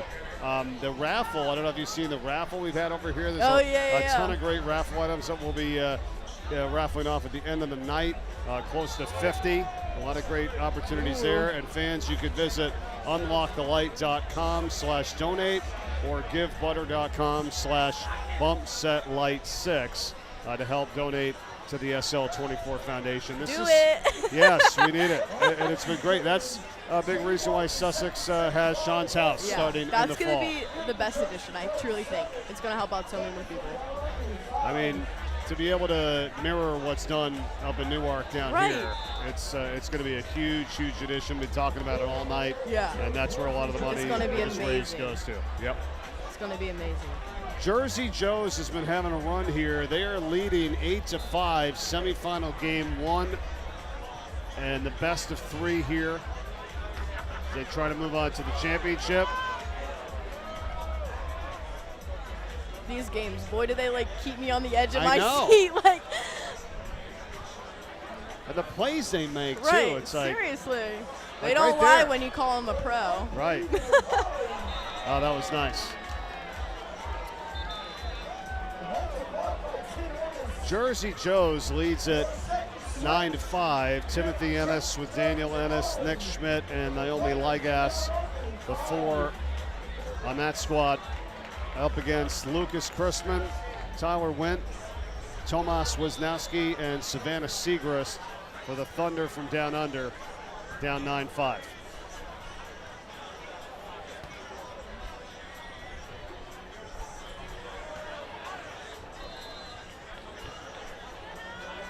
So many people involved in this too, you know, from yesterday and today, and thought it's, you know, come across pretty darn good here. Oh, I mean, this is year 6, and we'll have the number reveal of how much money was raised at the end of the night too. That's always special. Oh yeah. With the support that we've had from the sponsors and the merch and the raffle and everybody here, the list is pretty long this year. Oh yeah. I'm just so like happy and proud like to have the smallest little like portion to be able to like make such a big difference. But everybody's in this organization. contributing, right? In a little way. That's what adds it up to this point. Oh yeah. You know. Whew. Best 2 out of 3 now, 11-6. Jersey Joe's. What would you like some of the students to know, like why we're here and we're talking about this, that are listening to see what you've done and how well it's been received? Yeah, I think honestly, like you just have to be a support outlet. Honestly, I think you have to be that listening ear, but you also have to be able to sit down and be able to speak about your feelings. I think that's so important. I think that's such like an important quality to have, is to be able to, one, be a listening ear, but also to do the opposite and like be able to talk about your feelings. And I know the stigma around it, and I know how hard it is, but honestly, it makes the biggest difference. And honestly, like the people at Sean's House and the people who will be at Sean's House Sussex are just going to be so amazing. It's such an amazing outlet. And it's so special that Delaware has this for us. Like, I can't tell you very many other places or states that has something this special. And it's special to us, like, genuinely. There's nowhere else that I've been where I'm like, Makes me feel as good knowing that like there are people here to save you and make sure you're all right and like just hear you out. Like I think that's so important. It's a special state. Whoa, look out. Jeez. Yeah, you're on it. Leah Witolski is with us here tonight as you're watching semifinal 2 and game 1 with Jersey Joe's up 13-7. Keep your eyes out wherever you are. Seriously. No time to get distracted. No. You don't know where the ball's going to come from at this point. The amazing plays they're running, I'm surprised every time. I'm looking one way and the ball goes the opposite. And, you know, the thing with a lot of the numbers, too, that we talked about, and there's been some great numbers and great support up to this point. It's all about now moving forward and trying to get more. But the younger, the better. Right? I mean, I've talked to some people like, you know, your age earlier on broadcasts we've done in years past. It's like to get that message out now as opposed to later, like it just. I think it's so important. So helpful. It's so important. Just normalizing that conversation, I think, is just essential.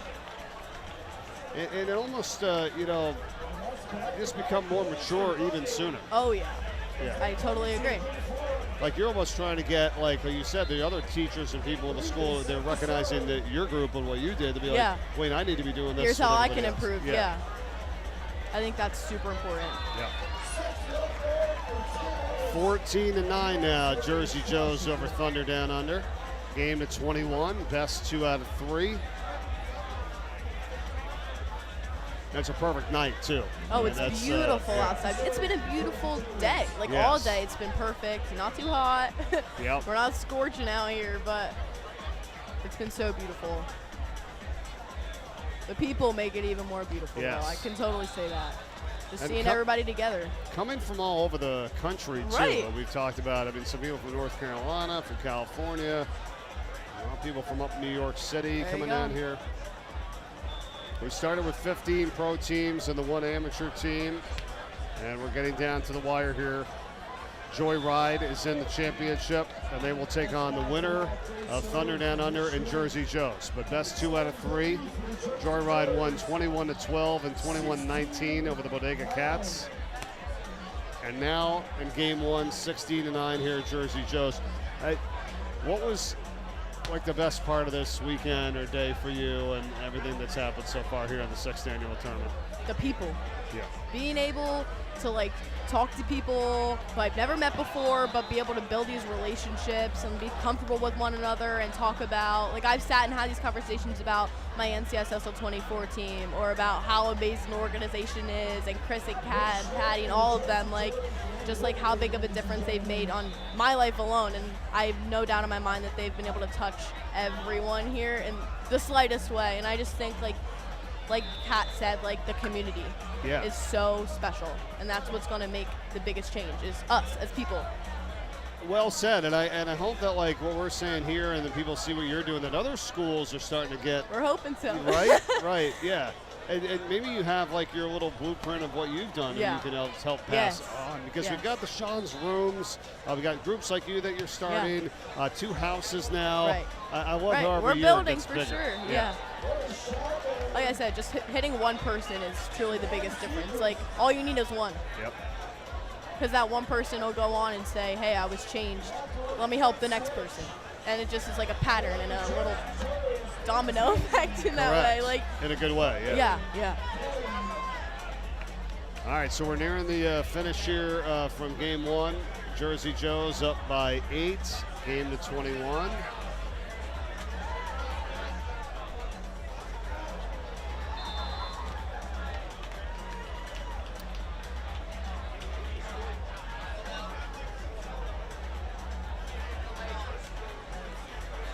(19-10).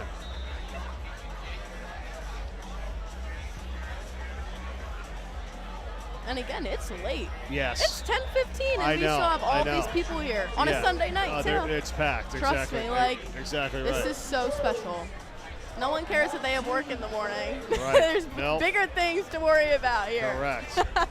They're going to have the trophy, I think, or a plaque they set at Sean's house in Sussex yes. with all the winners and Isn't that engraved gonna on be there. awesome? Yeah. Should be pretty neat. That's special. It's going to make that Sean's house that much more special. Hope that's the first thing on the wall. Sure. Yeah, we'll see. I can't wait to get down there. It's going to be awesome. Coming up this fall. Don't have the exact date yet, but it will be open in the fall. Here we go. Match point, or game point, I should say here. It's best 2 out of 3. Woo. And there we go. So Jersey Joes gets it done, 21-11. And they need to win one more to move on to the championship. Leah, it's awesome talking to you. Yes, thank you so Thank you much. so much for coming on. Really Thank appreciate you. all that you're doing. Thank you guys so much. Enjoy the rest of the summer and have a great school year. Thank you. All right, Leah Witulski here with us on the SL24 6th Annual Bump Set Light Volleyball Tournament. We'll take a break. We'll be back. Game 2 with Jersey Joes and the Thunder from Down Under. Jersey Joes 1 game away from going to the championship. Who will he grow up to be? Well, that depends on all of us. That's why, along with our groundbreaking medical care, Nemours Children's Health supports programs that address issues like food insecurity and the resources essential to learning. It's all part of creating a healthier future for all children. So, he can grow up to be whoever he wants to be. Nemours Children's Health, well beyond medicine.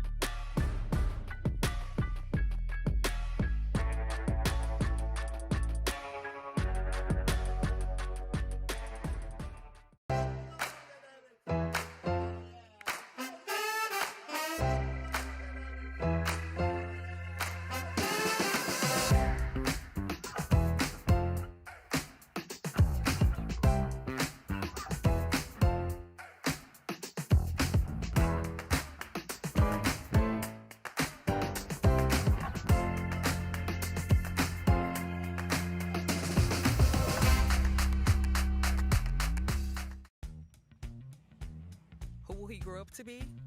Well, that depends on all of us. That's why, along with our groundbreaking medical care, Nemours Children's Health supports programs that address issues like food insecurity and the resources essential to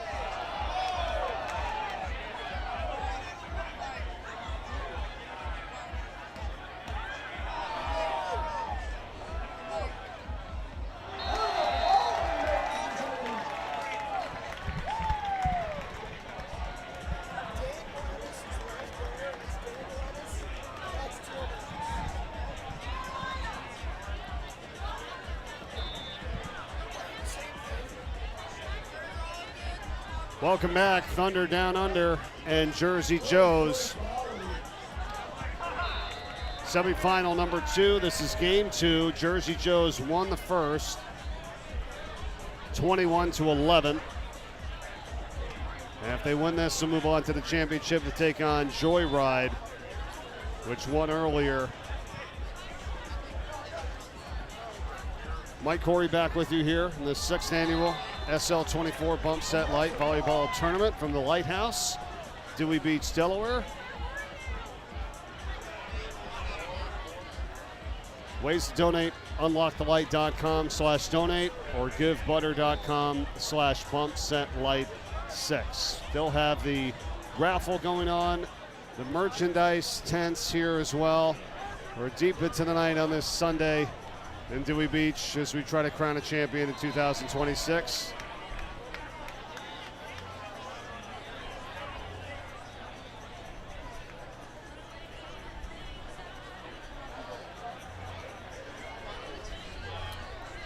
It's been a great weekend here up to this point. A lot of talk about Sean's house in Sussex. That'll open this fall. The numbers have been outstanding. Over 300,000 people have been part of SL24's peer support, scholarship, and mental health and wellness educational programs since 2019. And your money helps keep the organization going up throughout this entire state. With the Sean's rooms, the programs, the 2 houses that we'll soon have in the fall. It's been a great weekend here, and thank you for your support. The Thunder from Down Under lead it 4-1 right now over Jersey Joe's. We're trying to tie this up, best 2 out of 3.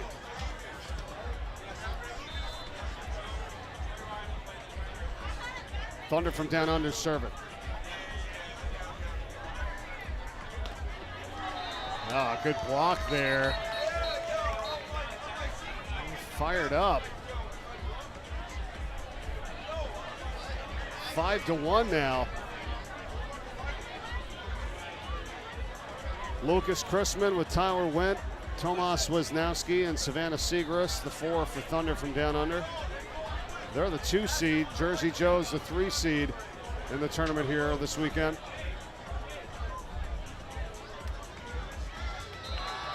And count it. Thunder from Down Under taking a commanding 6-1 advantage here early.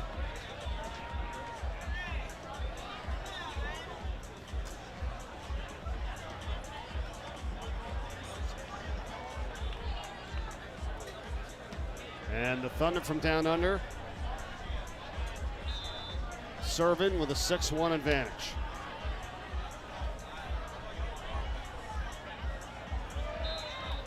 And Jersey Joe's able to get one back.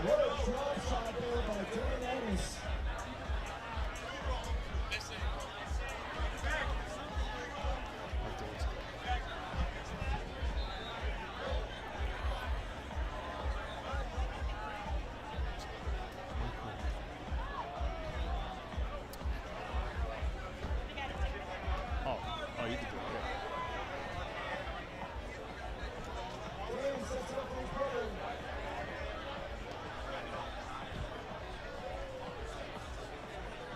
Jersey Joe's, and they'll get that point there. It's now 6-3 Thunder from Down Under as we welcome in our next guest, Molly Ontiveros, the new Director of Clinical Support for SL24. Great to see you. How are you? I'm doing all right. I'm a little tired, but okay, yes. still rocking it. Yeah.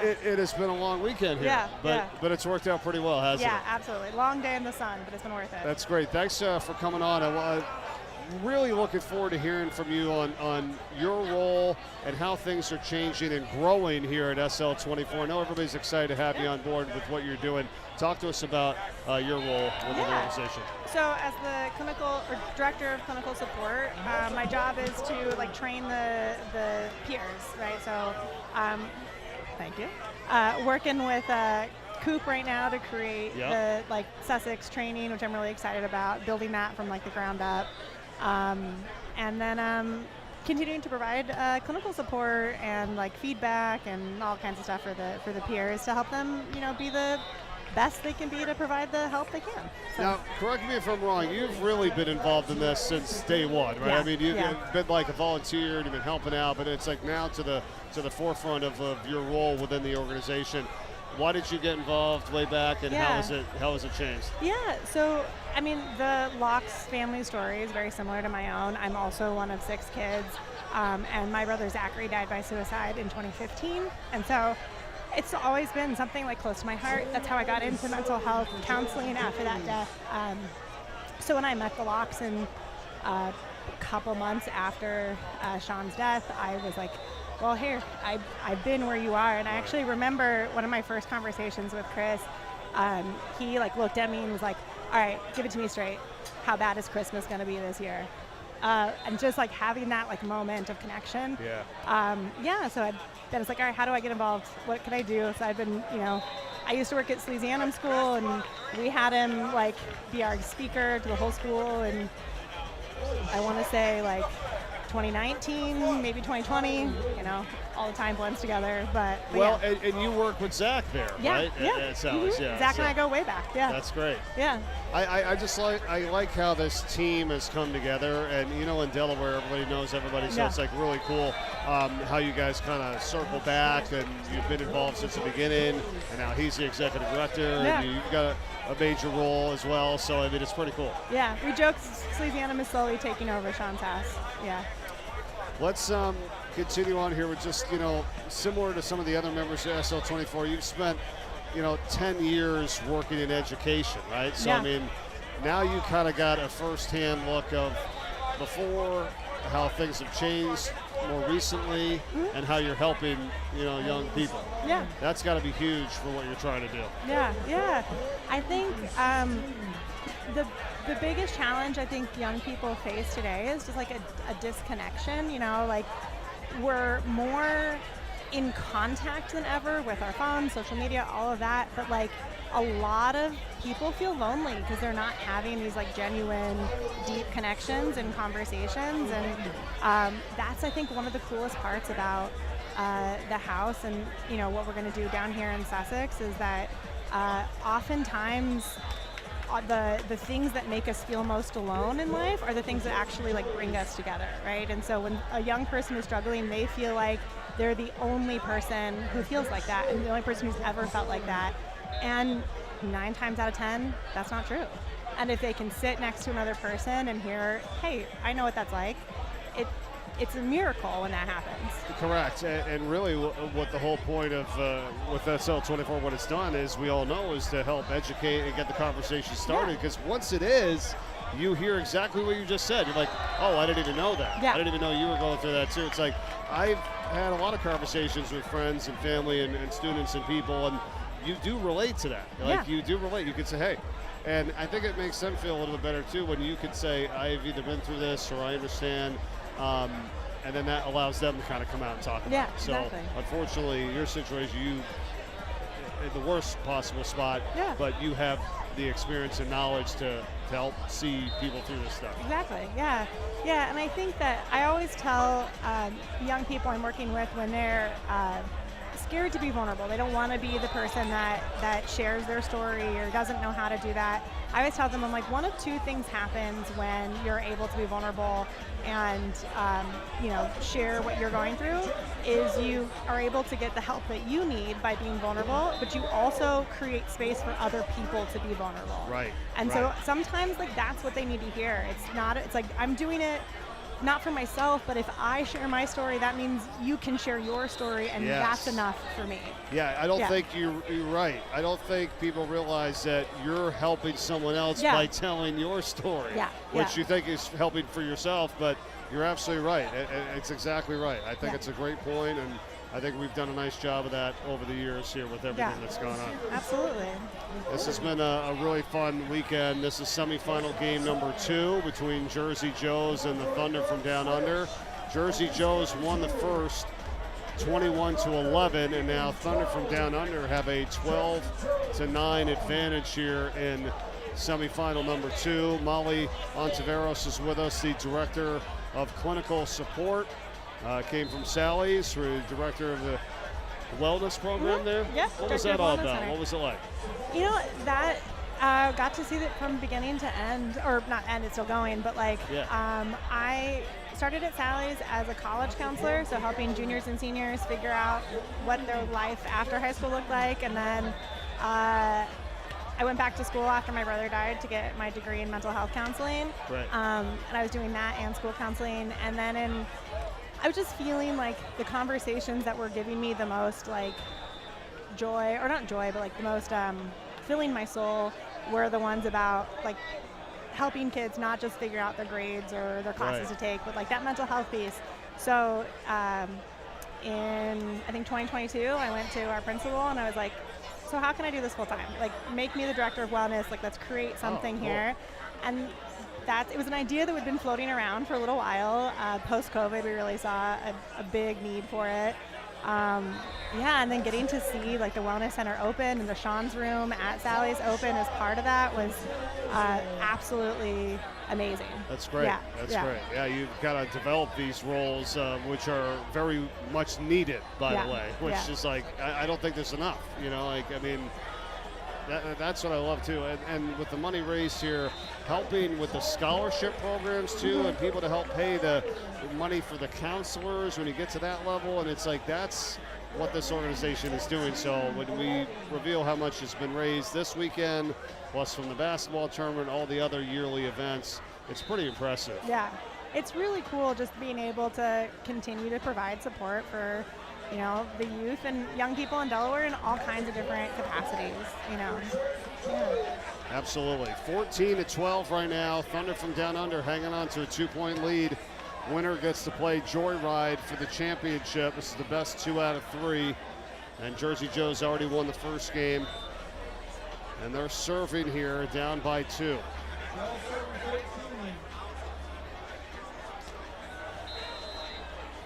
Pretty good competition, you know, you see this weekend. I mean, there's some awesome athletes that we've been witnessing throughout the last few hours. Absolutely. I've been in charge of keeping score all day. Okay. Collecting the scores, and it's been really like wild seeing how some of the close games, even in the amateur pool this morning. Yes. Like some really strong players. A lot of Sally's alums. I was happy to see those boys rocking it. Yep. Well, that's the way it should be. Yeah.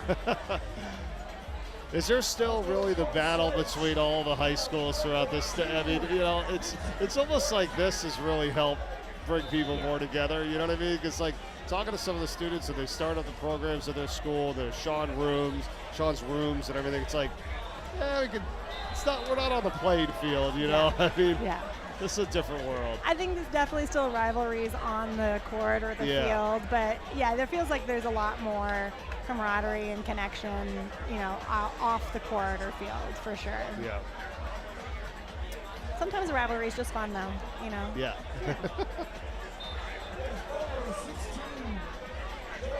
Adjusted the score 16-13 now. Thunder from Down Under's up by 3. And Jersey Joe's gets one back.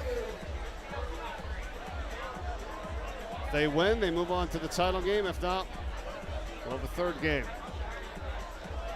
What else would you like people to know as we talk here for a few more minutes and, you know, about the organization or the schools or what you're trying to develop now and what some of your goals and aspirations are? Yeah.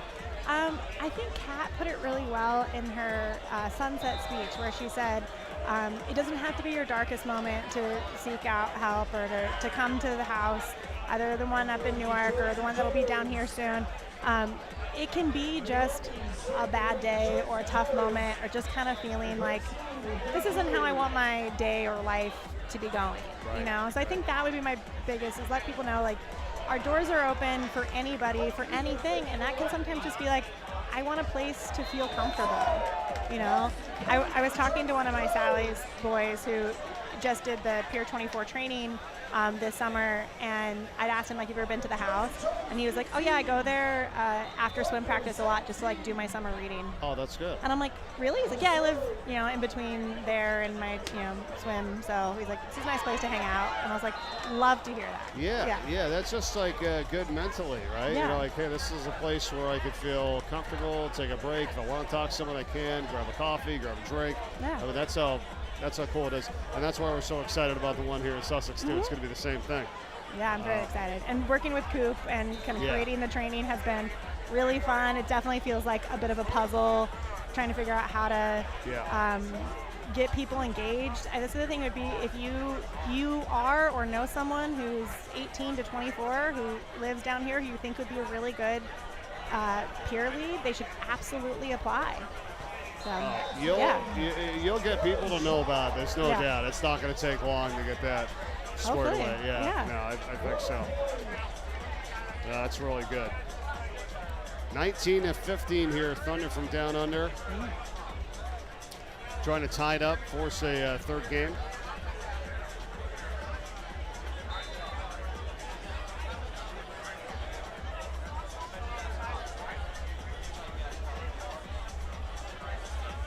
Oh, nice touch. Nice. Wow. A little change up there from Jersey Joe's. Love how, with the support from everyone and all these great tournaments that we've been having, how much the organization can grow and add these new positions and stuff that, you know, are needed. Yeah. I mean, that's been pretty impressive over this past year. Yeah. It's amazing when you think about the organization was, like Sean's house, Newark, was opened in 2020. So to have 6 years later to be, you know, ready to open our second location, I think is huge. You know, to have people like that growth shows the support we have from the community and also the need of this, you know, yeah.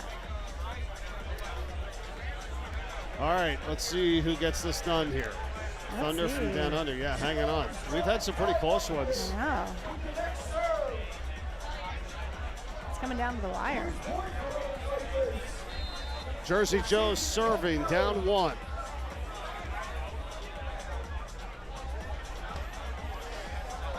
Nice block there.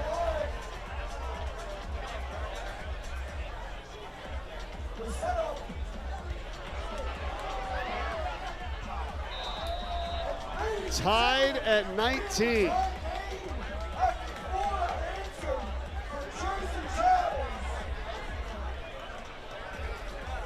Jersey Joe's trying to close it out here. It's the 21, win by 2, and we're tied at 19.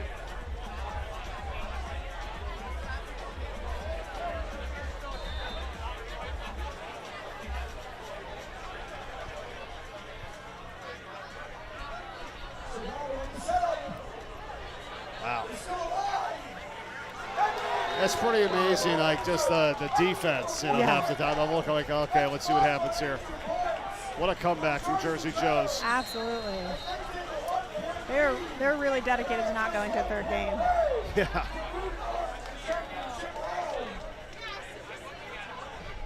And so a quick break here as they lead at 20-19. We're talking with Molly Ontiveros, the new director of clinical support, for a few more minutes here and see who wins this and whether there'll be a third game or will Jersey Joe's go on to play Joyride for the title in the best 2 out of 3 in our championship match.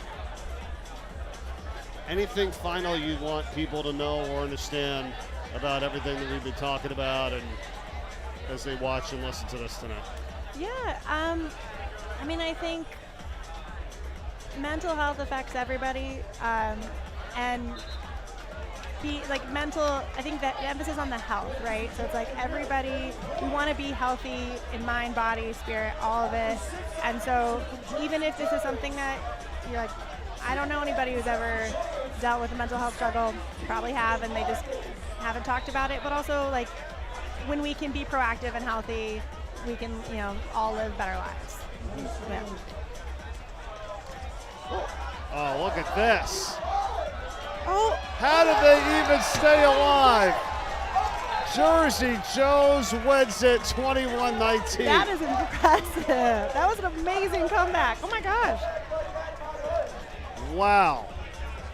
21-11 and 21-19. Jersey Joe's gets it done. Wild. Can't wait to hear what they're going to say about this. 7 unanswered. And that was incredible. And they're moving on to play for the championship. Let's go down to Emily Brown, who's with one of the winning members. Growing up here and being able to watch this tournament, how have you seen it evolve over the years? Well, I played in it when I was 15, when they first started it. And there was like 8 teams when we first did it. We raised like basically no money. And this is my first time back since that first year. And to see it be like this is insane. So. And what does it mean to you to be able to play in this tournament and support the SL24 Foundation? Well, it means a lot. I know a lot of people that play here, and Drew, of course, and a lot of the guys that run the UnLocke the Light. And it just feels great to have an experience and be able to support mental health. It's overlooked with athletes, especially nowadays. So I'm just happy to be here and supporting the foundation. Thank you, and best of luck in the final. Thank you. Appreciate it. All right, so Jersey Joe's moving on to take on Joyride for the championship. Molly, great to talk to you. Yeah, thank you so much for being here, and all the best moving forward with SL24. Thanks. All right, cool. All right, we'll see you again soon. Molly Ontiveros with us, and we're going to take a timeout. We'll be back, and when we do, we'll have our championship, Joyride and Jersey Joe's for the title of the 2026 SL24 Bump Set Light Volleyball Tournament. Back with more after this. I struggle with ADHD, that's attention deficit hyperactivity disorder. Predominantly, it makes it difficult to be a student. I think one of the big things that I personally struggle with is executive functioning issues. So that can be when I have a lot of assignments or a lot of tasks due. It can make it difficult to plan ahead or even just initiate those tasks. There's a term called ADHD paralysis, and sometimes it feels like whenever I feel overwhelmed with a lot of things that I have to do, it can feel very difficult just to start a task. And I do have some reading comprehension issues. It can be to the point where I can read an entire chapter of a book, get to the end, and then realize that I didn't comprehend a single word that I just read. Oftentimes it affects my social battery, it affects my mood, it affects my energy levels.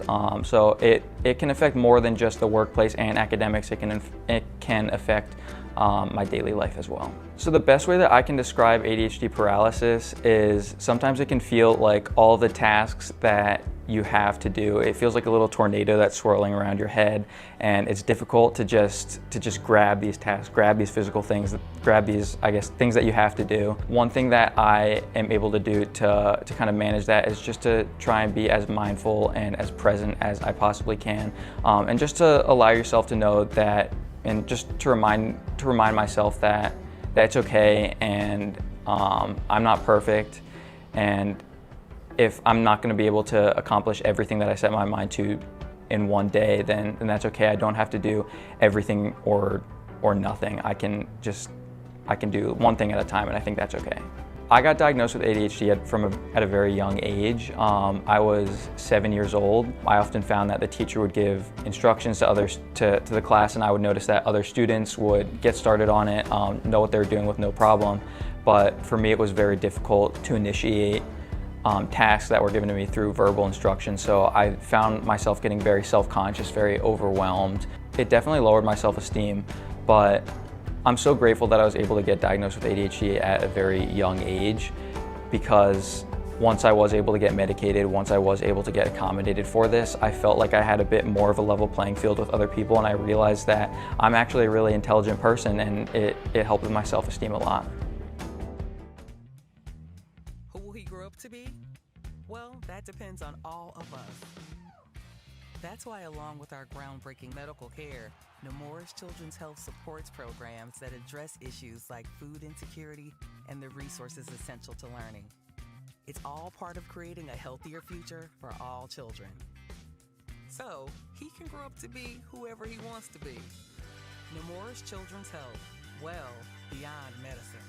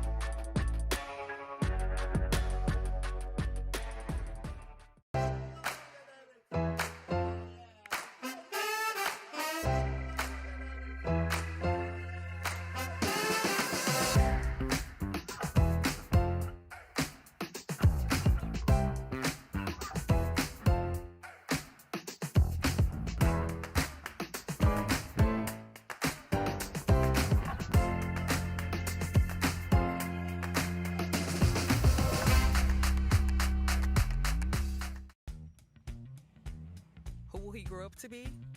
Well, that depends on all of us.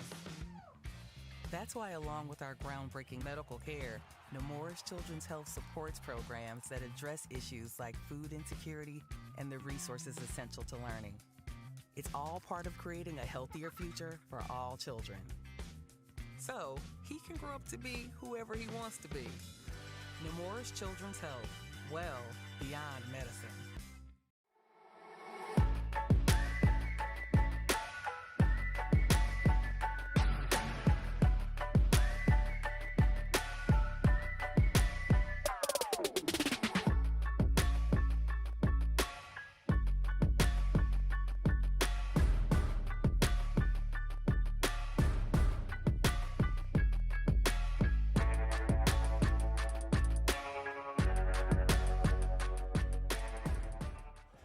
Yeah.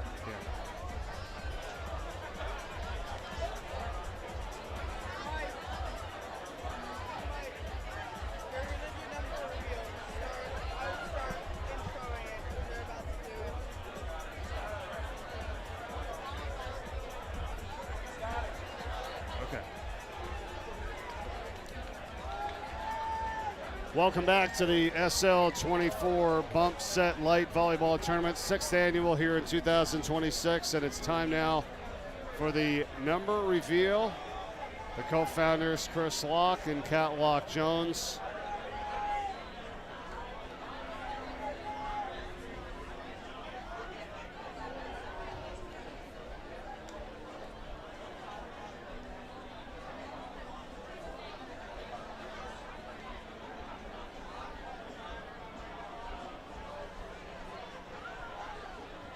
Good evening, everybody. How are we all doing? Catherine, come on up, Catherine. Come on. So you guys are the hardcore wait until the end, see who the champs. I love that. I'm Chris Locke, co-founder of SL24 with my daughter Catherine. First of all, thank you, all of you, for making this night an amazing evening. Give yourself a round of applause. Just phenomenal. If you've heard some of the people speaking tonight, we've been talking about this really amazing community that's of Dewey and of Sussex County. And it really is an amazing town and amazing how you all come together and work together to be here this evening. It is truly inspirational. And I just want to say thank you for the bottom of my heart that you guys come out every single year and do what you do. Our goal is always to raise $1 more than the year before. Last year we raised $231,136. So our goal was to do $1 more. So around the court here, you see a lot of people from Sean's House, Newark. The peers, director of operation, just people who really give their blood, sweat, and tears to help those who go through the front door of Sean's House, Newark. And what we wanted to make sure was that the people here raising the numbers all are Sussex County people. They all have a connection to your community, and we wanted to make sure we recognize that. Okay, so here we go. So the first person who's going to give us the first dollar amount is Charlie, a Cape Henlopen graduate, maybe a future peer lead for us. So Charlie, show the number. 4. The second person is Mallory, who just graduated from Cape, going to University of Delaware. She's going to work at Sean's House, Newark, and also Sean's House, Sussex. Mallory, show the second number. The third person is Kelly Holdren, part of Dewey Beach. Just was an amazing force to get this tournament going 6 years ago. Kelly, show the third number. And then her brother Dylan, who really, is the driving force, owns Dewey Beach, and really gives up his Sunday's business in July to make this happen. He is the comma.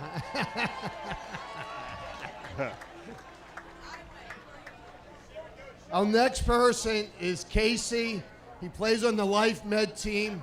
He has played at every single tournament since the first. He is the first champion we crowned 6 years ago. Casey from Sussex, show the next number.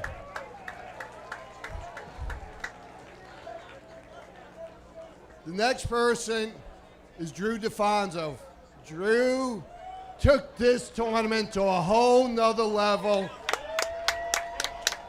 His father, Vince, is a huge person here in Sussex as well. They allow this to happen. The lighthouse, the hotel, everything. This is a tremendous civic-minded individual. Drew DeFondo, show the next number.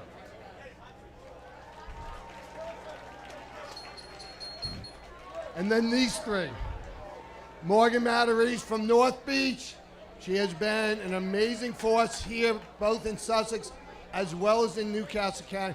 She's individually raised over $40,000 for Newark in memory of her brother, David. And then our dynamic duo, our volleyball guy. The reason why the championship game is only starting at 11 o'clock at night with all their rules, these two said, hey, let's do something different with this volleyball game. We started in 2015. Let's really have a meaning to it. And they are the ones that said, let's make SL24 the beneficiary. It's because of all these people, we're going to be opening up Sean's House Sussex this fall. And it's because of all of you that have done everything. So as I said, the idea was to raise it $1 more. We did a little bit better. Guys, reveal it all.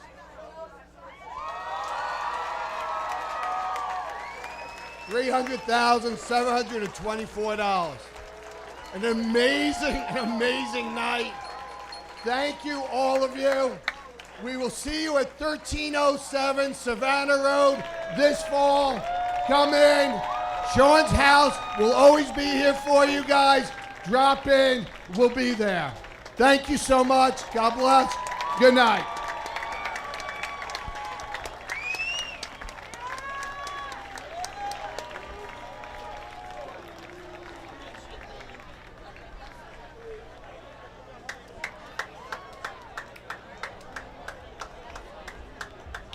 Back here at the Lighthouse in Dewey Beach, Mike Corey and Zach Ryan back with us, the executive director of SL24. What is your thought from what you just saw? I mean, I'm not supposed to be speechless. I've got to have something to say, but I mean, that is just an awe-inspiring number. I mean, it's awesome to just think about how many people came together to show their support. They were generous, you know, with their time, with their talents, and then with their treasure. And I think to be able to have that number with all of those folks, all those peer supports from Sean's House Newark, I think it sets us on a roadmap and a trajectory for success, and success that's going to save lives. That's amazing that every single year, like you said, hey, you just want $1 more? Yeah, you got about $70,000 more almost. I mean, it's incredible. And a tribute to you guys and the staff and the sponsors, because it's asking a lot to grow and grow and grow every year, but you're doing it, and then you're also showing why. Like, we're opening another house. I mean, you know, you ask for more, you want people to help contribute, you can keep doing it, and there's a reason for it. Yeah, you know, Mike, it's year after year we've been here, and I think I said this earlier, but it bears worth repeating, that we owe this community. This community believed in our mission, and they believed every year, and it's gone to Newark. And yes, there's plenty of people that move back and forth, but to be able to have not just a house, but a home. Yeah. I mean, a place that people can call home here. To me, it's realizing almost a debt. It's something that we said we would do. It's a promise. And I'm so happy that we're keeping those promises. And I think that number is such a reflection that, like, this community continues to believe in us, and we believe in them. It's awesome. Stay with us if you will. We'll take a timeout. We'll come back. We'll get ready for our championship game. We'll talk more with Zach in a moment. Jersey Joe's and Joyride for the title here on this Sunday night in Dewey Beach, Delaware. Back after this. I have a son who passed away July 2017, and for a long time I knew he had mental health issues. But for a mom, I always say 7 years later I was uneducated. We think depression, it's just about putting your big boy pants on and getting past it. Those things lead to death. With addiction, it is not a time of if you're going to die, it's when you're going to die. If you continue using, you are going to die. If you are not healing the trauma that happened, at some point when you're not talking to a therapist, when you're not coming to a place like Sean's house where you're learning coping mechanisms and all the other things they do here, you're going to need to numb all those things that are going on in your head. And you're going to start out small because you think it's not going to happen to me. Everybody who thinks it's not going to happen to them, guess again. It is going to happen. If you had cancer, you would be happy to talk about it. You would put it out there. I have heart disease, I have leukemia. But the minute someone says, I have an addiction or my kid has an addiction, suddenly people are thinking, where did you go wrong? What's wrong with your child? Why didn't you help them? We need to come to places like this where there are resources that are beyond just the average parent. Reach out and get help.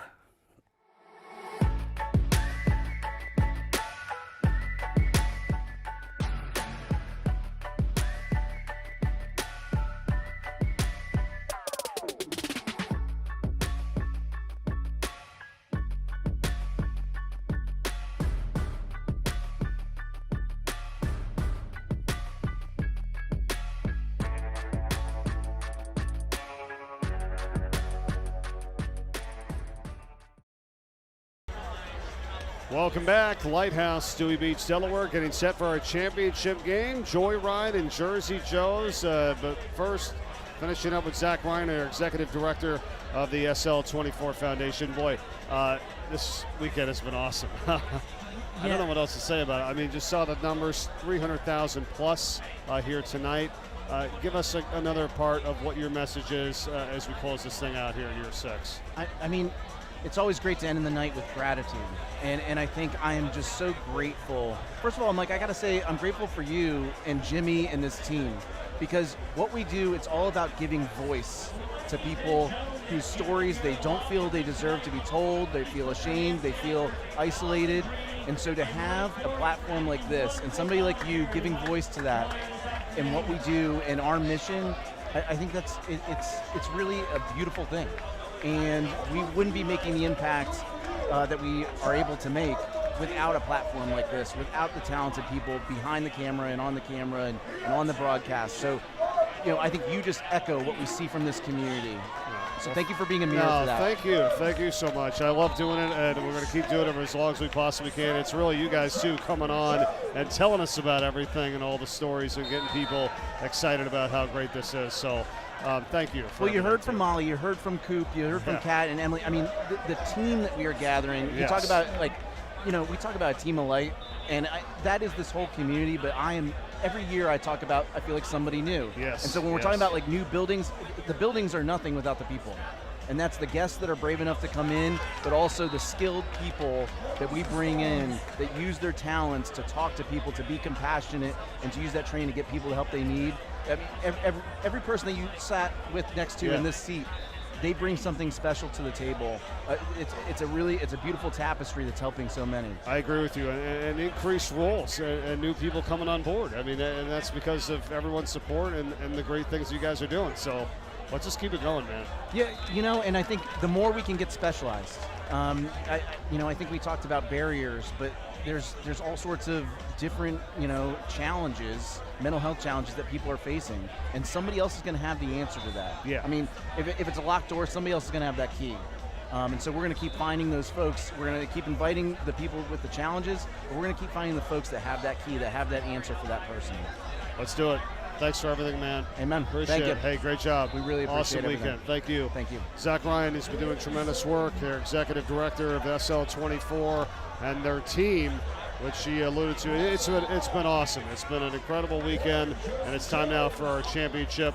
This is the first game, and it's 3-2. Jersey Joe's leading Joyride, and in a moment we'll be joined with Chris Locke, the co-founder of the foundation, who you just heard out there. I know it's super special for him and his family and everything that they've done in such a short amount of time, too. Jersey Joe's now leads it 4-2 in game one here of the championship. And here he is. Chris Locke joins us now. My goodness. Michael. What another year, man. Congratulations. I know it's super special. How about it? Year 6 and how much this thing has grown. Congrats. I was just speaking to somebody, and 6 years ago we started this thing. We raised $31,000, and now we raised $300,000. He said, "You know what this is?" I go, "What?" He goes, "It's a wave of love," and it's so true. I wish everybody could see what I see when I'm on the beach, looking up to all these people. Oh yeah, you can feel the love, and the guy had it right. It's a wave of love, and that's what we're experiencing every time we do this. It's just unbelievable. I think when we go around the country, or I go around the country, I talk to people and I tell them about this and the state of Delaware, and you don't know it until you've lived in it and you know the people here, because the support, I mean, you know it. It's tremendous. I mean, tremendous. Let's just say this, though. I mean, $31,000 is a lot of money. Right. I mean, that's incredible. You know how many organizations are out there that do things that get 10, 12, 15, 20? You're like, hey, that's awesome, which it is. Right. And you guys, 6 years later, are throwing up six-figure numbers. It's special. That's why you're opening Sean's house here in Sussex. That's right. That's why you're adding more people to the team. That's why there's more rooms. Let's just keep it going. Well, that's it. I mean, the people here in Sussex County and the people specifically in Dewey said, hey, we're here. We're here to support you. And we had to return the favor. And, so many people say, hey, it'd be great to have one down here. Have a Sean's house in Sussex. And we said, okay. And we started looking and planning it about 2 years ago. When we hit that number 2 years ago at 180,000, we're like, okay, something's really happening down here. We've got to really look. And we're fortunate enough that we're going to be opening this up probably at the end of September. Yeah, so, that's awesome. It's really good. It's a great location. It's centrally located, so everybody can come to it and get the help they need. So. I wasn't pushing on a date, but I was figuring it had to be 24, so I was thinking it's either September or October 24. As you know, everything we do, we have tried to connect, and so our target date is September 24th. Okay. So that's what we're going to shoot for. We'll be ready for it. It's going to be awesome. I mean, just thinking about everything and this entire state and the support that just keeps coming and coming and coming. What do you say to all these people that you see year in and year out, and how much it keeps growing? I mean, what would you say to everyone about it? Well, I mean, we've been here since 6 a.m. this morning, so we have these conversations, and what I say to everybody, we're here. We've got your back. Whether it's a young person dealing with something, or whether it's a mom who's got a daughter that's struggling, or if it's a parent who's lost a child to suicide. We say, look, we've got you. We're here for you. We'll help you in any way we can. And those are real conversations that happened all day long. And we take it as a real obligation and an honor also to give back to the community. And in the legacy, not only of Sean, but everybody else who we've lost to suicide, to really say, okay, they did not die in vain. We're going to take their legacy, their tragedy, and help other people. And that's really what it's all about. What I think is great is that, and I remember talking to you about this probably years ago, because it was going so well and you were affecting so many lives. And, you hear from people all over the world. I mean, it wasn't just the country. You told me about people in other countries that have reached out to you and the lives and the people that you've touched. But I do admire what you do here because it's about Delaware. Can we get Delaware? You could do it everywhere, but you don't. That's too much bandwidth.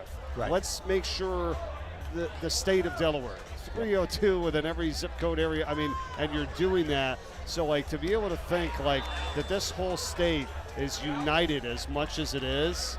That's pretty cool. That's pretty cool to have an entire state, right? And that was the original strategy of the board. We did not want to be a national organization. We wanted to be a Delaware organization, and that's what we're going to be. We're going to focus on the people here in Delaware. We'll help other states if they want to replicate what we do, but our focus is on the state of Delaware. And because it is, as you say, it's so unique. It's so close-knit. People really help each other. And that's the whole idea. And Sean was a Delaware kid. Born and raised. He never left Delaware. And so that's why we've got to get back to Delaware. So. Well, and the personnel too, and the team is growing. I mean, we just talked to numerous people tonight, and you see them around, and you recognize the new roles, and even like someone like Ange, who you have now is overseeing because you've got another location. Right. I mean, it's pretty cool. Well, you got to build the team. To use a metaphor, we use basketball team as a metaphor because Sean was a basketball player. You've got to build a team. You got to have a point guard. You got to have your shooting guards. You got to have your center, your forward, and you've got to build from there. But then you also have your head coach, your assistant coaches, and all of that. And we wanted to strategically build that team so that you can do this the right way, because it's a huge commitment. When we say we're opening up Sean's House Sussex, that's a huge commitment. We're not doing that for 6 months. We're here. We're going to be part of the community, and we got to make sure we have the right people. And Ange and Zach and Emily and Missy and now Coop, that's that infrastructure that you need to really do what we're trying to do. I continue to hear like really good, I'd say lines, but like things that you can hold on to. Like, again, it amazes me how you guys continue to speak to everyone, and I always hear something different and something more that resonates is what I meant to say. And Kat, when she came out earlier tonight, and immediately I thought, oh, geez, it's not nighttime yet, and then she says how we don't need to wait for it to get dark. Every single person that came up here said something about that speech. I don't want to say it again because it just makes so much sense. Like, we don't want to wait till it gets to a certain point. Like, let's talk about why, beforehand. I was like, oh my gosh, how perfect was that? It really was. Her speech was amazing, and I think that is such an important message. Yes, we're going to be there for a kid that's in crisis, but really we want to be there so the kid doesn't get into crisis, so that he or she can speak about whatever they're going through, not at the most critical crisis moment, but when they're starting to deal with it. And then let's get them the resources. Let's find a mental health professional for them. If they can't afford them, let's use the scholarship program. Right. Let them use the peer program at the Sean houses. That's the key so they don't get to that point. I think Emily also had another line. I don't want to mess it up, but it was like, better with you here. You know what I mean? Like, people think like, they don't need me. I'd be better if I'm gone. No, it's better with you here. Like, you just start seeing that over and over and over. You realize, okay, there's help. I'm going to get through this. They're right. Let's just hear that over and over. Well, and it's not only better with you here, but we need you here. Yes. And one of my favorite movies is Jimmy Stewart, It's a Wonderful Life.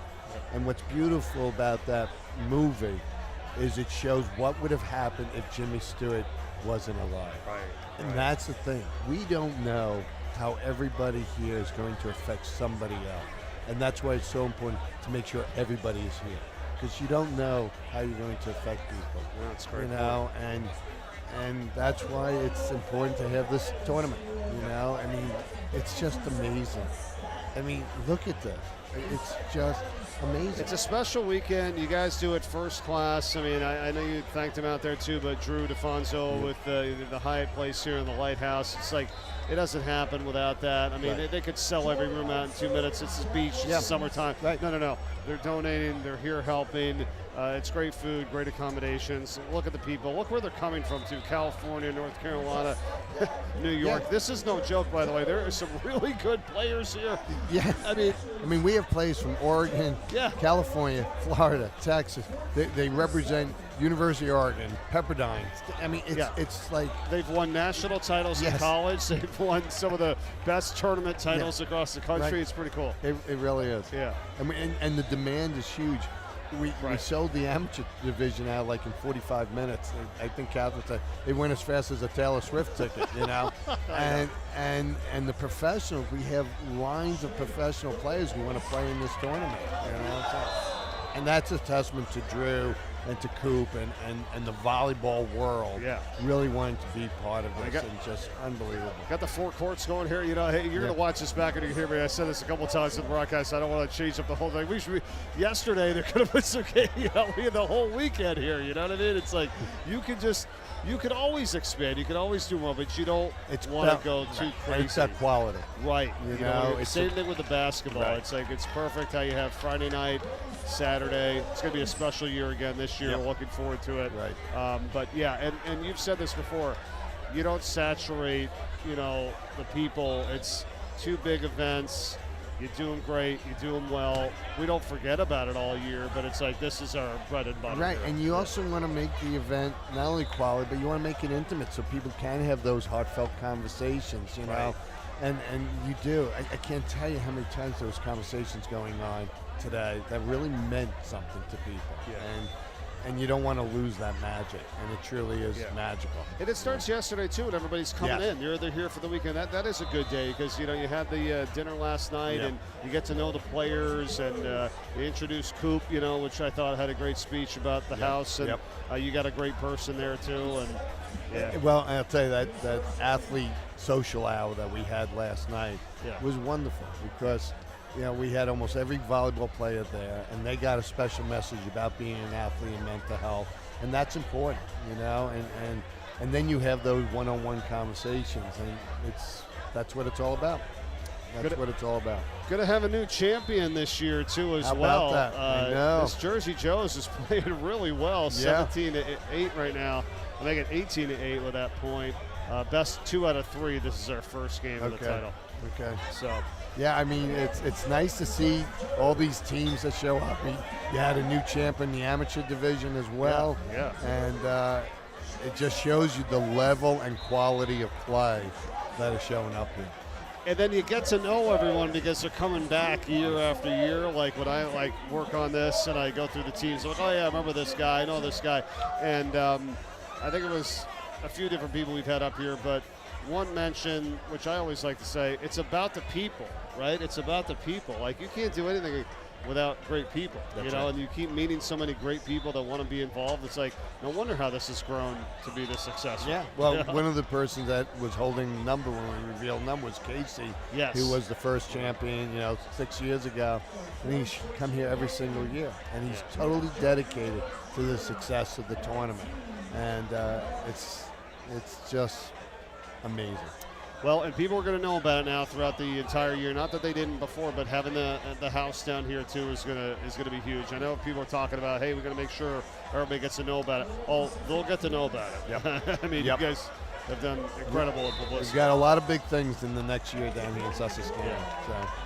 Any final thoughts, before we let you go? This is game 1. We'll have another one after this, but always good to hear from you. As the gentleman said, it's just a wave of love, and that's what tonight is. And I think everybody in Sussex County, I think everybody here in Dewey, all the people that work so hard, all the volunteers. I mean, we had hundreds of volunteers here tonight. The staff here at the Lighthouse and the Hyatt. This is just a wave of love, and I thank everybody, and I give it all back to all of you. So, right back at you. Love you, man. Thanks for everything. Michael, thank you. Great brother. community. Great job. Fun weekend. Thank you, buddy. All right. All right. Chris Locke, co-founder of the SL24 Foundation, along with his daughter, Kat Locke Jones. Just unreal weekend once again here in Dewey. Thank you for all your support and everything that you guys have done out there by donating to unlockthelight.com/donate. As Jersey Joe's wins it 21-11. This is game 1, and they're 1 game away from winning the championship here in 2026. So we'll come back and we'll have the next game for you. Jersey Joe's and Joyride for the title for the SL24 Bump Set Light Volleyball Tournament Championship. We'll be back after this. Who will he grow up to be? Well, that depends on all of us. That's why, along with our groundbreaking medical care, Nemours Children's Health supports programs that address issues like food insecurity and the resources essential to learning. It's all part of creating a healthier future for all children. So, he can grow up to be whoever he wants to be. Nemours Children's Health, well beyond medicine.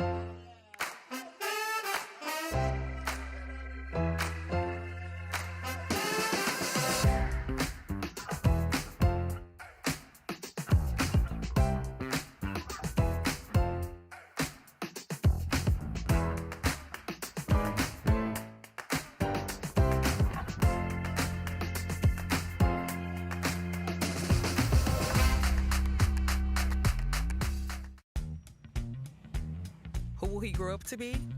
Well, that depends on all of us. That's why, along with our groundbreaking medical care, Nemours Children's Health supports programs that address issues like food insecurity and the resources essential to learning. It's all part of creating a healthier future for all children. So, he can grow up to be whoever he wants to be. Nemours Children's Health, well beyond medicine.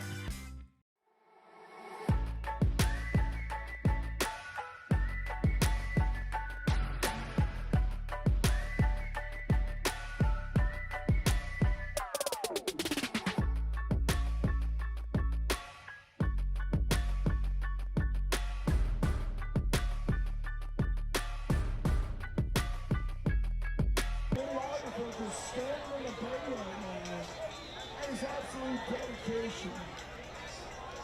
Game 2 of the championship is underway. Welcome back here. It's game 2 as we get set to crown a champion here for the Bump Set Light Volleyball Tournament, 6th annual here with SL24 Foundation. And Joyride gets the first point, up 1-0 on Jersey Joes that won the first game 21-11. It's the best 2 out of 3 here for the title. Jersey Joes. And they'll get that point right back.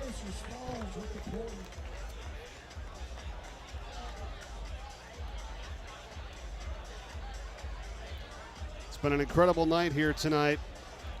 $300,724 raised from this tournament, surpassing last year's total by almost $70,000. Jersey Joes up 2-1 here in the championship, game 2. Big thanks to all of our guests here tonight. Zach Ryan, the executive director of SL24. Tyler Coop, who's one of the organizers of this event way back and is now going to be the new manager of Sean's House in Sussex when it opens up this fall. Molly Ontiveros, the new Director of Clinical Support. Angela Pugliese, the Director of Operations for SL24. Catlock Jones joining us, the co-founder of SL24. Sam Gould, the peer lead at Sean's House. Emily Ryle, Sean's Room coordinator. Just been awesome. Leah Witulski joining us. Chris Locke, the co-founder as well. Just heard from him. And it's been a special weekend once again here. We're thrilled to have been able to bring it to you for the 6th year of this tournament. Jersey Joes is going to try to close it out. They're up 4-2 now. 4-2 Jersey Joes over Joyride in this game 2 of the championship, best 2 out of 3. Thank everyone that contributed to the raffle items, almost 50 raffle items that'll be pulled at the end of this night here when this final game is complete.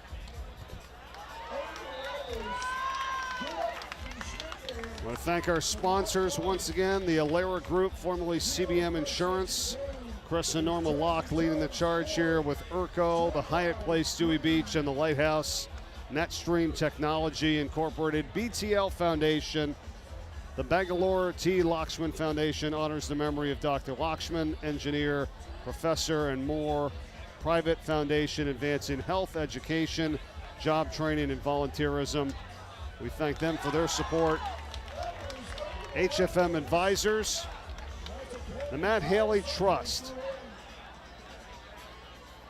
Matt Haley's legacy lives on through the Matt Haley Trust, supporting innovative organizations focused on elevating those who need hope, including immigrants, victims of trafficking, the formerly incarcerated, and people with addictions. Thanks to Matt Haley Trust for their support, and Nemours Children's Health, all of our presenting sponsors here this weekend, among many, many others that have helped contribute to that number you just heard a little while ago, over $300,000 here this weekend. 5-4 now, Jersey Joes over Joyride in the championship and serving.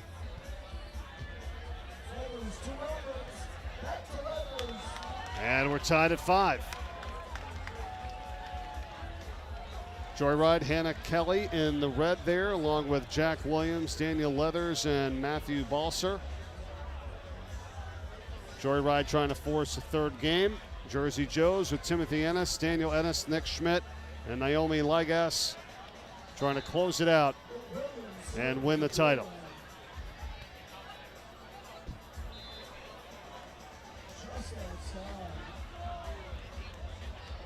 Also thanks tonight to Missy Marazzo, the Director of Communications, doing a great job putting a lot of the format and things together for us. Drew DeFonso, who we talked to and heard from on the number reveal from the Hyatt Place in the Lighthouse, and their tremendous support here.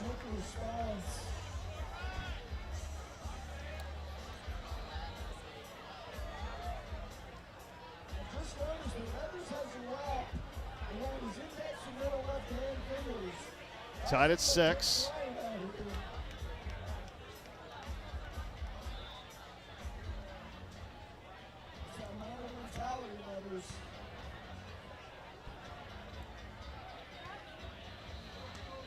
Oh, that's nice. As Joyride regains the advantage, 7-6.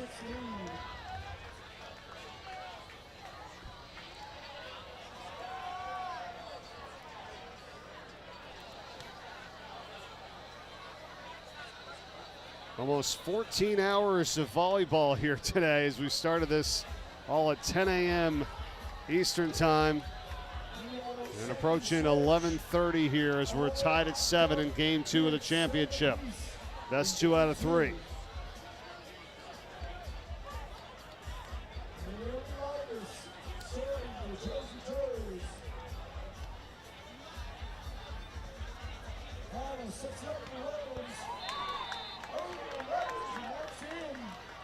Joyride 8-7. We'll count that.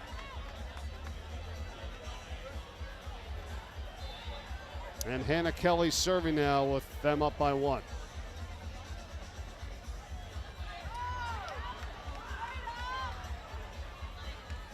That was big. Good job there by Joyride. Taking a 2-point advantage. Game to 21. The third game, if we get to that, will go to 15. Jersey Joes won the first 21-11.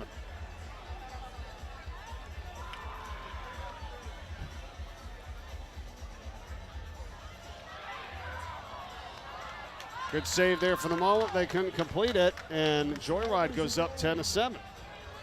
Joyride takes a 3-point lead. After watching Letters getting his play on front, he knew he was going to respond after game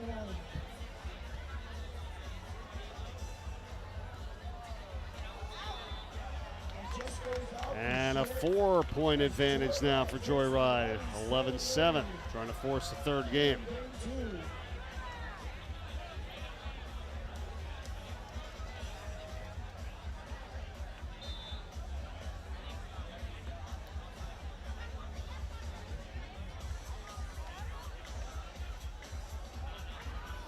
Oh, nice block. And Joyride's starting to take over here now. 12-7.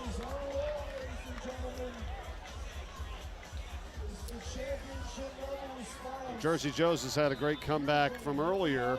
We'll have to try to do it here again to close this thing out in this second game.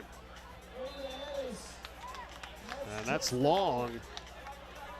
13-7.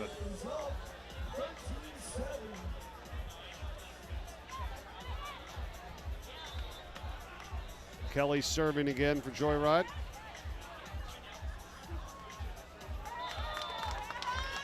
And you got to feel like fatigue is setting in a little bit here after all this volleyball today. Joyride up 14-7. Does it switch sides?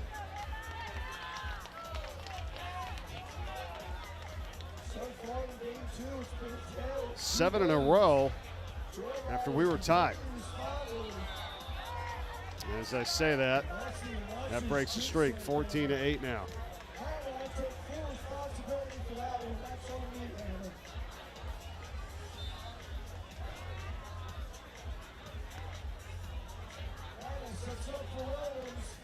That's a great hit there. Joyride with Matthew Balser, Daniel Leathers, Jack Williams, and Hannah Kelly. It was a last-minute fill-in. And they've come into the championship game.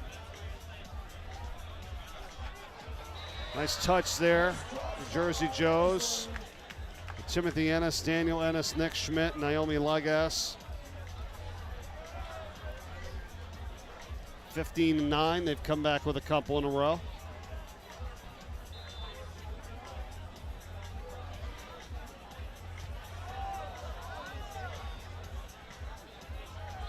And that one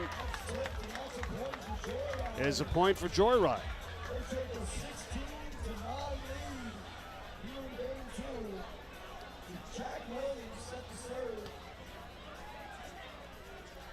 Big thanks to our ACE sponsors as well here this weekend.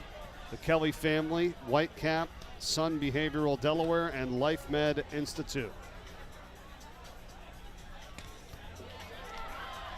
That'll be a point for Jersey Joes as they cut it to 6. It's 16-10. This is game 2. Jersey Joes won the first, best 2 out of 3. We go to a third, it'll be to 15.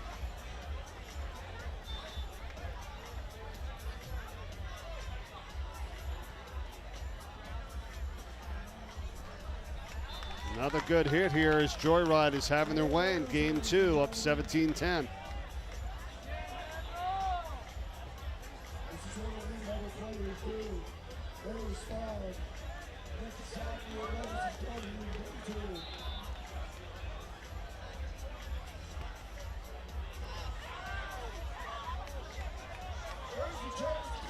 Good job by Jersey Joes. Got a nice one on a block.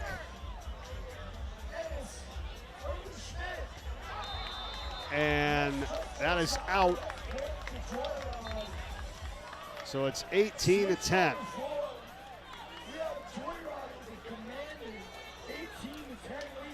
Joyride wins this. It forces a third and final game for the championship.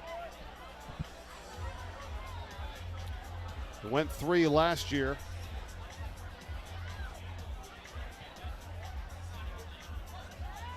And that's going to give one back over to Joyride again for a 19-10 lead. And they're 2 away.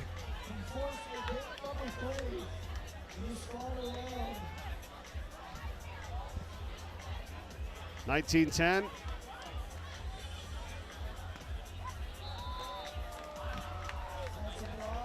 And Jersey Joes gets one back, 19-11 now.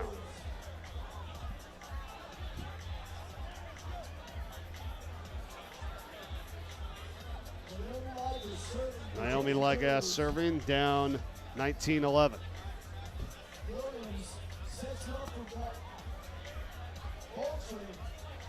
Another good block. And that one's too long. And Joyride's a point away from forcing the third game.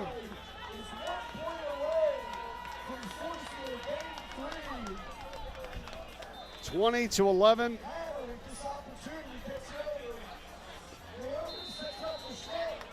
And Joyride gets it done to force a third game. They return the favor on a 21-11 score with them on top this time. And when we come back, the third and final game to decide a champion, Jersey Joes and Joyride. We're back for the 6th annual SL24 Bump Set Light Volleyball Tournament from Lighthouse in Dewey Beach, Delaware.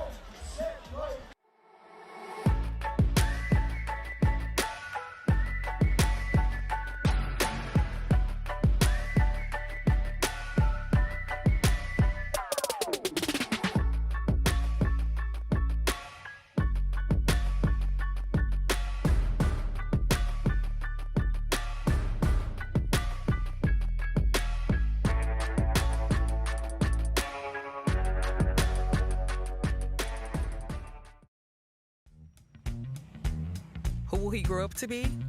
Well, that depends on all of us. That's why, along with our groundbreaking medical care, Nemours Children's Health supports programs that address issues like food insecurity and the resources essential to learning. It's all part of creating a healthier future for all children. So he can grow up to be whoever he wants to be. Nemours Children's Health, well beyond medicine.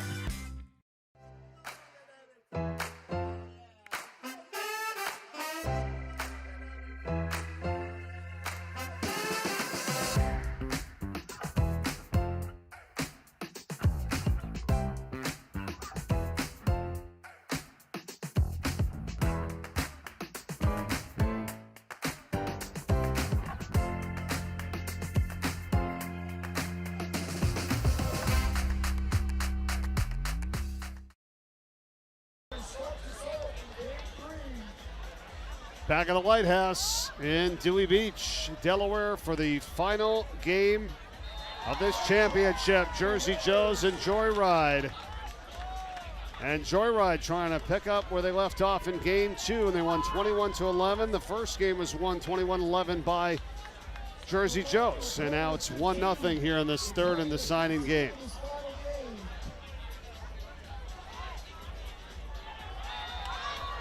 They'll take it 2-zip.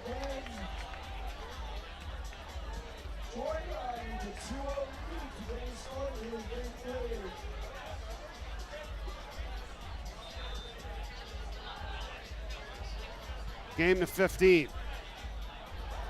And that's the second time they've done that. And it's all going Joyride's way here right now. 3-0 here in the final game of the championship.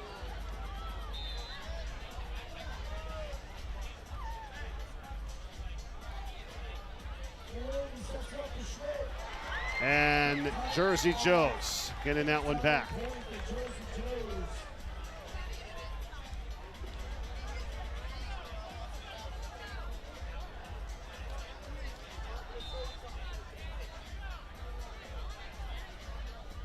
Jersey Joes serving down 3-1.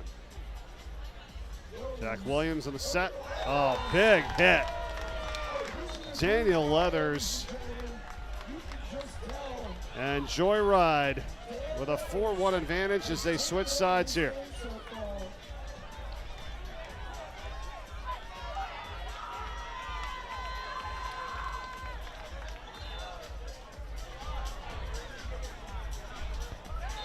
That's out. Jersey Joes picks up one, down 4-2. Naomi Ligas serving. Got to go over, they couldn't get it done. 5-2 now. Joyride with the advantage.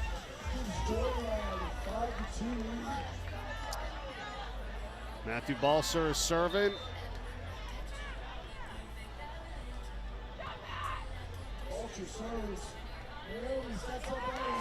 Oh, nice play there from Hannah Kelly.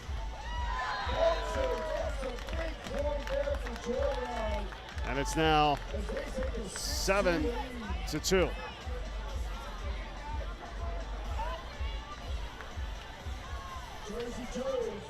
Check it, 6-2, excuse me, Joyride by 4.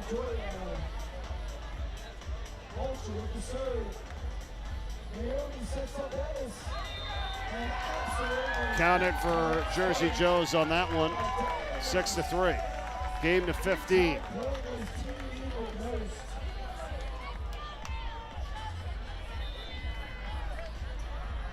Final game of the championship.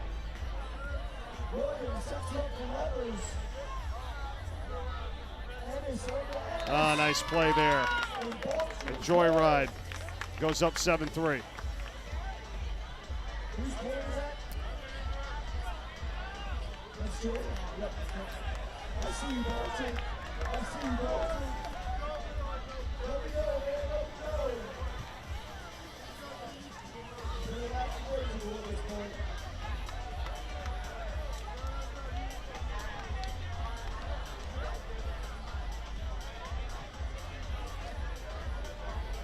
We have Williams serving.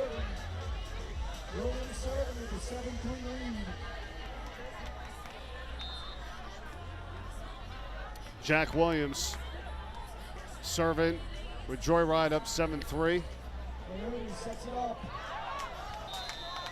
That's deep. 8-3. As Joyride takes an 8-3 lead.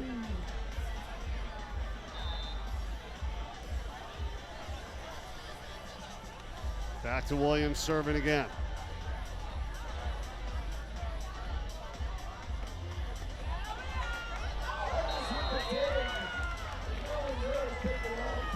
Couldn't quite get that one. And it's 8-4 now.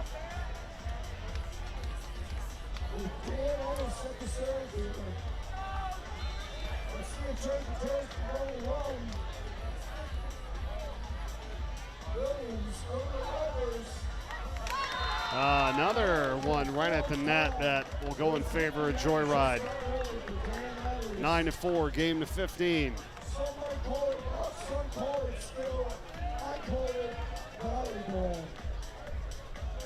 Sixth annual SL 24 Bump Set Light Volleyball Tournament Championship here as Joyride leads it 9-4, serving. Good play there by Leathers. Right back at him. Count it.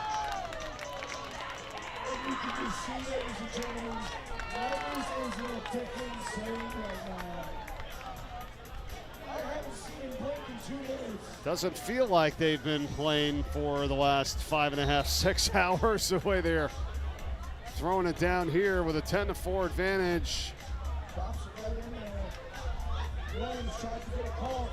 Nice recovery there for Jersey Joe's, so they get one back. It's 10-5.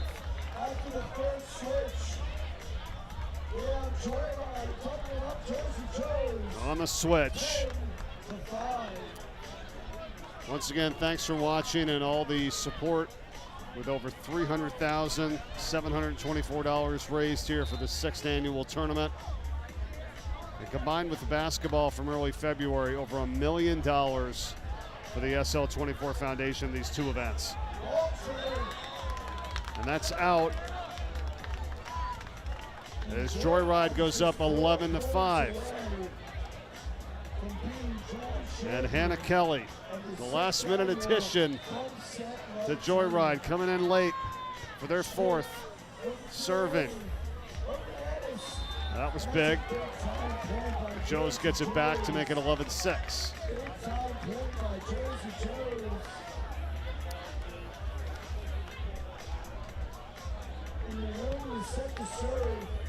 And Naomi Ligas will serve here.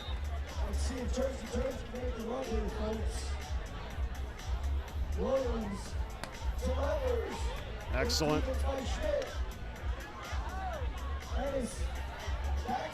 One more try. Great dig there by Joyride. They couldn't finish it off. That's out.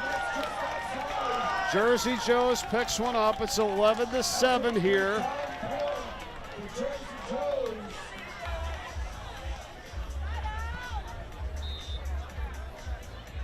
Ligas again serving. Good block. And it's out again. Jersey Joe's is not done. They've had an incredible tournament. They started off winning the first game 21-11. Then they lost 21-11. And now they're trying to make a comeback here in the final game. Joyride 11, Jersey Joe's 8. And a little break in the action here for both squads. This is what this tournament's all about, ladies and gentlemen. It's a game of runs. It's a game of sheer will. This is volleyball, ladies and gentlemen. At its highest form. I've never seen anything like it. It's going to be a new champion this year, one way or the other. As we go to 15. And Jersey Joe's with some new life, scoring the last few points here serving.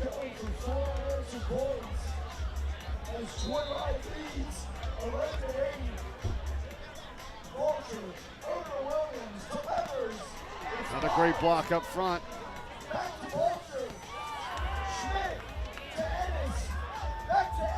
Another one. Ligas keeps it alive. Tapped over. Oh, and Jersey Joe's picks it up.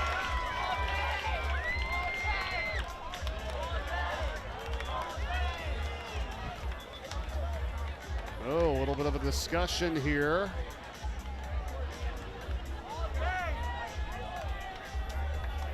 Nope. Stays Jersey Joe's point.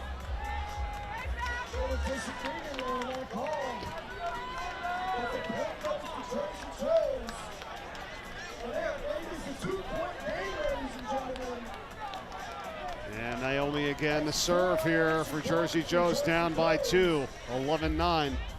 Game to 15. Third and final game of the championship.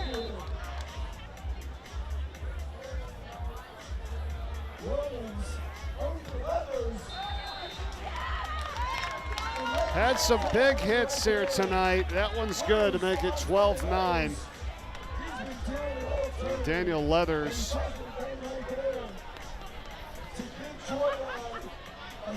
And it's going to be Matthew Balser who's going to serve here now for Joyride, up 12-9.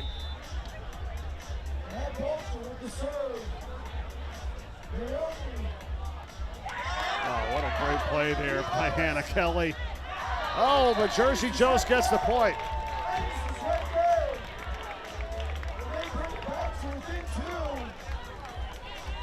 We got a battle coming down to the finish here.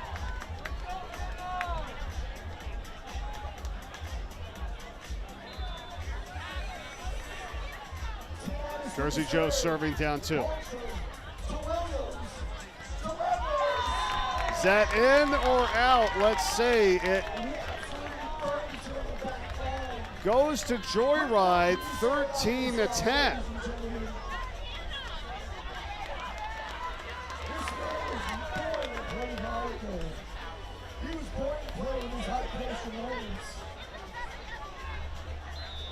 So now Jack Williams serving for Joyride, 13-10, the lead, game to 15.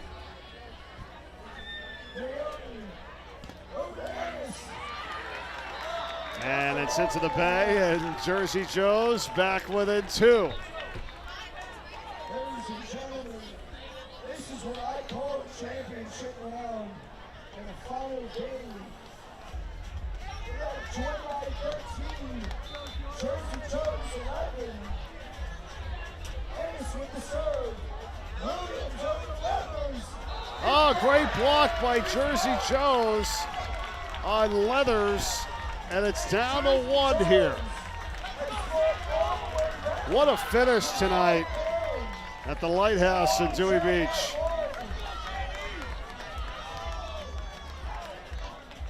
We have Ennis serving to tie this championship game up.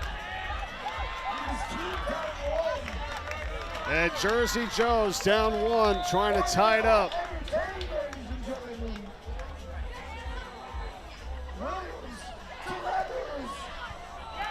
Kept alive. Joyride not going to have it. And Jersey Joe's has tied it up at 13.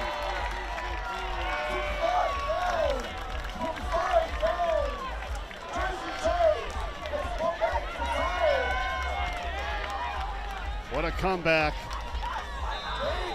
And they finished it off. With the serve, Walter to Williams.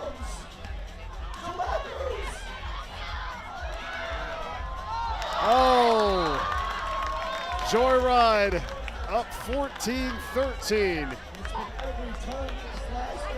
Gonna win by 2, and it's game to 15. Comes down to this.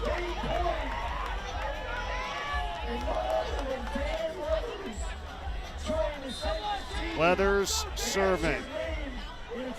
Up 14-13 for Joyride. Kept alive for the win. No. Gotta get it over.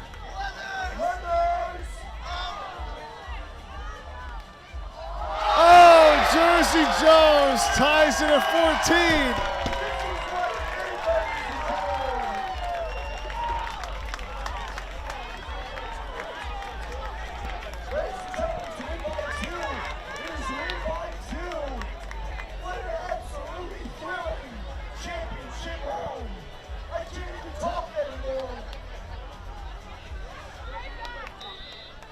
Tied at 14. Got to win by 2. We're going to 15. Oh! Nick Schmidt serving now for the win.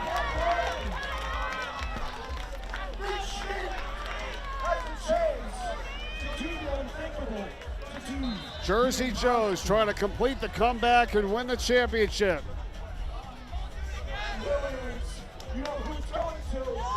That's in.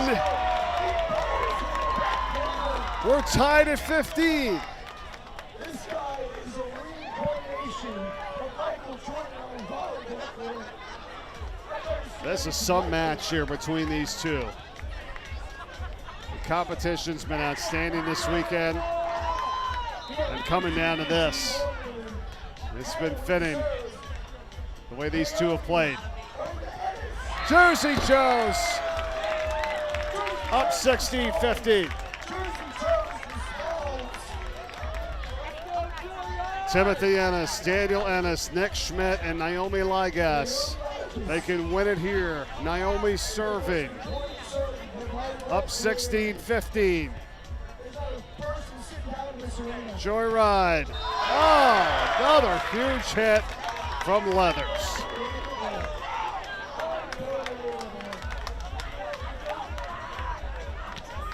No one's going down quietly here in this match. 16 all. Balser serving. Oh, big hit again. And Jersey Joes, can they win it here? They're up 17-16.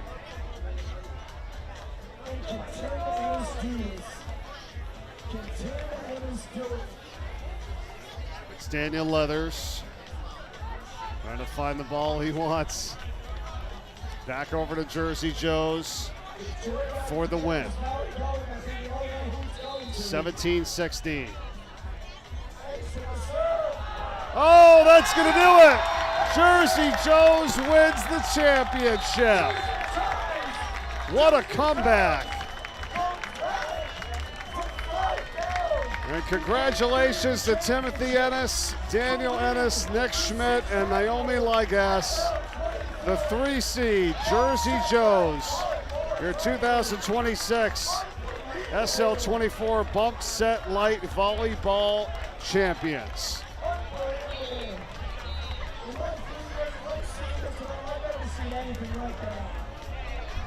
What a finish to an outstanding weekend here.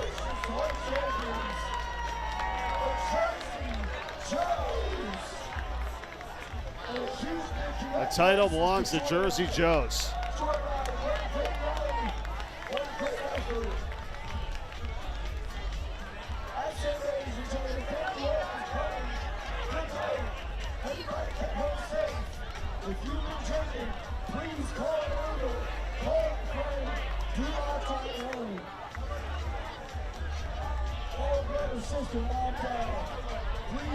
A little celebration here with the 2026 champions in a moment.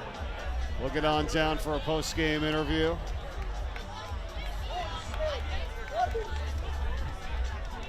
You get the winning medals. From Zach Ryan and Chris Locke. Timothy Ennis, Daniel Ennis, Nick Schmidt, and Naomi Ligas. Your champions.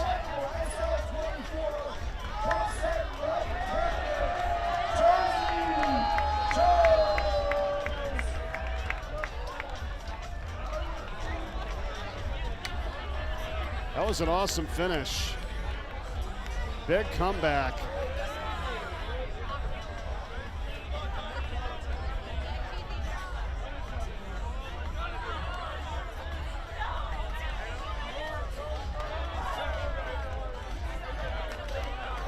And it's a group that had the stamina. Tim Ennis, 20 years old at UC Irvine. Daniel Ennis going to NYU next year, Division III. He's 18. Nick Schmidt, 21 years old, plays at Stevenson, Division III school. And Naomi Ligas, 18 years old, going to play beach volleyball at Tulane this upcoming year. And the talent, the combination from this group wins it.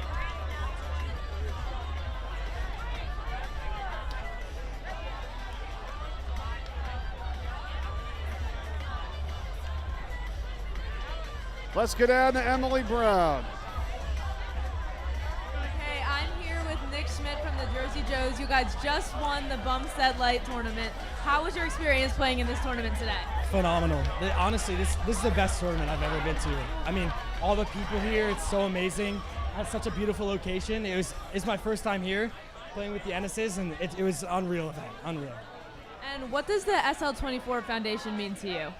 It means a lot. I mean, I know a lot of people that have struggled with mental health, especially athletes, so it's honestly so awesome that I can come out here and play for such a great cause.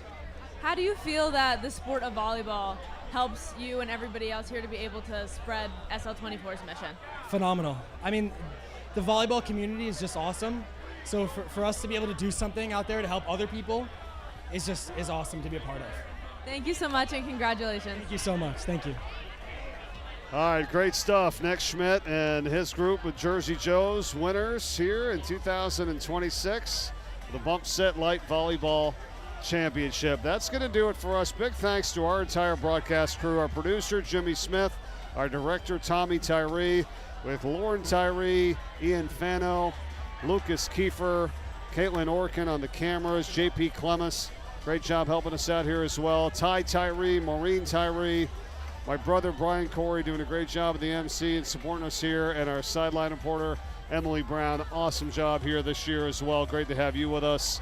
And for our entire crew, I'm Mike Corey saying so long here from Dewey Beach, Delaware, the Hyatt Place and the Lighthouse. Thanks for watching the 6th annual SL24 Bumstead Light Volleyball Tournament. Have a great rest of the weekend. We'll see you next year, everyone.